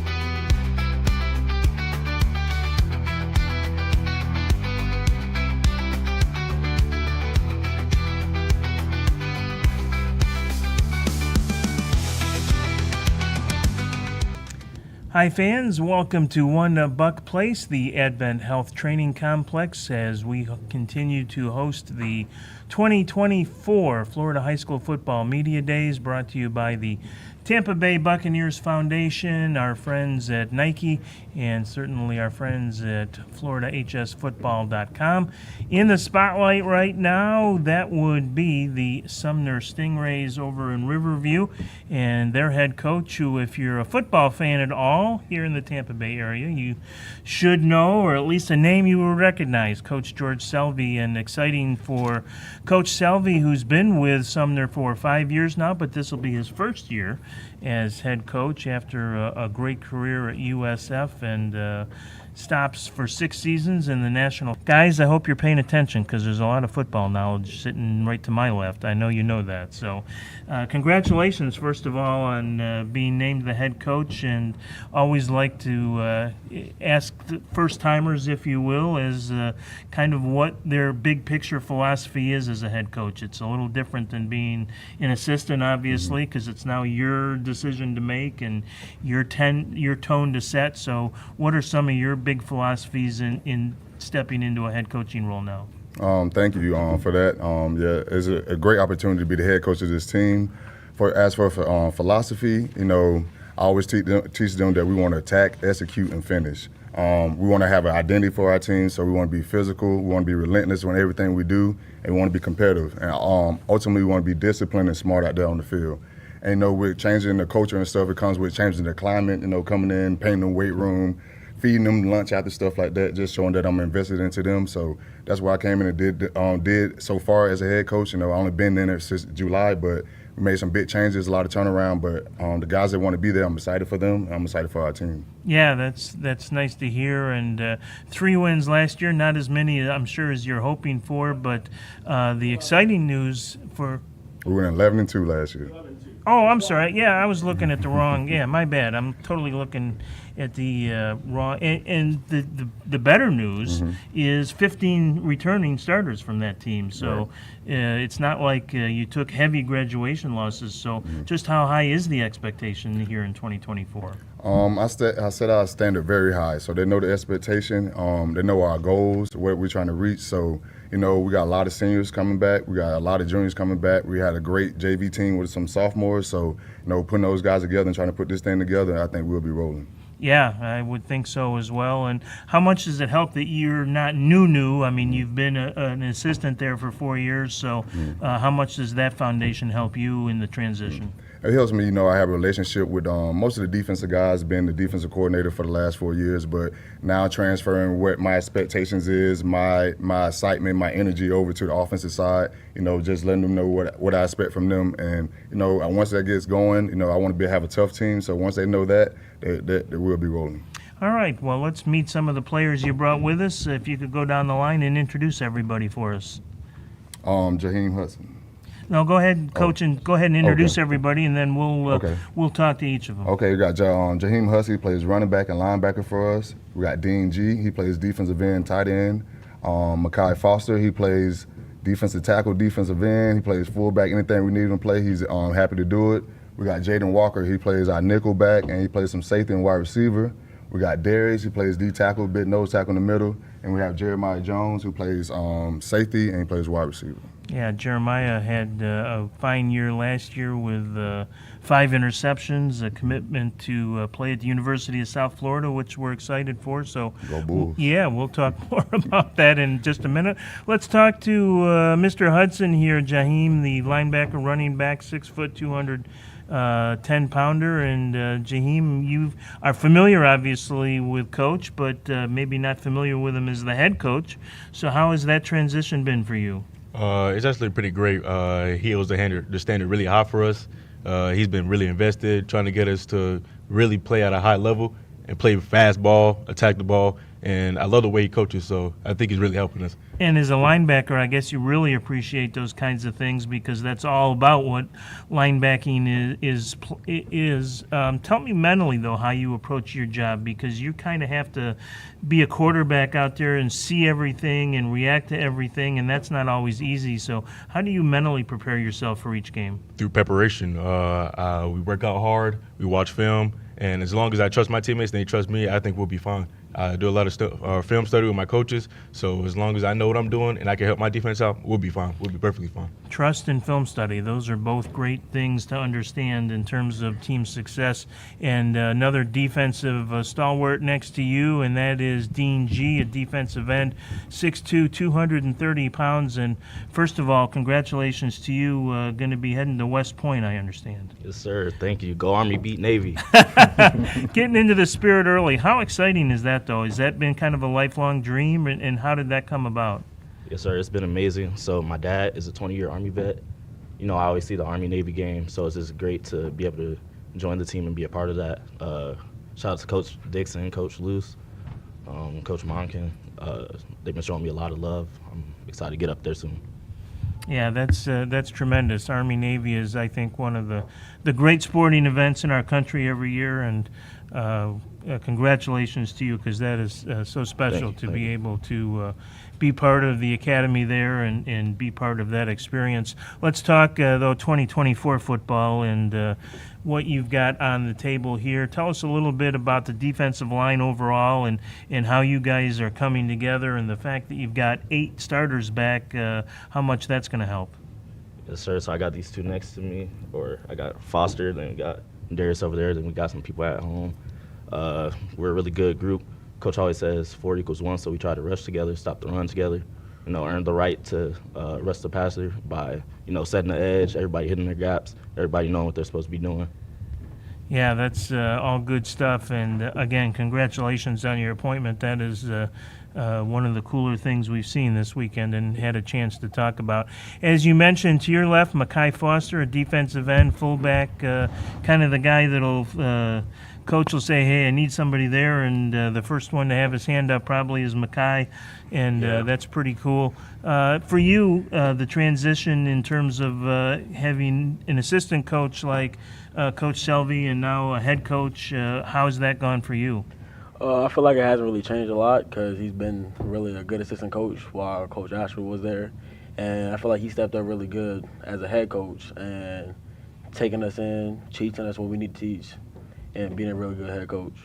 Obviously, with his roots here with USF and then his experience in the National Football League, have to respect that, I'm sure. What's the single best piece of advice he's given you? Oh, man, that's kind of hard. He be giving a lot of advice. Yeah, but there's one's probably one or two I'm sure stick out to you, or maybe one of the first pieces of advice he gave you. Using my hands as a rush move, really, because before I didn't know how to do that much, and it really came to high school, and he taught me everything I knew since freshman year. So he really using my hands and playing with my speed and trusting myself that I can know how to do what I need to do. Nice, yeah. Well, that's sometimes we don't always think about that, how the hands are used to give yourself leverage and put yourself in the right position to make a play, so that's cool. Yes, sir. Jaden Walker is to your left. He is a nickel back and wide receiver. We haven't talked all that much about the offense yet, Jaden, so give us a little idea of what we should expect in 2024 offensively. The offense is going to be a little different, obviously, because of the Coach Selvey coming in now and helping out with that part. I feel like we would invest in the run a little bit more this year because we have players that we need to get the ball in their hands, and we trust them to make plays. Now, you're a wide receiver, and so that can actually help you if you have a better running game, obviously, so that's not necessarily a bad thing. But how would you describe yourself to someone that hadn't seen you play as a wide receiver? What is your skill set? I would say that I catch with my hands a lot, so yeah, and that I run some pretty sure and sturdy routes. Nice. Well, good luck here in 2024. To your left is another DT, and that is Darius Reed. And Darius, you've had the benefit of having Coach Selvey as a defensive coordinator now. Tell me a little bit about what it's been like to work for him and maybe the one or two pieces of advice from Coach that stick out in your mind. To play for Coach Selvey, it's really been a great privilege to just be around somebody who's been close to greatness, who honestly is great at what he did. Went to college, he did his thing. He went to the league, he did his thing.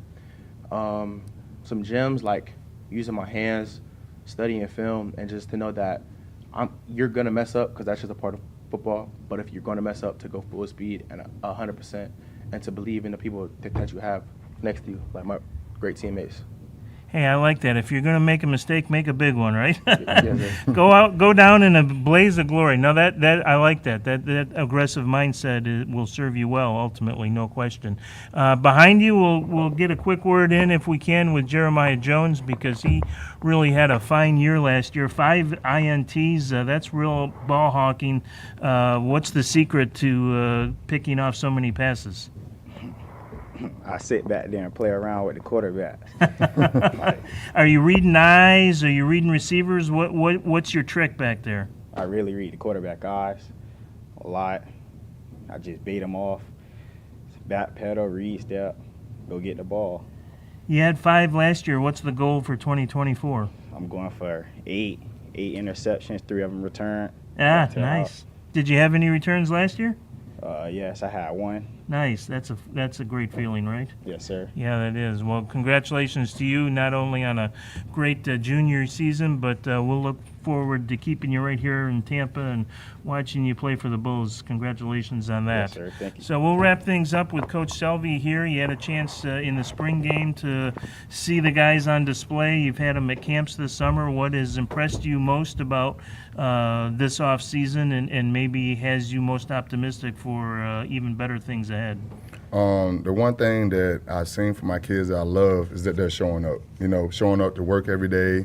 Most of them don't complain. Sometimes they're gonna complain, but just showing up to work and just simple things. Like we just went to church the other night, did a team function with them. I had 87 players there. Wow. So is that like they're buying into what I'm doing and stuff like that. So with that being said, I'm investing in them, they're investing in me, and we put this thing together, and I'm excited about the season. Yeah, I can understand why you would be, and folks in Riverview will be certainly excited as well. Last year, and maybe even bigger and better things here in 2024. Guys, thank you for coming in. We appreciate it, and we will return in just a moment with more of the 2024 Florida High School Football Media Days, brought to you by the Tampa Bay Buccaneers Foundation and Nike. Back in a bit.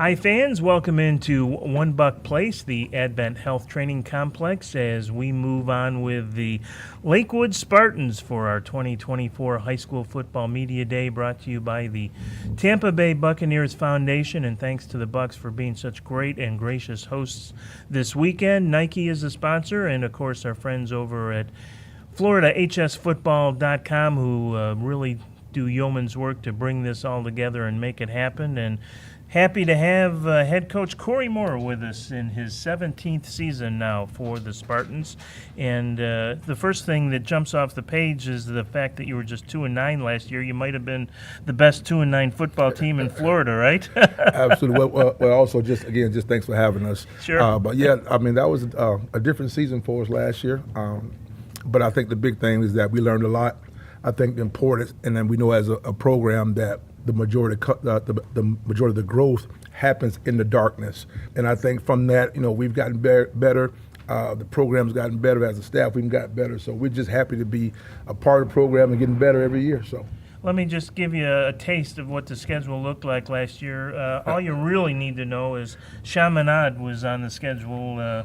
That would make anyone lose sleep at night, that alone. So a little bit easier schedule this year, but obviously playing games like that can pay dividends, right? And you were very young, so it was a bigger challenge even because of that.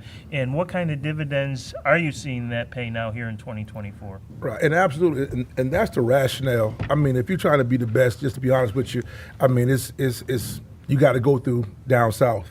And I think they play a type of ball down there that we like because it's successful.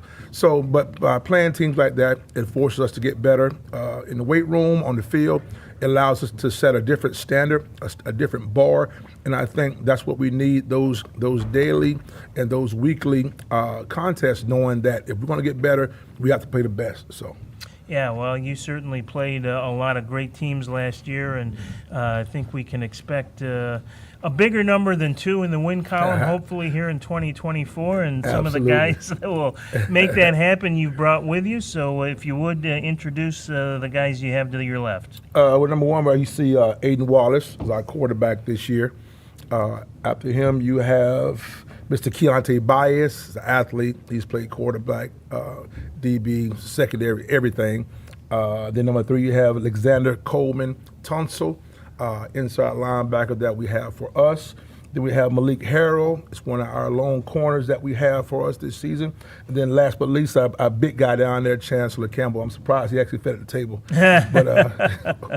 Yeah, well, I know a lot of colleges are interested in Mr. Campbell, and we'll talk to him in just a little bit. Overall, a pretty good nucleus back. 12 starters back from the team last year that went through that grind. So tell us offensively what your philosophies are and what you expect here in this 2024 season on offense with a new quarterback behind center. I mean, of course, you're going to say, well, you want to, light it up, et cetera, but we just want to play fundamental football. We got a great group offensively. Coach Johnson and the entire offensive staff have put together a great system for the guys. So our goal is going and just executing and doing what we do, having fun, playing football, fundamentally sound. And we believe from there that we'll have a lot of success. Well, the quarterback that will be tasked with leading that offense this year is 5'10", 165-pound junior Aiden Wallace. And Aiden, congratulations, first of all, on joining the program. And tell us a little bit in terms of being a Spartan now, how that transition has gone for you. I feel that the transition has gone really well. And even just in the short amount of time that I've been here, I've seen just incredible growth with my new teammates and my new brothers. And the leadership, I feel like I've kind of taken a bigger step with trying to be more of a leader. How does that look for you? What is being a leader mean to you, and how do you put that in action? I would say trying to just get everyone in line, transitioning to the weight room, just if someone's leaning over, tell them to stand up. If someone's not doing the right thing, try to get them in order. And I would say that my leadership style is more of try. I wouldn't say vocally, but I do. Do as I do, yeah? Yes, sir. Yeah, neat. Yeah, well, leadership comes in a lot of different packages, and none is particularly right or wrong. It's just whatever suits the moment and suits the person. So good luck to you as you make that transition and lead this offense. Right next to you is Keontae Bias, who actually was the quarterback last year, but they're going to move him around and take advantage of his athletic skills. Keontae had a very fine year last year with both rushing and passing, almost 1,100 total yards. So this year, a little bit different role for you. And how does that look for you, and how are you approaching how you're going to be used here in 2024? In 2024, I'm going to be used as mainly receiver because I can play everywhere on the field. But I feel like I'm needed at receiver, and I could dominate receiver. I could dominate any position, but receiver, like in the spring, we had a good spring game, and then we had a good spring game, and I did pretty well. So I'm just gonna mainly stick to receiver. I'm gonna play some defense, get at quarterback sometimes. Go play everywhere. Now, I know you spread the ball around quite a bit last year. I think I made a note that you had 5 receivers on the team with over 100 yards or more last year. So, and several of those returned. So how are you fitting in the wide receiver room? And describe what your skill set is as a wide receiver then. How I'm fitting in the wide receiver room? I stepped right in because, towards the end of the season when the other quarterback came in, I went right to receiver. And then, as this following year, I've been grinding at receiver with Coach Tracy and Ryan Davis. Mm-hmm. Yes, sir. Ryan Davis, yeah, he been teaching us a lot. So And how would you describe your skill set as a receiver? I feel like I'm smooth. I can catch the ball smooth. I catch the ball with my hands, obviously. Yes, sir. Yeah, that's pretty much it. Good job. Well, defensively, some of the responsibilities will fall to Lexander. Thank you. It's getting late in the day here. Lexander Coleman Tunsil, a 6', 215-pound linebacker. And Lexander, thank you for joining us. Really a key position defensively, linebacker. You kind of have to read and react to everything that's going on out there. How do you approach your job defensively? Well, defensively, I'm really I read my keys, triangle vision, guard and near back. I read all that. So I'm mainly just reading my keys. I'm just make sure everybody on defense knows what they're doing, alignment, assignment, communication, everybody knows what they're doing, and have everything set in one place. Yeah, you're just a junior, I believe. So tell me are you a junior or senior? I'm a senior. Okay. They have junior on my sheet here, so sorry about that. We want you to come back. Yeah, they want you back. That's exactly right. Tell me, though, what you've learned from 2023 that's going to make you even better in 2024 then. From 2023, I would say that what's going to make us better is our communication now and our ability to come together and play as one. Once everybody's on the same mindset and everybody has come together and knows what their job is on the field, because now we have everybody, even from our defensive linemen, to our studs, to our corners and our safeties, we're doing tests, and we're making sure everybody knows what their job is. Nice. Well, one of your defensive teammates to your left is Malik Harrell. He is a 6', 160-pound defensive back. And Malik, thank you for joining us.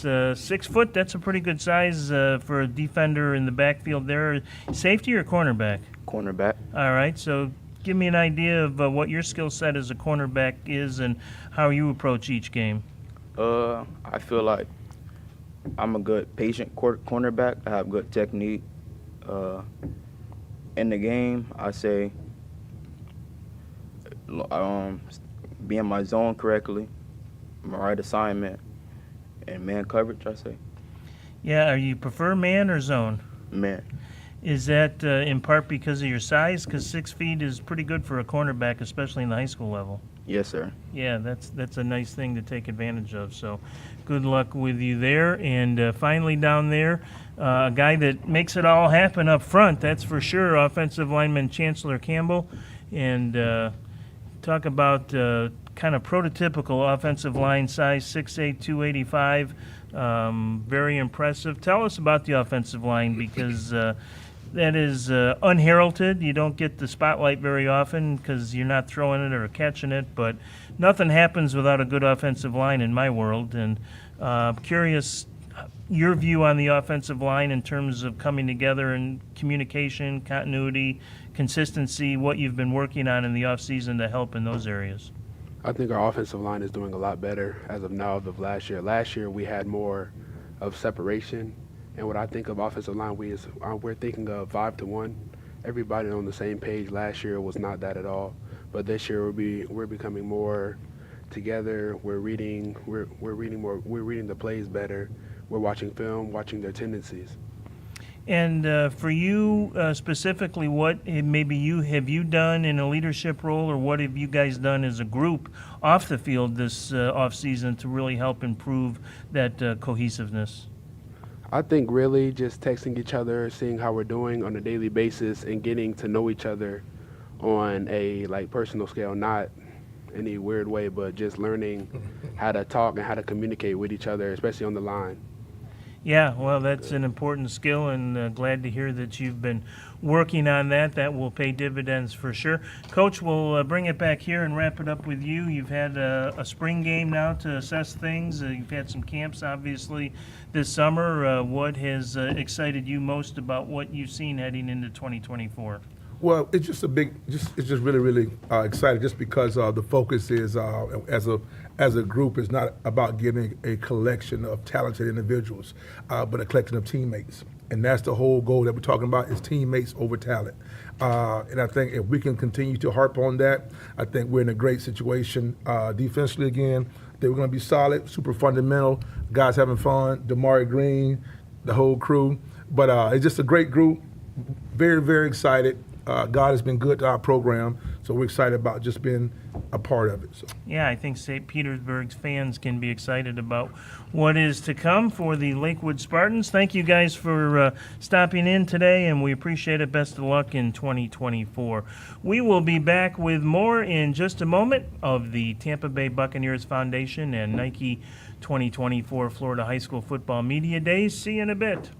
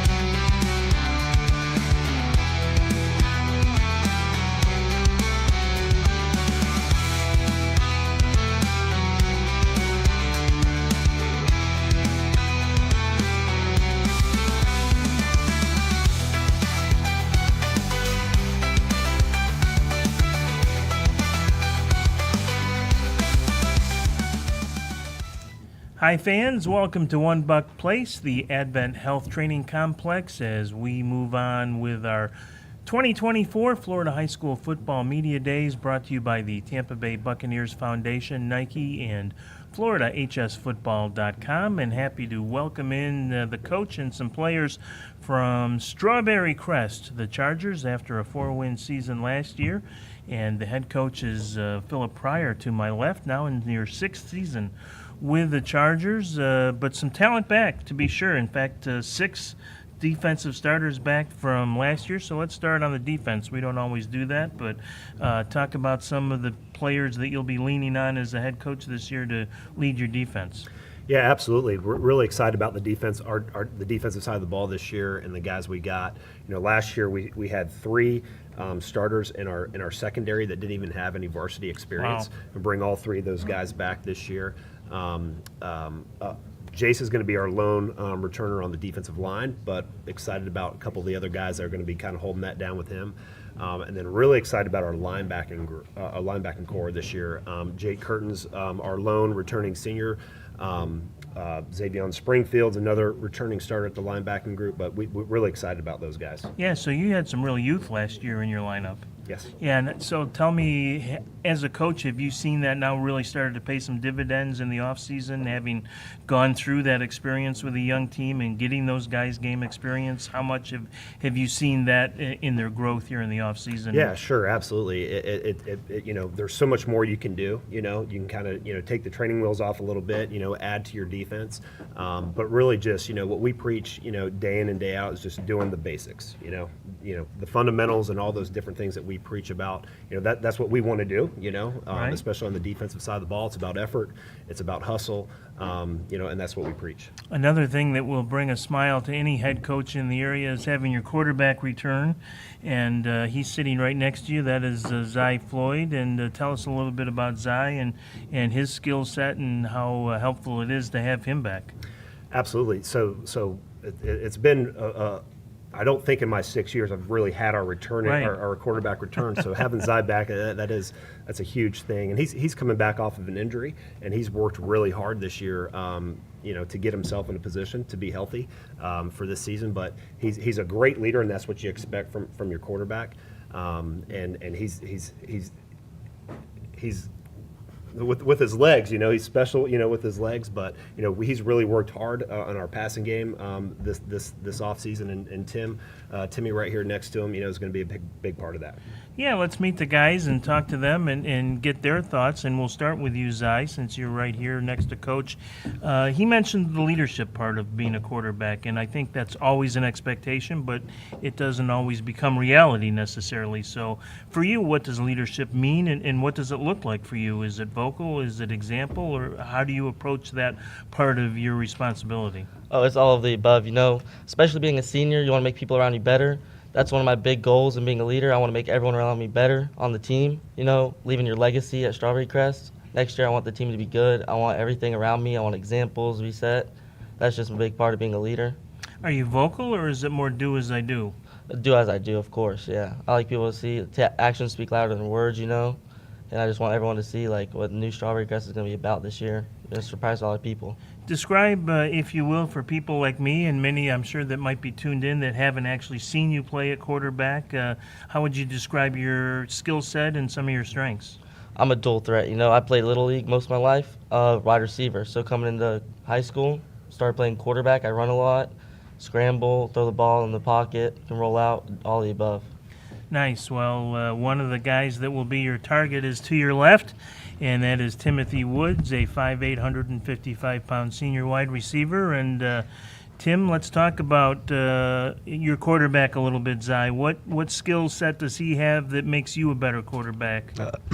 Sorry, my fault. He's really good with the deep ball, so that's like one of his big aspects of his game. He's very mobile, so he's able to like get out of the pocket, make a play longer with his legs, so that's really good. helps us, like, if we're not open, it helps us get the opportunity to get open even more when he's, like, escaping out of the pocket. So his ability to throw the deep ball, are you able to, are you a speed guy that, Yes, that can, like, run the post and just kind of wait there for the ball to arrive? Is Yes, that sir. Yeah. Yeah, that's very cool to be sure. So nice to have that skill set in your quarterback. Tell me, I'm just interested mentally about how you approach your position at wide receiver. You know, is it more execution on the routes? Is it more just all about the speed? How do you prepare yourself going into a game? Execution, like, I want to, like, get myself right mentally before I go into a game, because I know I'm, like, not, like, one of the biggest guys on the field, but I have a lot of heart, so I got to go out there and lead my team, make some plays, and be a good player and help us win games. So.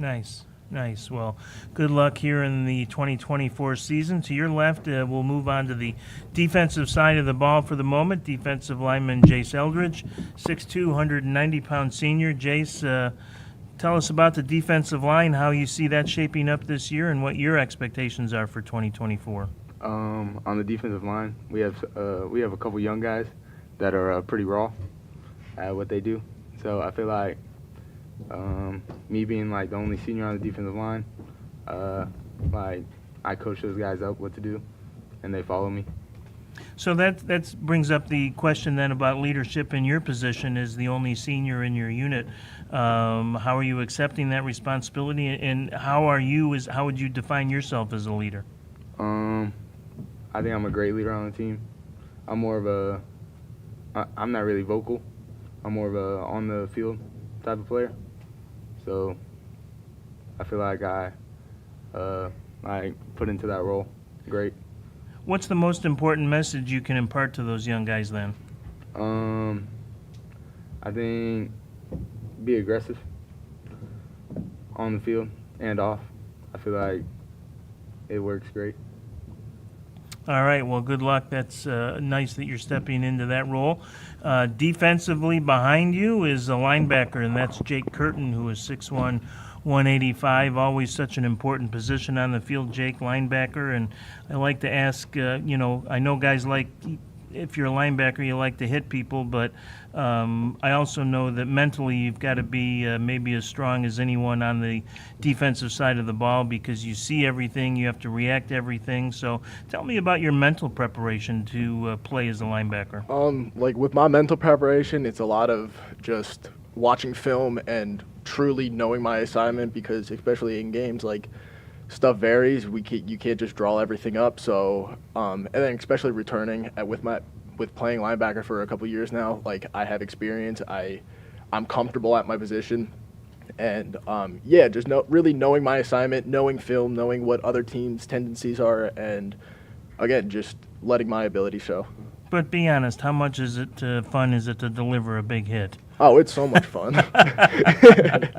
Yeah, we want to make sure we get that in there for the linebackers, because we know that's important. Jake, thank you. And yes, sir. Down there at the end, last but certainly not least, an offensive lineman in Brian Gonzalez, the unsung heroes of any successful program on the defensive and offensive line. And Brian, interested this offseason how, as a unit, you individually and as a unit, as an offensive line, you've gone about trying to improve yourself as in terms of communication, consistency, cohesiveness, the things that really make a really good offensive line. What have you been working on? Mainly, we've been working on in the weight room. Really, we've been working a lot with our footwork. Getting the right steps. We like to communicate a lot. That's something we repeat to each other all the time. You got to make our calls, know what each other are doing and whatnot. If we, make the wrong call, then it just throws the whole thing to the ground. It's not going to work out. So really, yeah, we're working on communication, executing what we need to do, just knowing what everyone else is doing as well. Does that extend off the field in terms of, a group and trying to communicate, become closer, understand each other? Do you do things off the field during the off season as well? Yeah, absolutely. Sometimes some of the seniors, invite some of the underclassmen to do some team bonding activities outside of school and outside of practice. like we may go out to eat or like go bowling or something, fun things. Really, we try to communicate as much as we can. It's a really important part as being a team. Yeah, nice, and I like to hear that you're doing some of those fun things off the field because it doesn't maybe always seem like it's increasing your togetherness, if you will. It seems like Right. maybe sometimes just a fun thing, but even just being together and sharing those moments is something that will help you in the long run. So glad to hear it. Coach, let's bring it back to you and wrap things up here. You've had a chance now to watch your team during the spring, and I'm sure you've been to some camps over the summer. So give us an idea of what might be different that you've seen that's really excited you for the season to come. Yeah, we had a good spring, and one of the things we've communicated and been very upfront was like, this is the toughest schedule that we've had since I've been the head coach. From week 1 to 10, so we embrace that, and we're up for that challenge, and really, like I said, been upfront with the guys, and we'll see how they react. So we're really excited about that. And that's what we need to do. We need to take that next step as a program. Some of these, a lot of the teams that have been on our schedule, or that are on our schedule this year, that have been on our schedule in the past, we've played competitive games with them. Haven't won. This is the time. We got to start winning those games. Right. So those are the things we've really been focusing on. Nice. Well, it should be an exciting time out there in Dover for Strawberry Crest, coming off 4 wins last year, and maybe more to come in 2024 as they will play in Class 7A District 7 this fall. And lots of challenges, but lots of opportunities ahead, and we're excited to see what the Chargers can do. We will continue on in just a moment. This is the 2024 Florida High School Football Media Days, brought to you by the Tampa Bay Buccaneers Foundation and Nike and FloridaHSFootball.com. Back in a bit.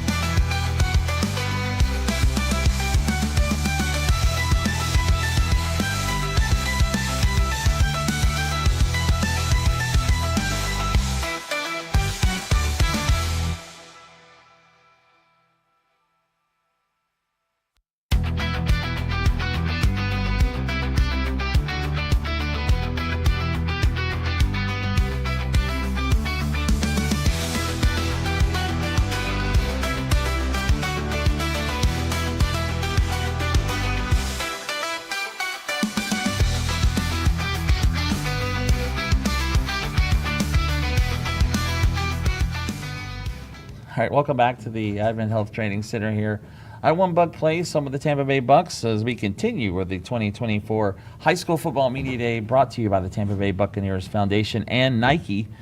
And we're getting down to the last 4 teams here for this weekend. And now up the Newsome Wolves coming to us from southeastern Hillsborough County, as you could say. And I'm joined now by the first-year head coach, Jeff Turner. And Coach, first of all, congratulations on the position here. If you want to tell a little bit about your experience as a coach coming into this job. Last 5 years, I was at East Bay as the offensive coordinator at East Bay High School, and then 10 years before that at Newsome.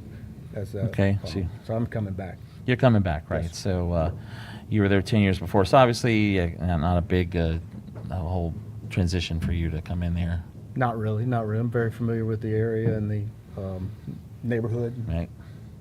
So last year, I know you weren't there, but a 2-8 record.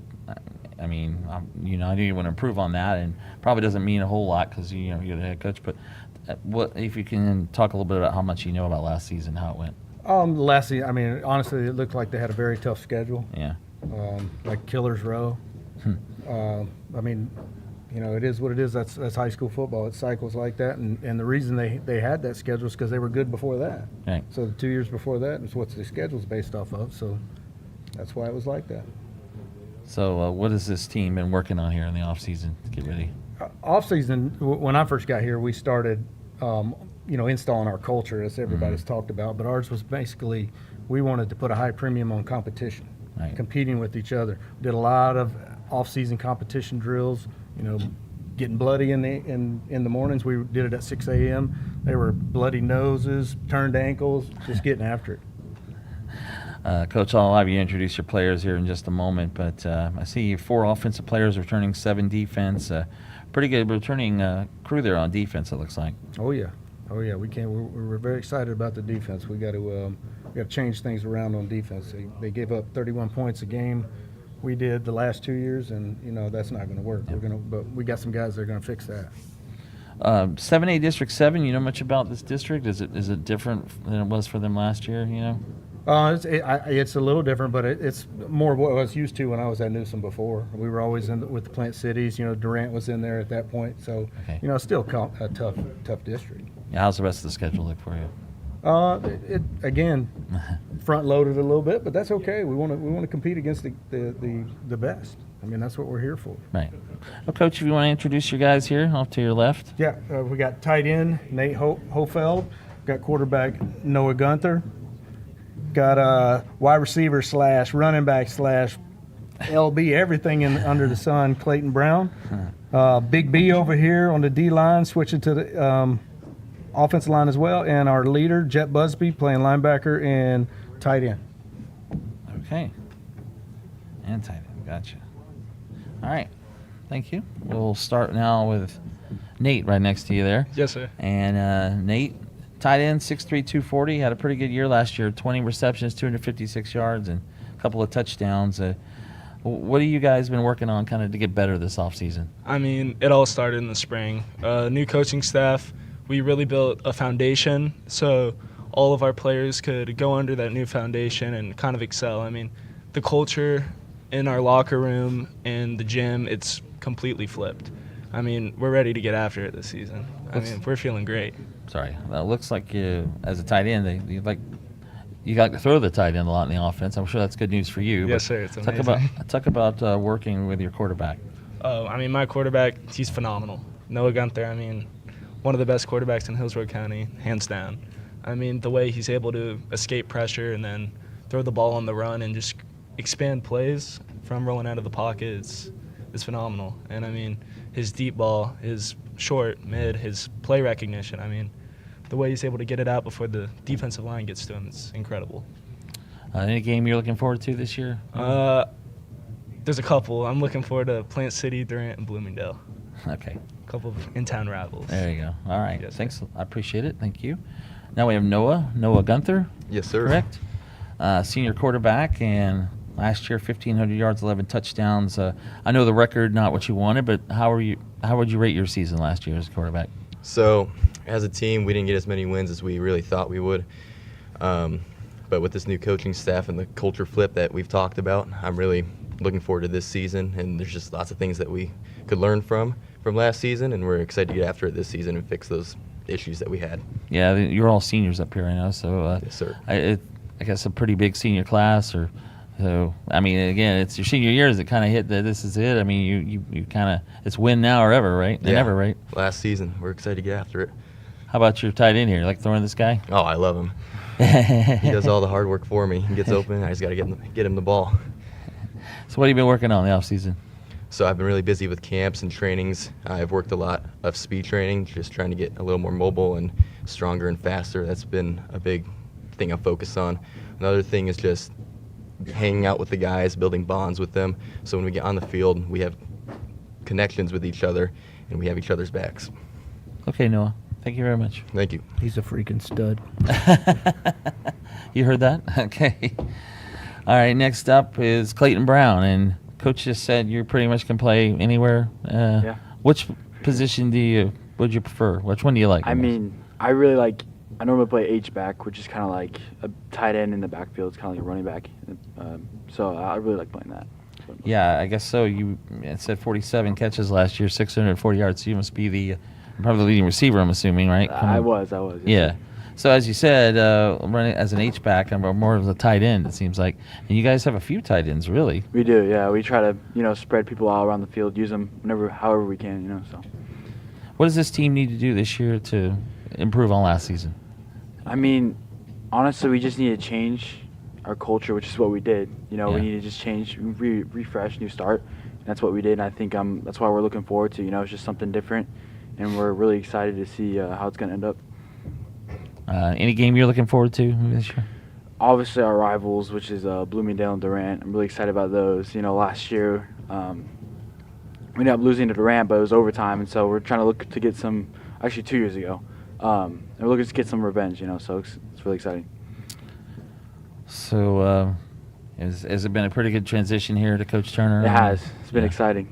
Even just in the offseason, it's just been fun, having a good time, and getting stronger and better. Okay, appreciate it. Thank you, Clayton. Now we have Braden. Yes, sir. Is it Berdecia? Berdecia. Yes, sir. They call you BB? We asked him 3 times how to say it before. It's okay. I was trying to get it right. You play defensive line, or? Yes, sir. Do you play offensive line too, or you play both sides? This year I'm going to be transitioning to play a little offensive line. Yes, sir. You're going to be playing just all offensive line, or both? I'm playing both. I'm playing okay. both ways. Is that just something you said you would do, or something that you guys needed a lineman on there? Did you volunteer is what I mean. I guess you could say that I volunteered. I mean, I'm looking to get on the field in any way that I can. Or you were, yeah, right? Yes, sir. Yes, sir. I mean, which side do you like better? I mean, if you... Defense. I like playing defense. Defense coach? Okay. Just giving him the look. All right. And also a senior, and, the same question. Is it kind of... If you kind of take it in, yeah, senior year's coming up. Last year playing for these guys. Yeah, it's been hitting me recently that it's the last year playing with the guys. I mean, it's a big year. It's a big culture year, as Coach was saying, rebuilding the culture. So yes, it has been. It's going to be a big year. So you're looking forward to blocking for these guys? Yes, yes, I am. All right. Thanks, Braden. I appreciate it. And we go now to Jet Busby. Is that right? Yes, sir. Okay. Good name. I like that. Now, Coach, I think I have you listed as linebacker, but Coach said tight end. You play tight end too? Yes, sir. When that big man over there, Nate Hofield, gets a little tired, I come in and got his back. Yes, sir. Does he get tired very much? No, sir, but when he does, I'm there. That's good to know. So is tight end, is this a new position for you, or you been? Yes, sir. I mean, my whole life I always had little hands on me. I can catch the football kind of very well. So coming to play tight end and I like helping the team whatever way I can. So as long as that's helping the team, I'm there to do it. I like that defensive side, though, playing linebacker. Oh, yeah. Yes, sir. Love that. Love hitting people. Yes, sir. Love that. And just the energy you bring at linebacker, it affects the team in so many different ways. And if you don't have energy, it's just all downhill from there. So as long as you have energy and want to hit people at linebacker, you'll be all right. Good stuff. Appreciate it. Oh, any game you're looking forward to, maybe? Oh, I need Durant. Yes, sir. Durant. I mean, We should just bring him down Yes, here. sir. Let him sit Well, right I here. say him. It seems Let like him I do the mean, whole I thing. he mean, could do the whole my show. sophomore year, Yeah, right. lost in overtime, and then last Hey, year we we didn't lost stop. again. It's So fine. it has to happen. I mean, definitely number one on the team that we need to beat. Yes, sir. You're gonna be like doing a talk show in the future, aren't you? Sports talk, right? I might. You definitely could. Appreciate it, Jed. Good stuff. Yes, sir. Thank good, Good luck this year. All right, Coach. Well, you got a pretty confident group here, and it's good to see. And I'm sure that good things are coming after a rough season last year. Absolutely. They got their confidence through strength in the off season and working out. We got probably one of the best strength and conditioning coaches in Southeast Elite, and Joe Osborne. It's just amazing. All right, Coach. Appreciate it. And Coach Jeff Turner and the Newsome Wolves, thanks for coming today, guys. Good luck this year. And we will return in just a moment to the AdventHealth Training Center here at One Buck Place as we begin to wrap up the High School Media Day here from the Tampa Bay Buccaneers Foundation and Nike.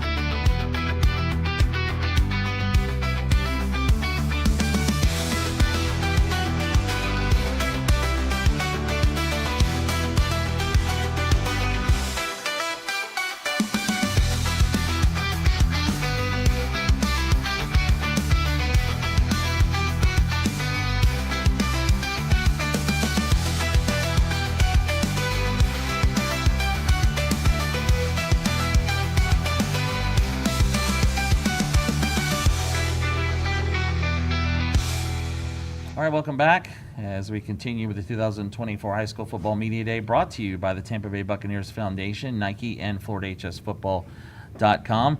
And we're going to stay here in Tampa now and bring on the Leto Falcons. And first-year head coach John Hurst, 4-6 record a year ago. We'll get to that in a moment. Coach, first of all, congratulations on the new position. And you want to talk a little bit about your coaching experience coming into this job? For sure, yeah, appreciate that. First-year head coach coming in, first time as a head coach. I coached back in Atlanta, Georgia last year.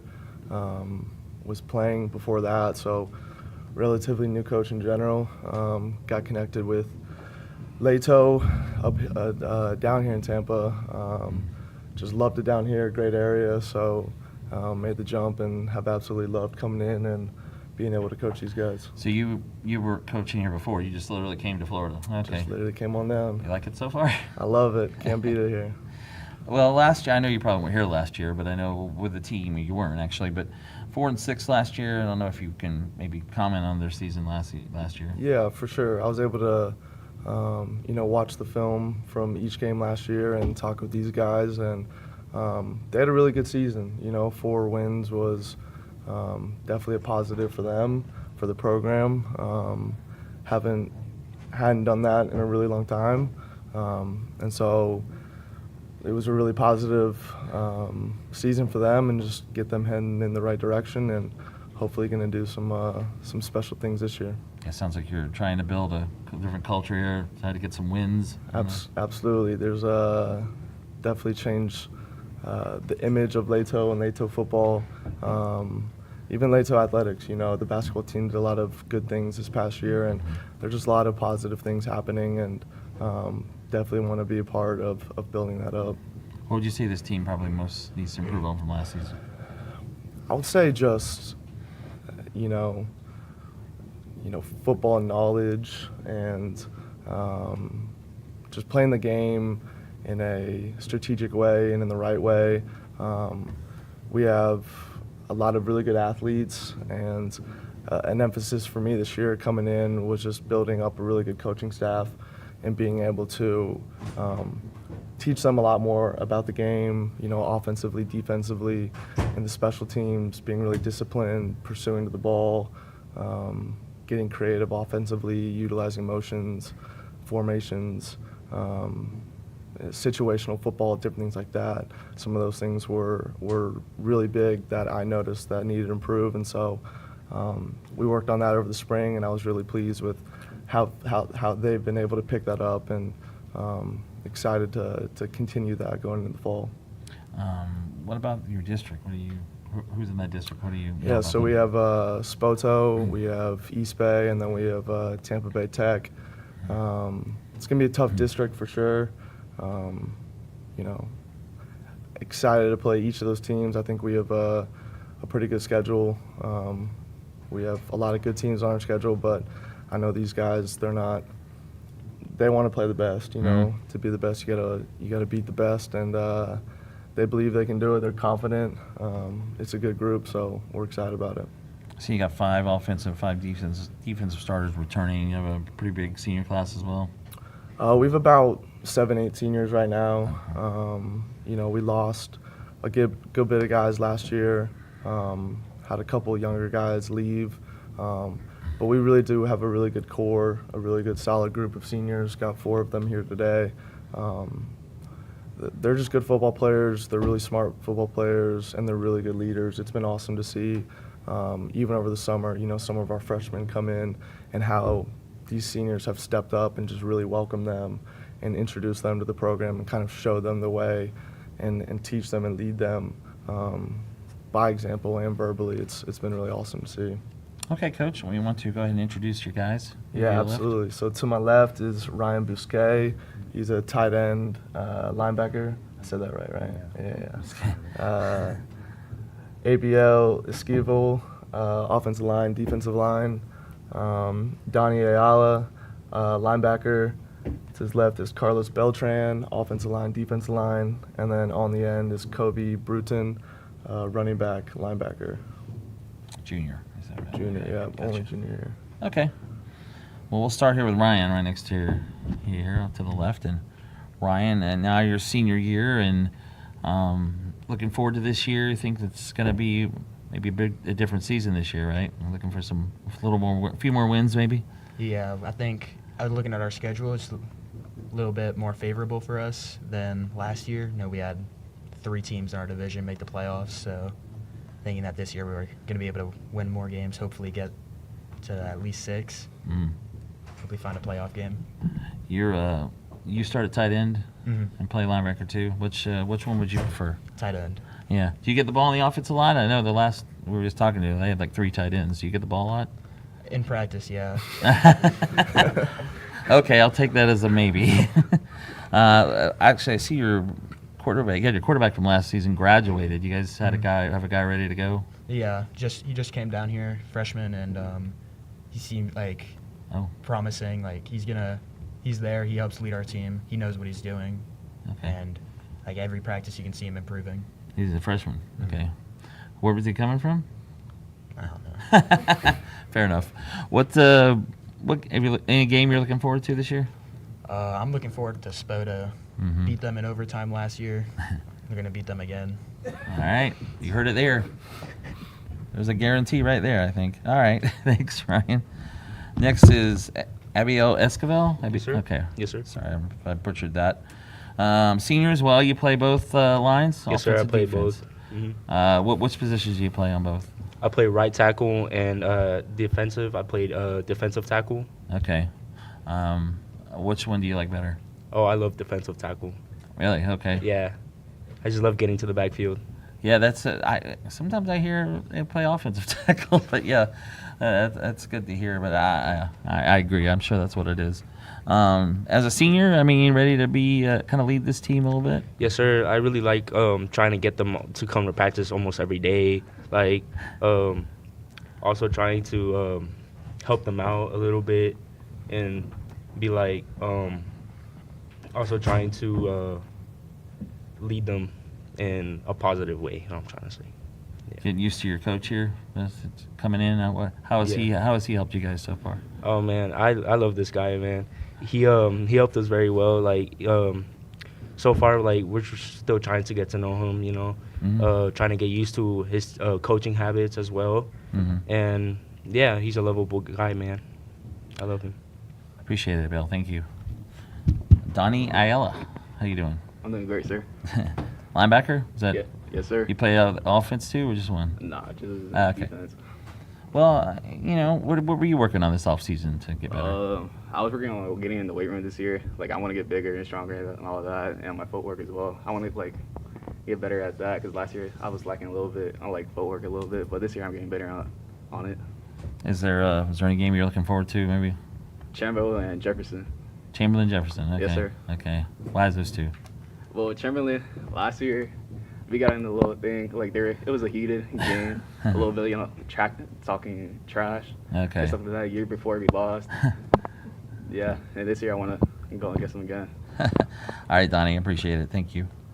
Carlos Beltran. Yes, sir.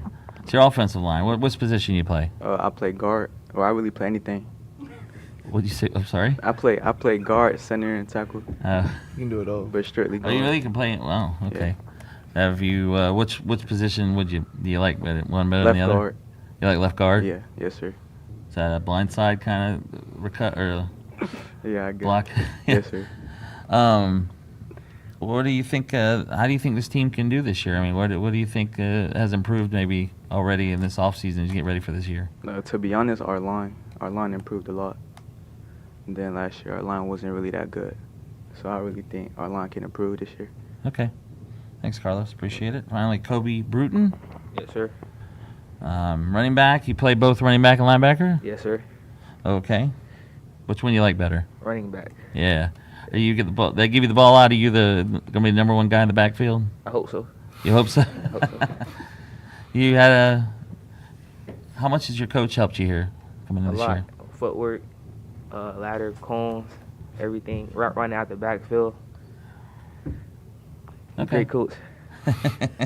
All right, Kobe. Thanks, Coach. Looks like you guys are ready to go. Absolutely, it's a confident bunch, and they believe they can win, and I believe they can win too. So, well, good luck this year to Absolutely. you guys, and thanks for coming today. As the Leto Falcons and head coach John Hurst. In a moment, we'll be back. 2 more teams to go here from One Buck Place. You're watching the 2024 High School Football Media Day presented by the Tampa Bay Buccaneers Foundation and Nike.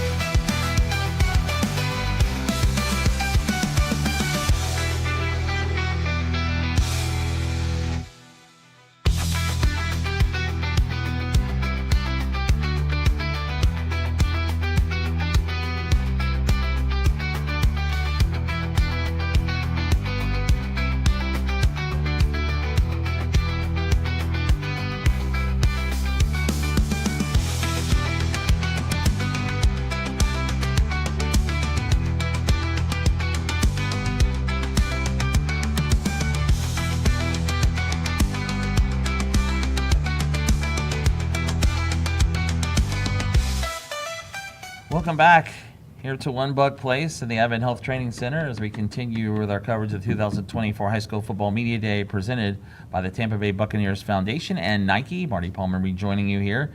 And now we're going to talk 8-man football. We had a couple of teams we talked to yesterday, and today it's, well, the state champs are here in 8-man football. The Shorecrest Prep Chargers out of St. Pete, and here's Coach Anthony McCall now entering his 6th year. And first of all, Coach, congratulations on the title, 12-0, and if you can, just kind of go through the season last year a little bit.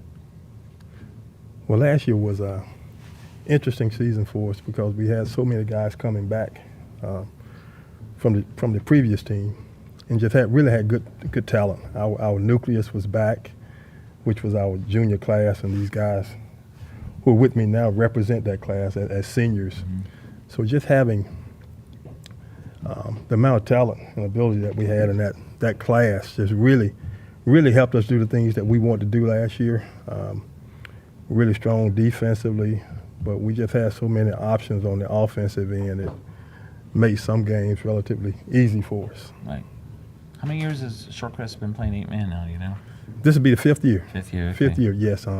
Got into a numbers crunch a few years ago and didn't want to see football leave our campus, so went to 8-man, and that's really been more conducive to the numbers that we have at Shorecrest. Yeah, I see 31 consecutive wins in the Sunshine State Athletic Association, 3 state titles in 4 years. You mentioned the talent, 4 players advancing to play at the next level. This program seems pretty hot right now, 8-man football. Yeah, got some good players. Again, some of them are here with me. The table with me today have one who's got stuck in Atlanta at an AAU tournament, who was really an exceptional player, probably the best offensive player in 8-man in the state last year. A young man by the name of Nicholas Bearden. Who did you lose from last year, Coach? I know you said you lost some key players. Yeah, well, the biggest one we lost would be our starting center. Cody Boggs had started. We went and counted over 3 years. He was in 1,059 plays and had 5 errant snaps. Wow. In 3 years. Okay. And so having a guy, knowing we had him, we knew we would get a playoff every play, which is so important. I think it's something you often take for granted until you get some bad snaps, but that kid just consistently had good snaps. Had another offensive lineman that we lost, Cooper Phillips, along with our heart and soul of our defense. Our middle linebacker, Ben Werman, we lost. In addition to that, we had a couple of underclassmen who've gone to other schools this year, so we'll look differently defensively this year. Last year only yielded 7 points per game, but I think it might be a little different. These guys might differ with me on this end, but I think we will look differently using the personnel that we lost, but still think we have a productive team on the defensive side. How many players do you have on the team? The max you can have is 25. Okay. That's the max you can have on your roster, and that's what we've had. Oh, okay. The past few years. I think one of the teams had 11 yesterday. 11, wow. Yeah, I was just thinking, they're thinking, well, you can play 8-man, that's about it. But at least you guys have an opportunity to, can substitute people, like players in and out some. Yeah, we do that, but when you have some of the guys that we have, you want to try to keep your best players on the field as much as possible. Right. And 8-man allows us those opportunities to have guys to play both ways a little more than they would probably do in an 11-man format. What's your schedule look like this year? One particular game we're looking forward to, we booked a game with Westminster out of Augusta, Georgia. They are the defending 8-man champion in Georgia. So we will be going up to play them, and that's one we're really looking forward to. But like every other coach, I'm going to say that the next game is the most important one for us. So those are the ones. But in particular, that's one we're really looking forward to. Get a chance to see a team we've never seen before and have our guys get an opportunity to travel and just experience something different. All right, Coach, you want to go ahead and introduce the guys that are here with you today? Yes, to my left, I have Ahmad Cromedy. Ahmad is again, all these guys are seniors. Okay. Ahmad is a wide receiver, defensive back, maybe transitioning and playing a little linebacker this year. Next to him, we have Wes Ryan. Wes is a tight end, defensive end. And next to West is Ed Mitchum. Ed is a running back, defensive back. Okay. I guess we'll start with Ahmad. He's right to your left here. And sir. Coach just said you're going to play some linebacker this year. How do you feel about that? I'm not gonna say I feel happy about it, but I'm willing to do anything to help the team succeed. My first year playing in 10th grade, I was actually a linebacker, so I'm a little accustomed to it. Okay. So I'm just looking forward to helping the team out any way I can. You've been more of a receiver, though? Yes, definitely. You play DB, too, right? Yes, yes. Which one of those do you like better? Receiver. Yeah. Receiver. I think A-Man is pretty wide open, too. Yes, mostly, right? yes, definitely. Who's your quarterback going to be? Is your quarterback the one that's supposed to be here, you said, Yes, Atlanta? Oh, Nicholas okay. Bearden, yes. So talk a little bit about him. Nicholas Bearden is an amazing quarterback, and then especially with me and Nick's chemistry, because we also play 2 other sports together, basketball, and we run track together. So we have good chemistry. So he just sees me out there, he throws it up, and I just go get it. So you're a senior, 3 state titles in 4 years, not bad, right? And Not bad. want to add another one, though, right, in the senior year? 100%. How do you like playing for your coach here? I love playing for Coach McCall. He's a funny guy. He's very interesting. Sometimes he gets in his little moods, and then he has us gassed after practice, but I love playing for him. He's a very funny and interesting coach. I mean, did you know much about 8-man football before? No, I did not. Yeah. I did not, to be honest. At first, I came to our first 8-man game when I wasn't playing, and I was very surprised. I was like, where's everybody else at? But then the game was it looked kind of fun, so I was like, I might play next year, and I ended up playing, so yeah. Okay. Appreciate it, Ahmad. Good luck. Thank you. Next, we have Wes Ryan. Yes, sir. Hello. Hey, how you doing? Good. Tight end, defensive end. You look like a tight end. Big. 6'6", 240. Is that right? Closer to 6'7", I'd say. Oh man, yeah. Gotta give myself the credit. But play basketball too, or no? I play basketball. I'm a good rebounder, but that's about it. Yeah, okay. Okay. That's good. That helps. I do my job. How about as a tight end? I mean, they gotta get the ball to you a lot. You see the ball a lot as a tight end? Yeah, I get a good amount of touches. I just like when the ball's in my hands, make something happen, run through some people. It's a lot of fun. And defensive end too. You get after the quarterback some that way, but which one would you say you prefer? I'd say tight end. I just like catching the ball. I like hitting people too, though. Don't get me wrong. But want to get that out there, right? Yeah, of course. But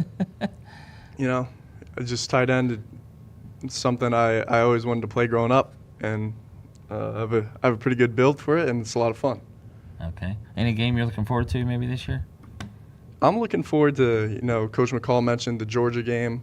I'm also looking forward to hopefully my 4th state championship. That's the game I want to win the most. You're a senior as well, so yes, I mean, sir. And again, not bad. That'd be 4 and 5 years maybe. You mentioned the trip to Georgia. I mean, it's kind of neat to get take a road trip with the guys. Probably don't get to do that a whole lot. No, sir. Yeah, I'm excited for it. We haven't done it yet. It'll be a great experience. Yeah. Good bonding, a lot of fun, and it'll be a good game. I think. I'm looking forward to it. Okay. Thanks, Wes. Thank you. Next up, Ed Mitchum. How you doing? I'm good. How are you? Good. Senior as well. You play running back and DB. Yes, sir. How you like being back there in the secondary? Secondary. Oh. Yeah, that's what it is. Yeah, Defensive back. Sorry. Yeah, I should have known that word. That's my favorite position. Like I usually go out for a couple routes too, because I'm like kind of a threat in that area too. But I just like being patient. Being able to see the holes and just use my speed, track speed, and be able to score touchdowns for the team. Are you the main running back pretty much? You can be Yes. there? Okay. Now, as a defensive back, I mean, is it kind of tough for the 8-man football? I mean, to play a defensive back position? I wouldn't say that. I feel like, with 8-man, it's a lot of space. You know what I'm saying? It's a lot of space on the field, so it's a lot of running. And then being able to see like the tendencies of different teams, and then it gets like to the point where you just know what people are about to do, and then it just gets more comfortable and more comfortable. How do you like playing for your coach here? Oh, I love Coach McCall. Coach McCall, like him, I say he's funny. He's funny. But I like the work ethic he put into us. Make sure we all on where we need to be on. at practice, gassers. And I feel like he's a good coach for repetition and getting the basics and good habits. Appreciate it, Ed. Thank you. Well, Coach, you guys seem like they're ready to go again, and I know it'd be nice to get another state title. I'm sure that's your goal again, right? Yeah, really, our goal, be frank with you, is have these guys get better every day. And we look at state championship as being a destination and not a goal. I mean, so goal is just make sure these kids are, we're getting the most out of them. Just They're becoming all they can be. Just a destination you become Yeah. familiar with. At Yeah. least. All right. Well, this is Shorecrest Prep Chargers. Thanks for coming today, guys. Coach Anthony McCall here with us. Wish you good luck this season, and we will come back. Our final team, the Northeast Vikings, they're in the building coming up. The 2024 High School Football Media Day live here from One Buck Place. All right, guys. Good stuff. Thank you. Good job.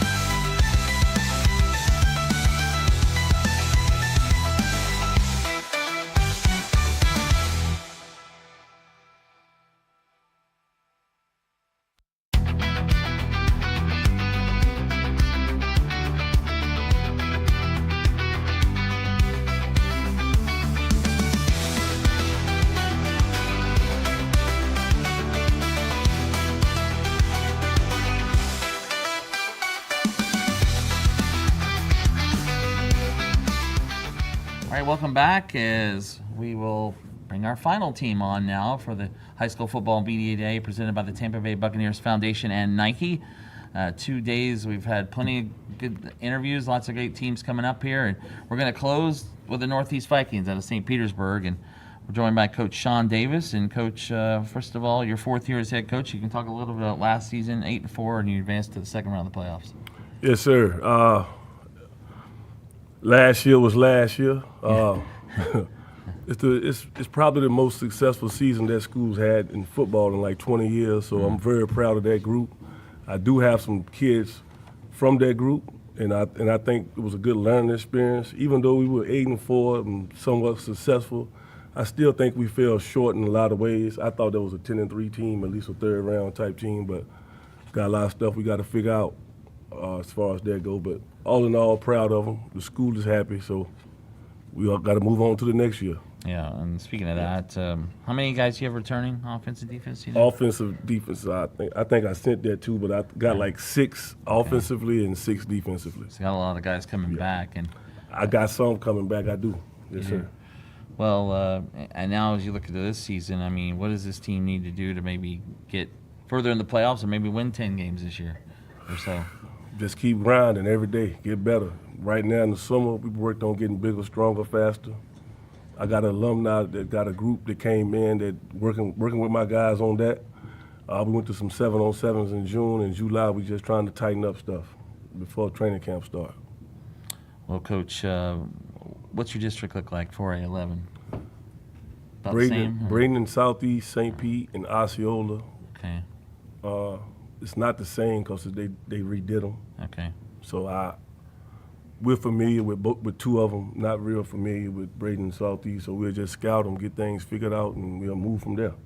Okay. How about the rest of the schedule? Yeah. Rest of the schedule, well, we're going to open up, ever since I got this job, we opened up with Lakewood, we in with Largo. Okay. We don't dodge nobody, so that's how it is. Well, you mentioned, too, last year was one of the best years in a while in football. How has maybe the culture been changing there in Northeast since you've been the head coach? Yeah. Fortunately, we've been winning them for the most part, so yeah. God bless us, and we just keep working. Yeah.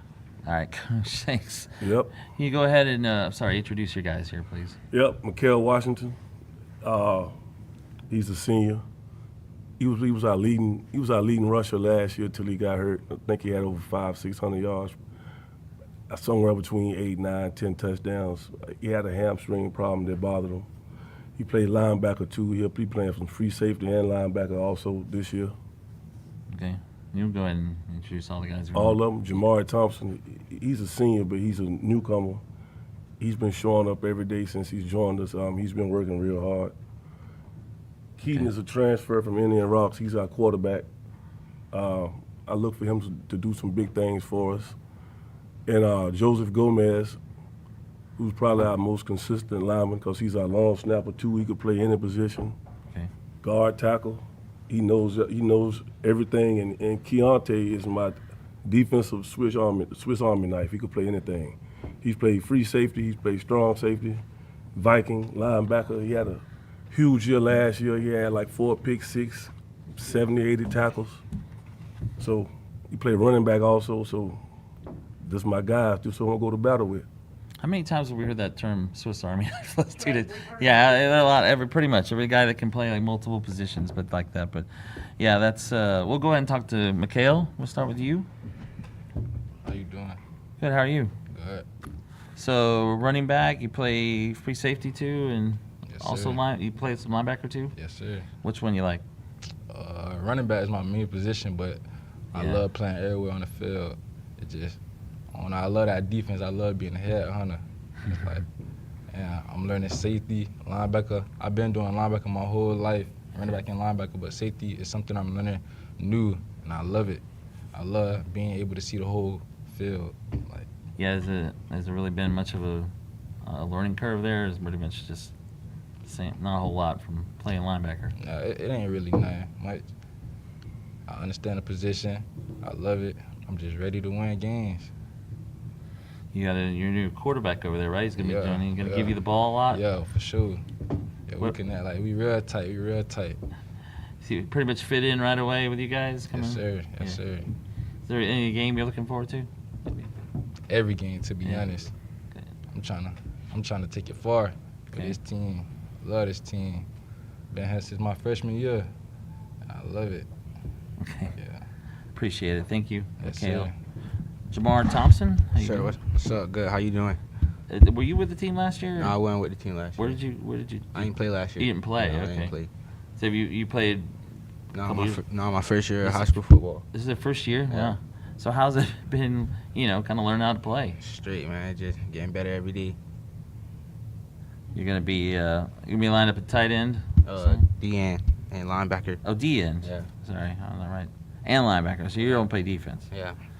Well, which position? Which one do you like lining up in? Like, you like both or either? Yeah, both. It don't really matter. But I like D-end more. I ain't gonna lie. Quicker off the ball. What have you guys been working on the off season? Getting better. How are you gonna do that? Just working. Yeah. Okay. Appreciate it. Yes, sir. Let's talk to the quarterback, Keaton Yo. Ebener, right? Yes, Eminer. Eminer, Yes, sorry. sir. Yes, sir. And you came over from Indian Rocks Christian, and no problem there coming in. You got the guys have you got to know them pretty well already. Smooth transition. It's been good since the first day I got there. Just been working. How was your season last year at Indian Rocks? It was a pretty good season. We lost first round of the playoffs to CCC once again, and then I figured after that season it was best for me to go elsewhere and try and see what I could do there. What's the difference coming over to this team? Oh, it's so much different. Yeah. Changing culture, just everything between the intensity in practice, the competition, the teammates, everything. It's a whole lot different. A lot more competitive. Looks like you got some weapons to give the ball to as well. Yes, sir.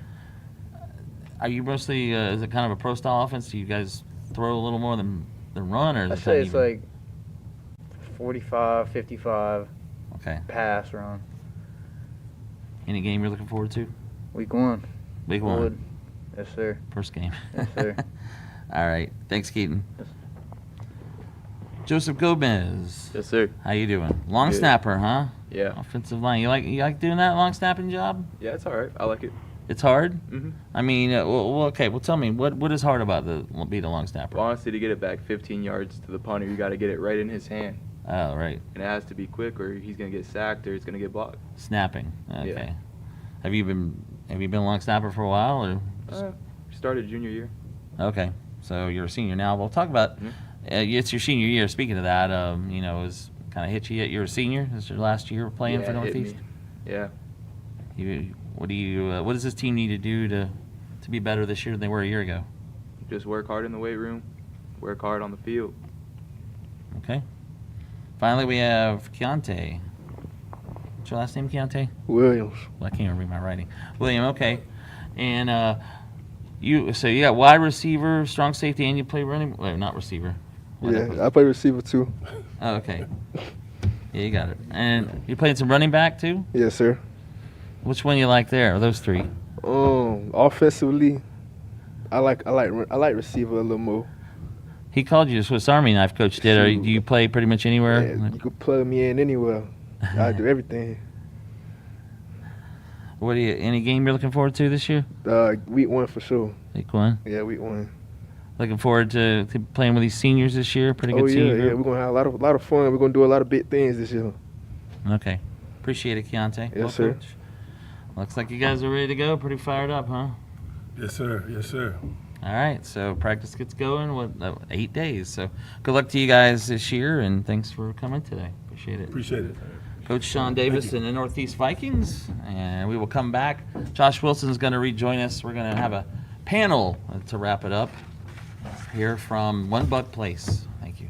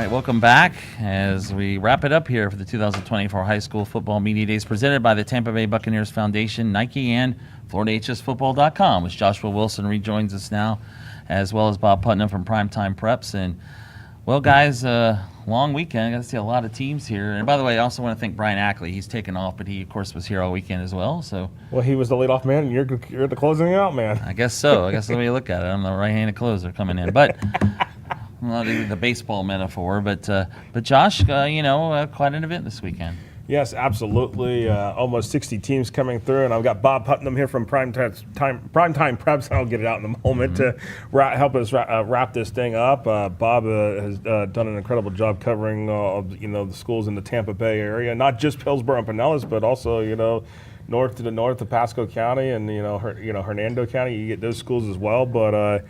Let's just talk about this first with the number of teams that have come through here. Just the plethora of talent that just in Hillsborough and Pinellas County alone. And by the way, much credit to Bob for coming right off of a boat. Yes. Yesterday, 2 days of this. So props to you, Bob. But what is your takeaway from after 2 days of this? I think offensively, there's just a lot of points that are going to be put up on the scoreboard here. Lots of returning quarterbacks. There's ton of 1,000-yard rushers returning to receivers. It's just amazing. And then, but there is talent on the defensive side too. It's just a lot. That's in the area. You could put together a team that could. Challenge any other region, I think even Miami talent-wise. Yeah, no, absolutely. And one thing, I think another key component that we, not only just that with the teams here, but hey, we brought in some 8-man teams, and that's been a growing sport, side of the sport for the last few years, and of course the defending 8-man state champs in the Shorecrest Prep, they're sitting here, they're looking for another title this year. 3 out of 4 years they won. I was gonna say multiple state champions. State championships. So hey, they're looking for another one with the way it's growing in the Sunshine State Athletic Association. Yeah, and the whole area has been pretty strong with that. Even before Shorecrest made this long run, Clearwater Academy had won quite a bit in a row before they decided to go to 11-man. So the Pinellas County, Tampa Bay area has definitely been particularly strong in 8-man football. No, absolutely. And one thing that we didn't hit on this weekend, but maybe it's a good point to go ahead and hit on it, is the fact that Clearwater Academy, they shut their football program down. American Collegiate, they shut their football program down. So, we lost 2 football programs in this area to start the season. So, is that could it just these be one-offs, or is it just because of the way those programs are running that it was not feasible for them to continue?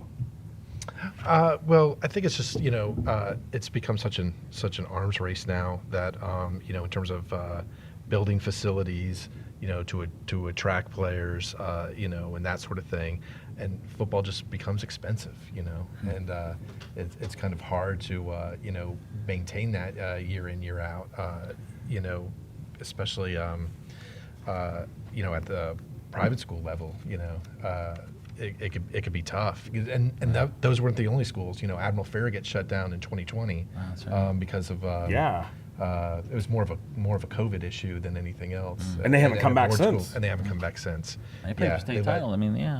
So it's tough, but there's still a lot. There's still a lot of schools that are still playing, thriving. But there's no doubt there's a couple of that have decided it was just too expensive to keep playing football.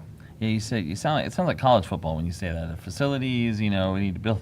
That's right. That's the way high school football has become too. It is an arms race, and a bit of that we see it, and with all that's going on. But in the end, it's about football. But there are a lot of things that happen in the off season now that are a little bit different for high school football and sports in general. No, absolutely. And looking at it, with the new classifications already set for this year, Bob, well, actually for the next 2 years, do you realistically think that either Berkeley Prep could repeat, considering they were the only state champs from this region, of the teams that we talked to over the weekend, to won a state title, outside of the 8-man football and the 11-man football on the 11-man side, is there a chance that they could repeat, or is there another team that maybe could win that state title this year, or is it going to be a fight with the classifications, considering how heavy tilted it is towards South Florida? I think Berkeley Prep, can win again. They've got both running backs back. One's committed to Temple, the other one's committed to Notre Dame. You got, last year they were playing with a freshman quarterback who had an entire season under his, season of experience, including, that playoff run from last year. Is only going to get better. The line's pretty good, the defense is pretty good, and they have confidence now. They have confidence that they can play with teams from South Florida. They went down and beat American Heritage. They beat Norland. So they know they could do it now, and I think that means everything. Once you beat a team, from South Florida, then you can continue to do it. And that's been big. And that's the thing that Clearwater Central Catholic's got to get over as far as the hump. They've been to the state final 2 years in a row, but they played Chaminade and lost. Obviously Chaminade's going to be a completely different team this year. They don't have some of the playmakers. They graduated. How well have they reloaded? But CCC is veteran team this year. Comes back, quarterback's back, good offensive line, lots of depth on the defensive side of the ball. So we'll see if they can, not only make it closer, but possibly get over that hump and win. Either way, though, it'll be a better game if they play Chaminade than last year. Because Chaminade was just outclassed. They were different class. They were like a college team in a way. Yeah, they really were. But considering the number of prospects they had. Right, exactly. And yeah, that's what you see too. As you said, Clearwater Central Catholic, a team. I mean, you go 13-1, but you lose that last game, and it's all you can remember usually. But they are right on the edge of that, and we've seen some other teams like that. I think Gaither's interesting. They're a team last year that made a nice run to the playoffs. I don't know how they'll be this year coming back, but it's a team that hadn't really done that in a while. Yeah, they're a team. After talking to Coach Carson, today. They got a lot back. So they last year when they went on that run at the end, they had a quarterback that was really strong. They were kind of known as being air raid, but in the playoffs they started pounding the ball. They had a young back that ran for 25 touchdowns, Mason, and he's back. They've got pretty much their entire offensive lines returning, and on the defensive side, they've got just about everyone back, including Antonio Henley, who's had something like 46 sacks in his career, and there's a possibility of another strong defensive lineman, an LSU commit. Don't want to say who it is yet, but could possibly be coming into Gaither as well. If that happens, I mean their defense is going to be really tough. And in the Hillsborough County, the Hillsborough County Public Schools, they haven't won a state championship in a while. So hey, maybe this year things change. Of course, Pinellas County, we still haven't gotten that has not gotten that elusive state title yet. So we'll have to see what happens this year and everything. But this media day has been great. The last 2 days, I appreciate the Tampa Bay Buccaneers graciously sponsoring this and hosting this and bringing this to help bring this together. It's definitely, worth every ounce of sweat to put into this. It's Hopefully we're indoors, not as much sweat. Yes, exactly. Yeah, but the lights are a little bright, but still, they're but fun. no, it's been fun. I enjoyed this. Yeah. Especially here at the AdventHealth Training Center. Right. Compared to the stadium the last 2 years, this is definitely to be able to come to a training facility for an NFL team. For these teams to have this opportunity is just great. But I think the one thing to note here is to keep reminding fans is that August 9th is actually kickoff classics for the Sunshine State Athletic Association. August 16th is actually week 0, which is the first week of the regular season for the Sunshine State Athletic Association. And then that week 0 will also be preseason kickoff classics which is August 16th, and then August 23rd, first games of the regular season for the FHA schools. About a month away. Yes. At this point, yeah. Yeah, we're just about a month away out from where toe meets leather officially. That's right. So, Bob, you got any final thoughts you want to share? We talked about a few of these other teams too, but Tampa Bay Tech and Armwood will definitely be battling for making deep runs in the playoffs too. They've got they're loaded at receivers, secondary. They've got good running backs, good offensive line. They're two teams to definitely watch out for too. Absolutely. Any final thoughts, Marty? Say goodnight, Josh. I'm good. Say goodnight. All right. Well, for Marty Palmer and Bob Putnam, I'm Joshua Wilson of FloydHSFootball.com. Thank you for everybody tuning in and watching the past 2 days of the 2024 Tampa Bay Buccaneers High School Football Media Day at the AdventHealth Training Center at One Buck Place. And we'll take it from there, and we'll see everybody on the gridiron for the 2024 regular season. Until then, so long here on FloydHSFootball.com.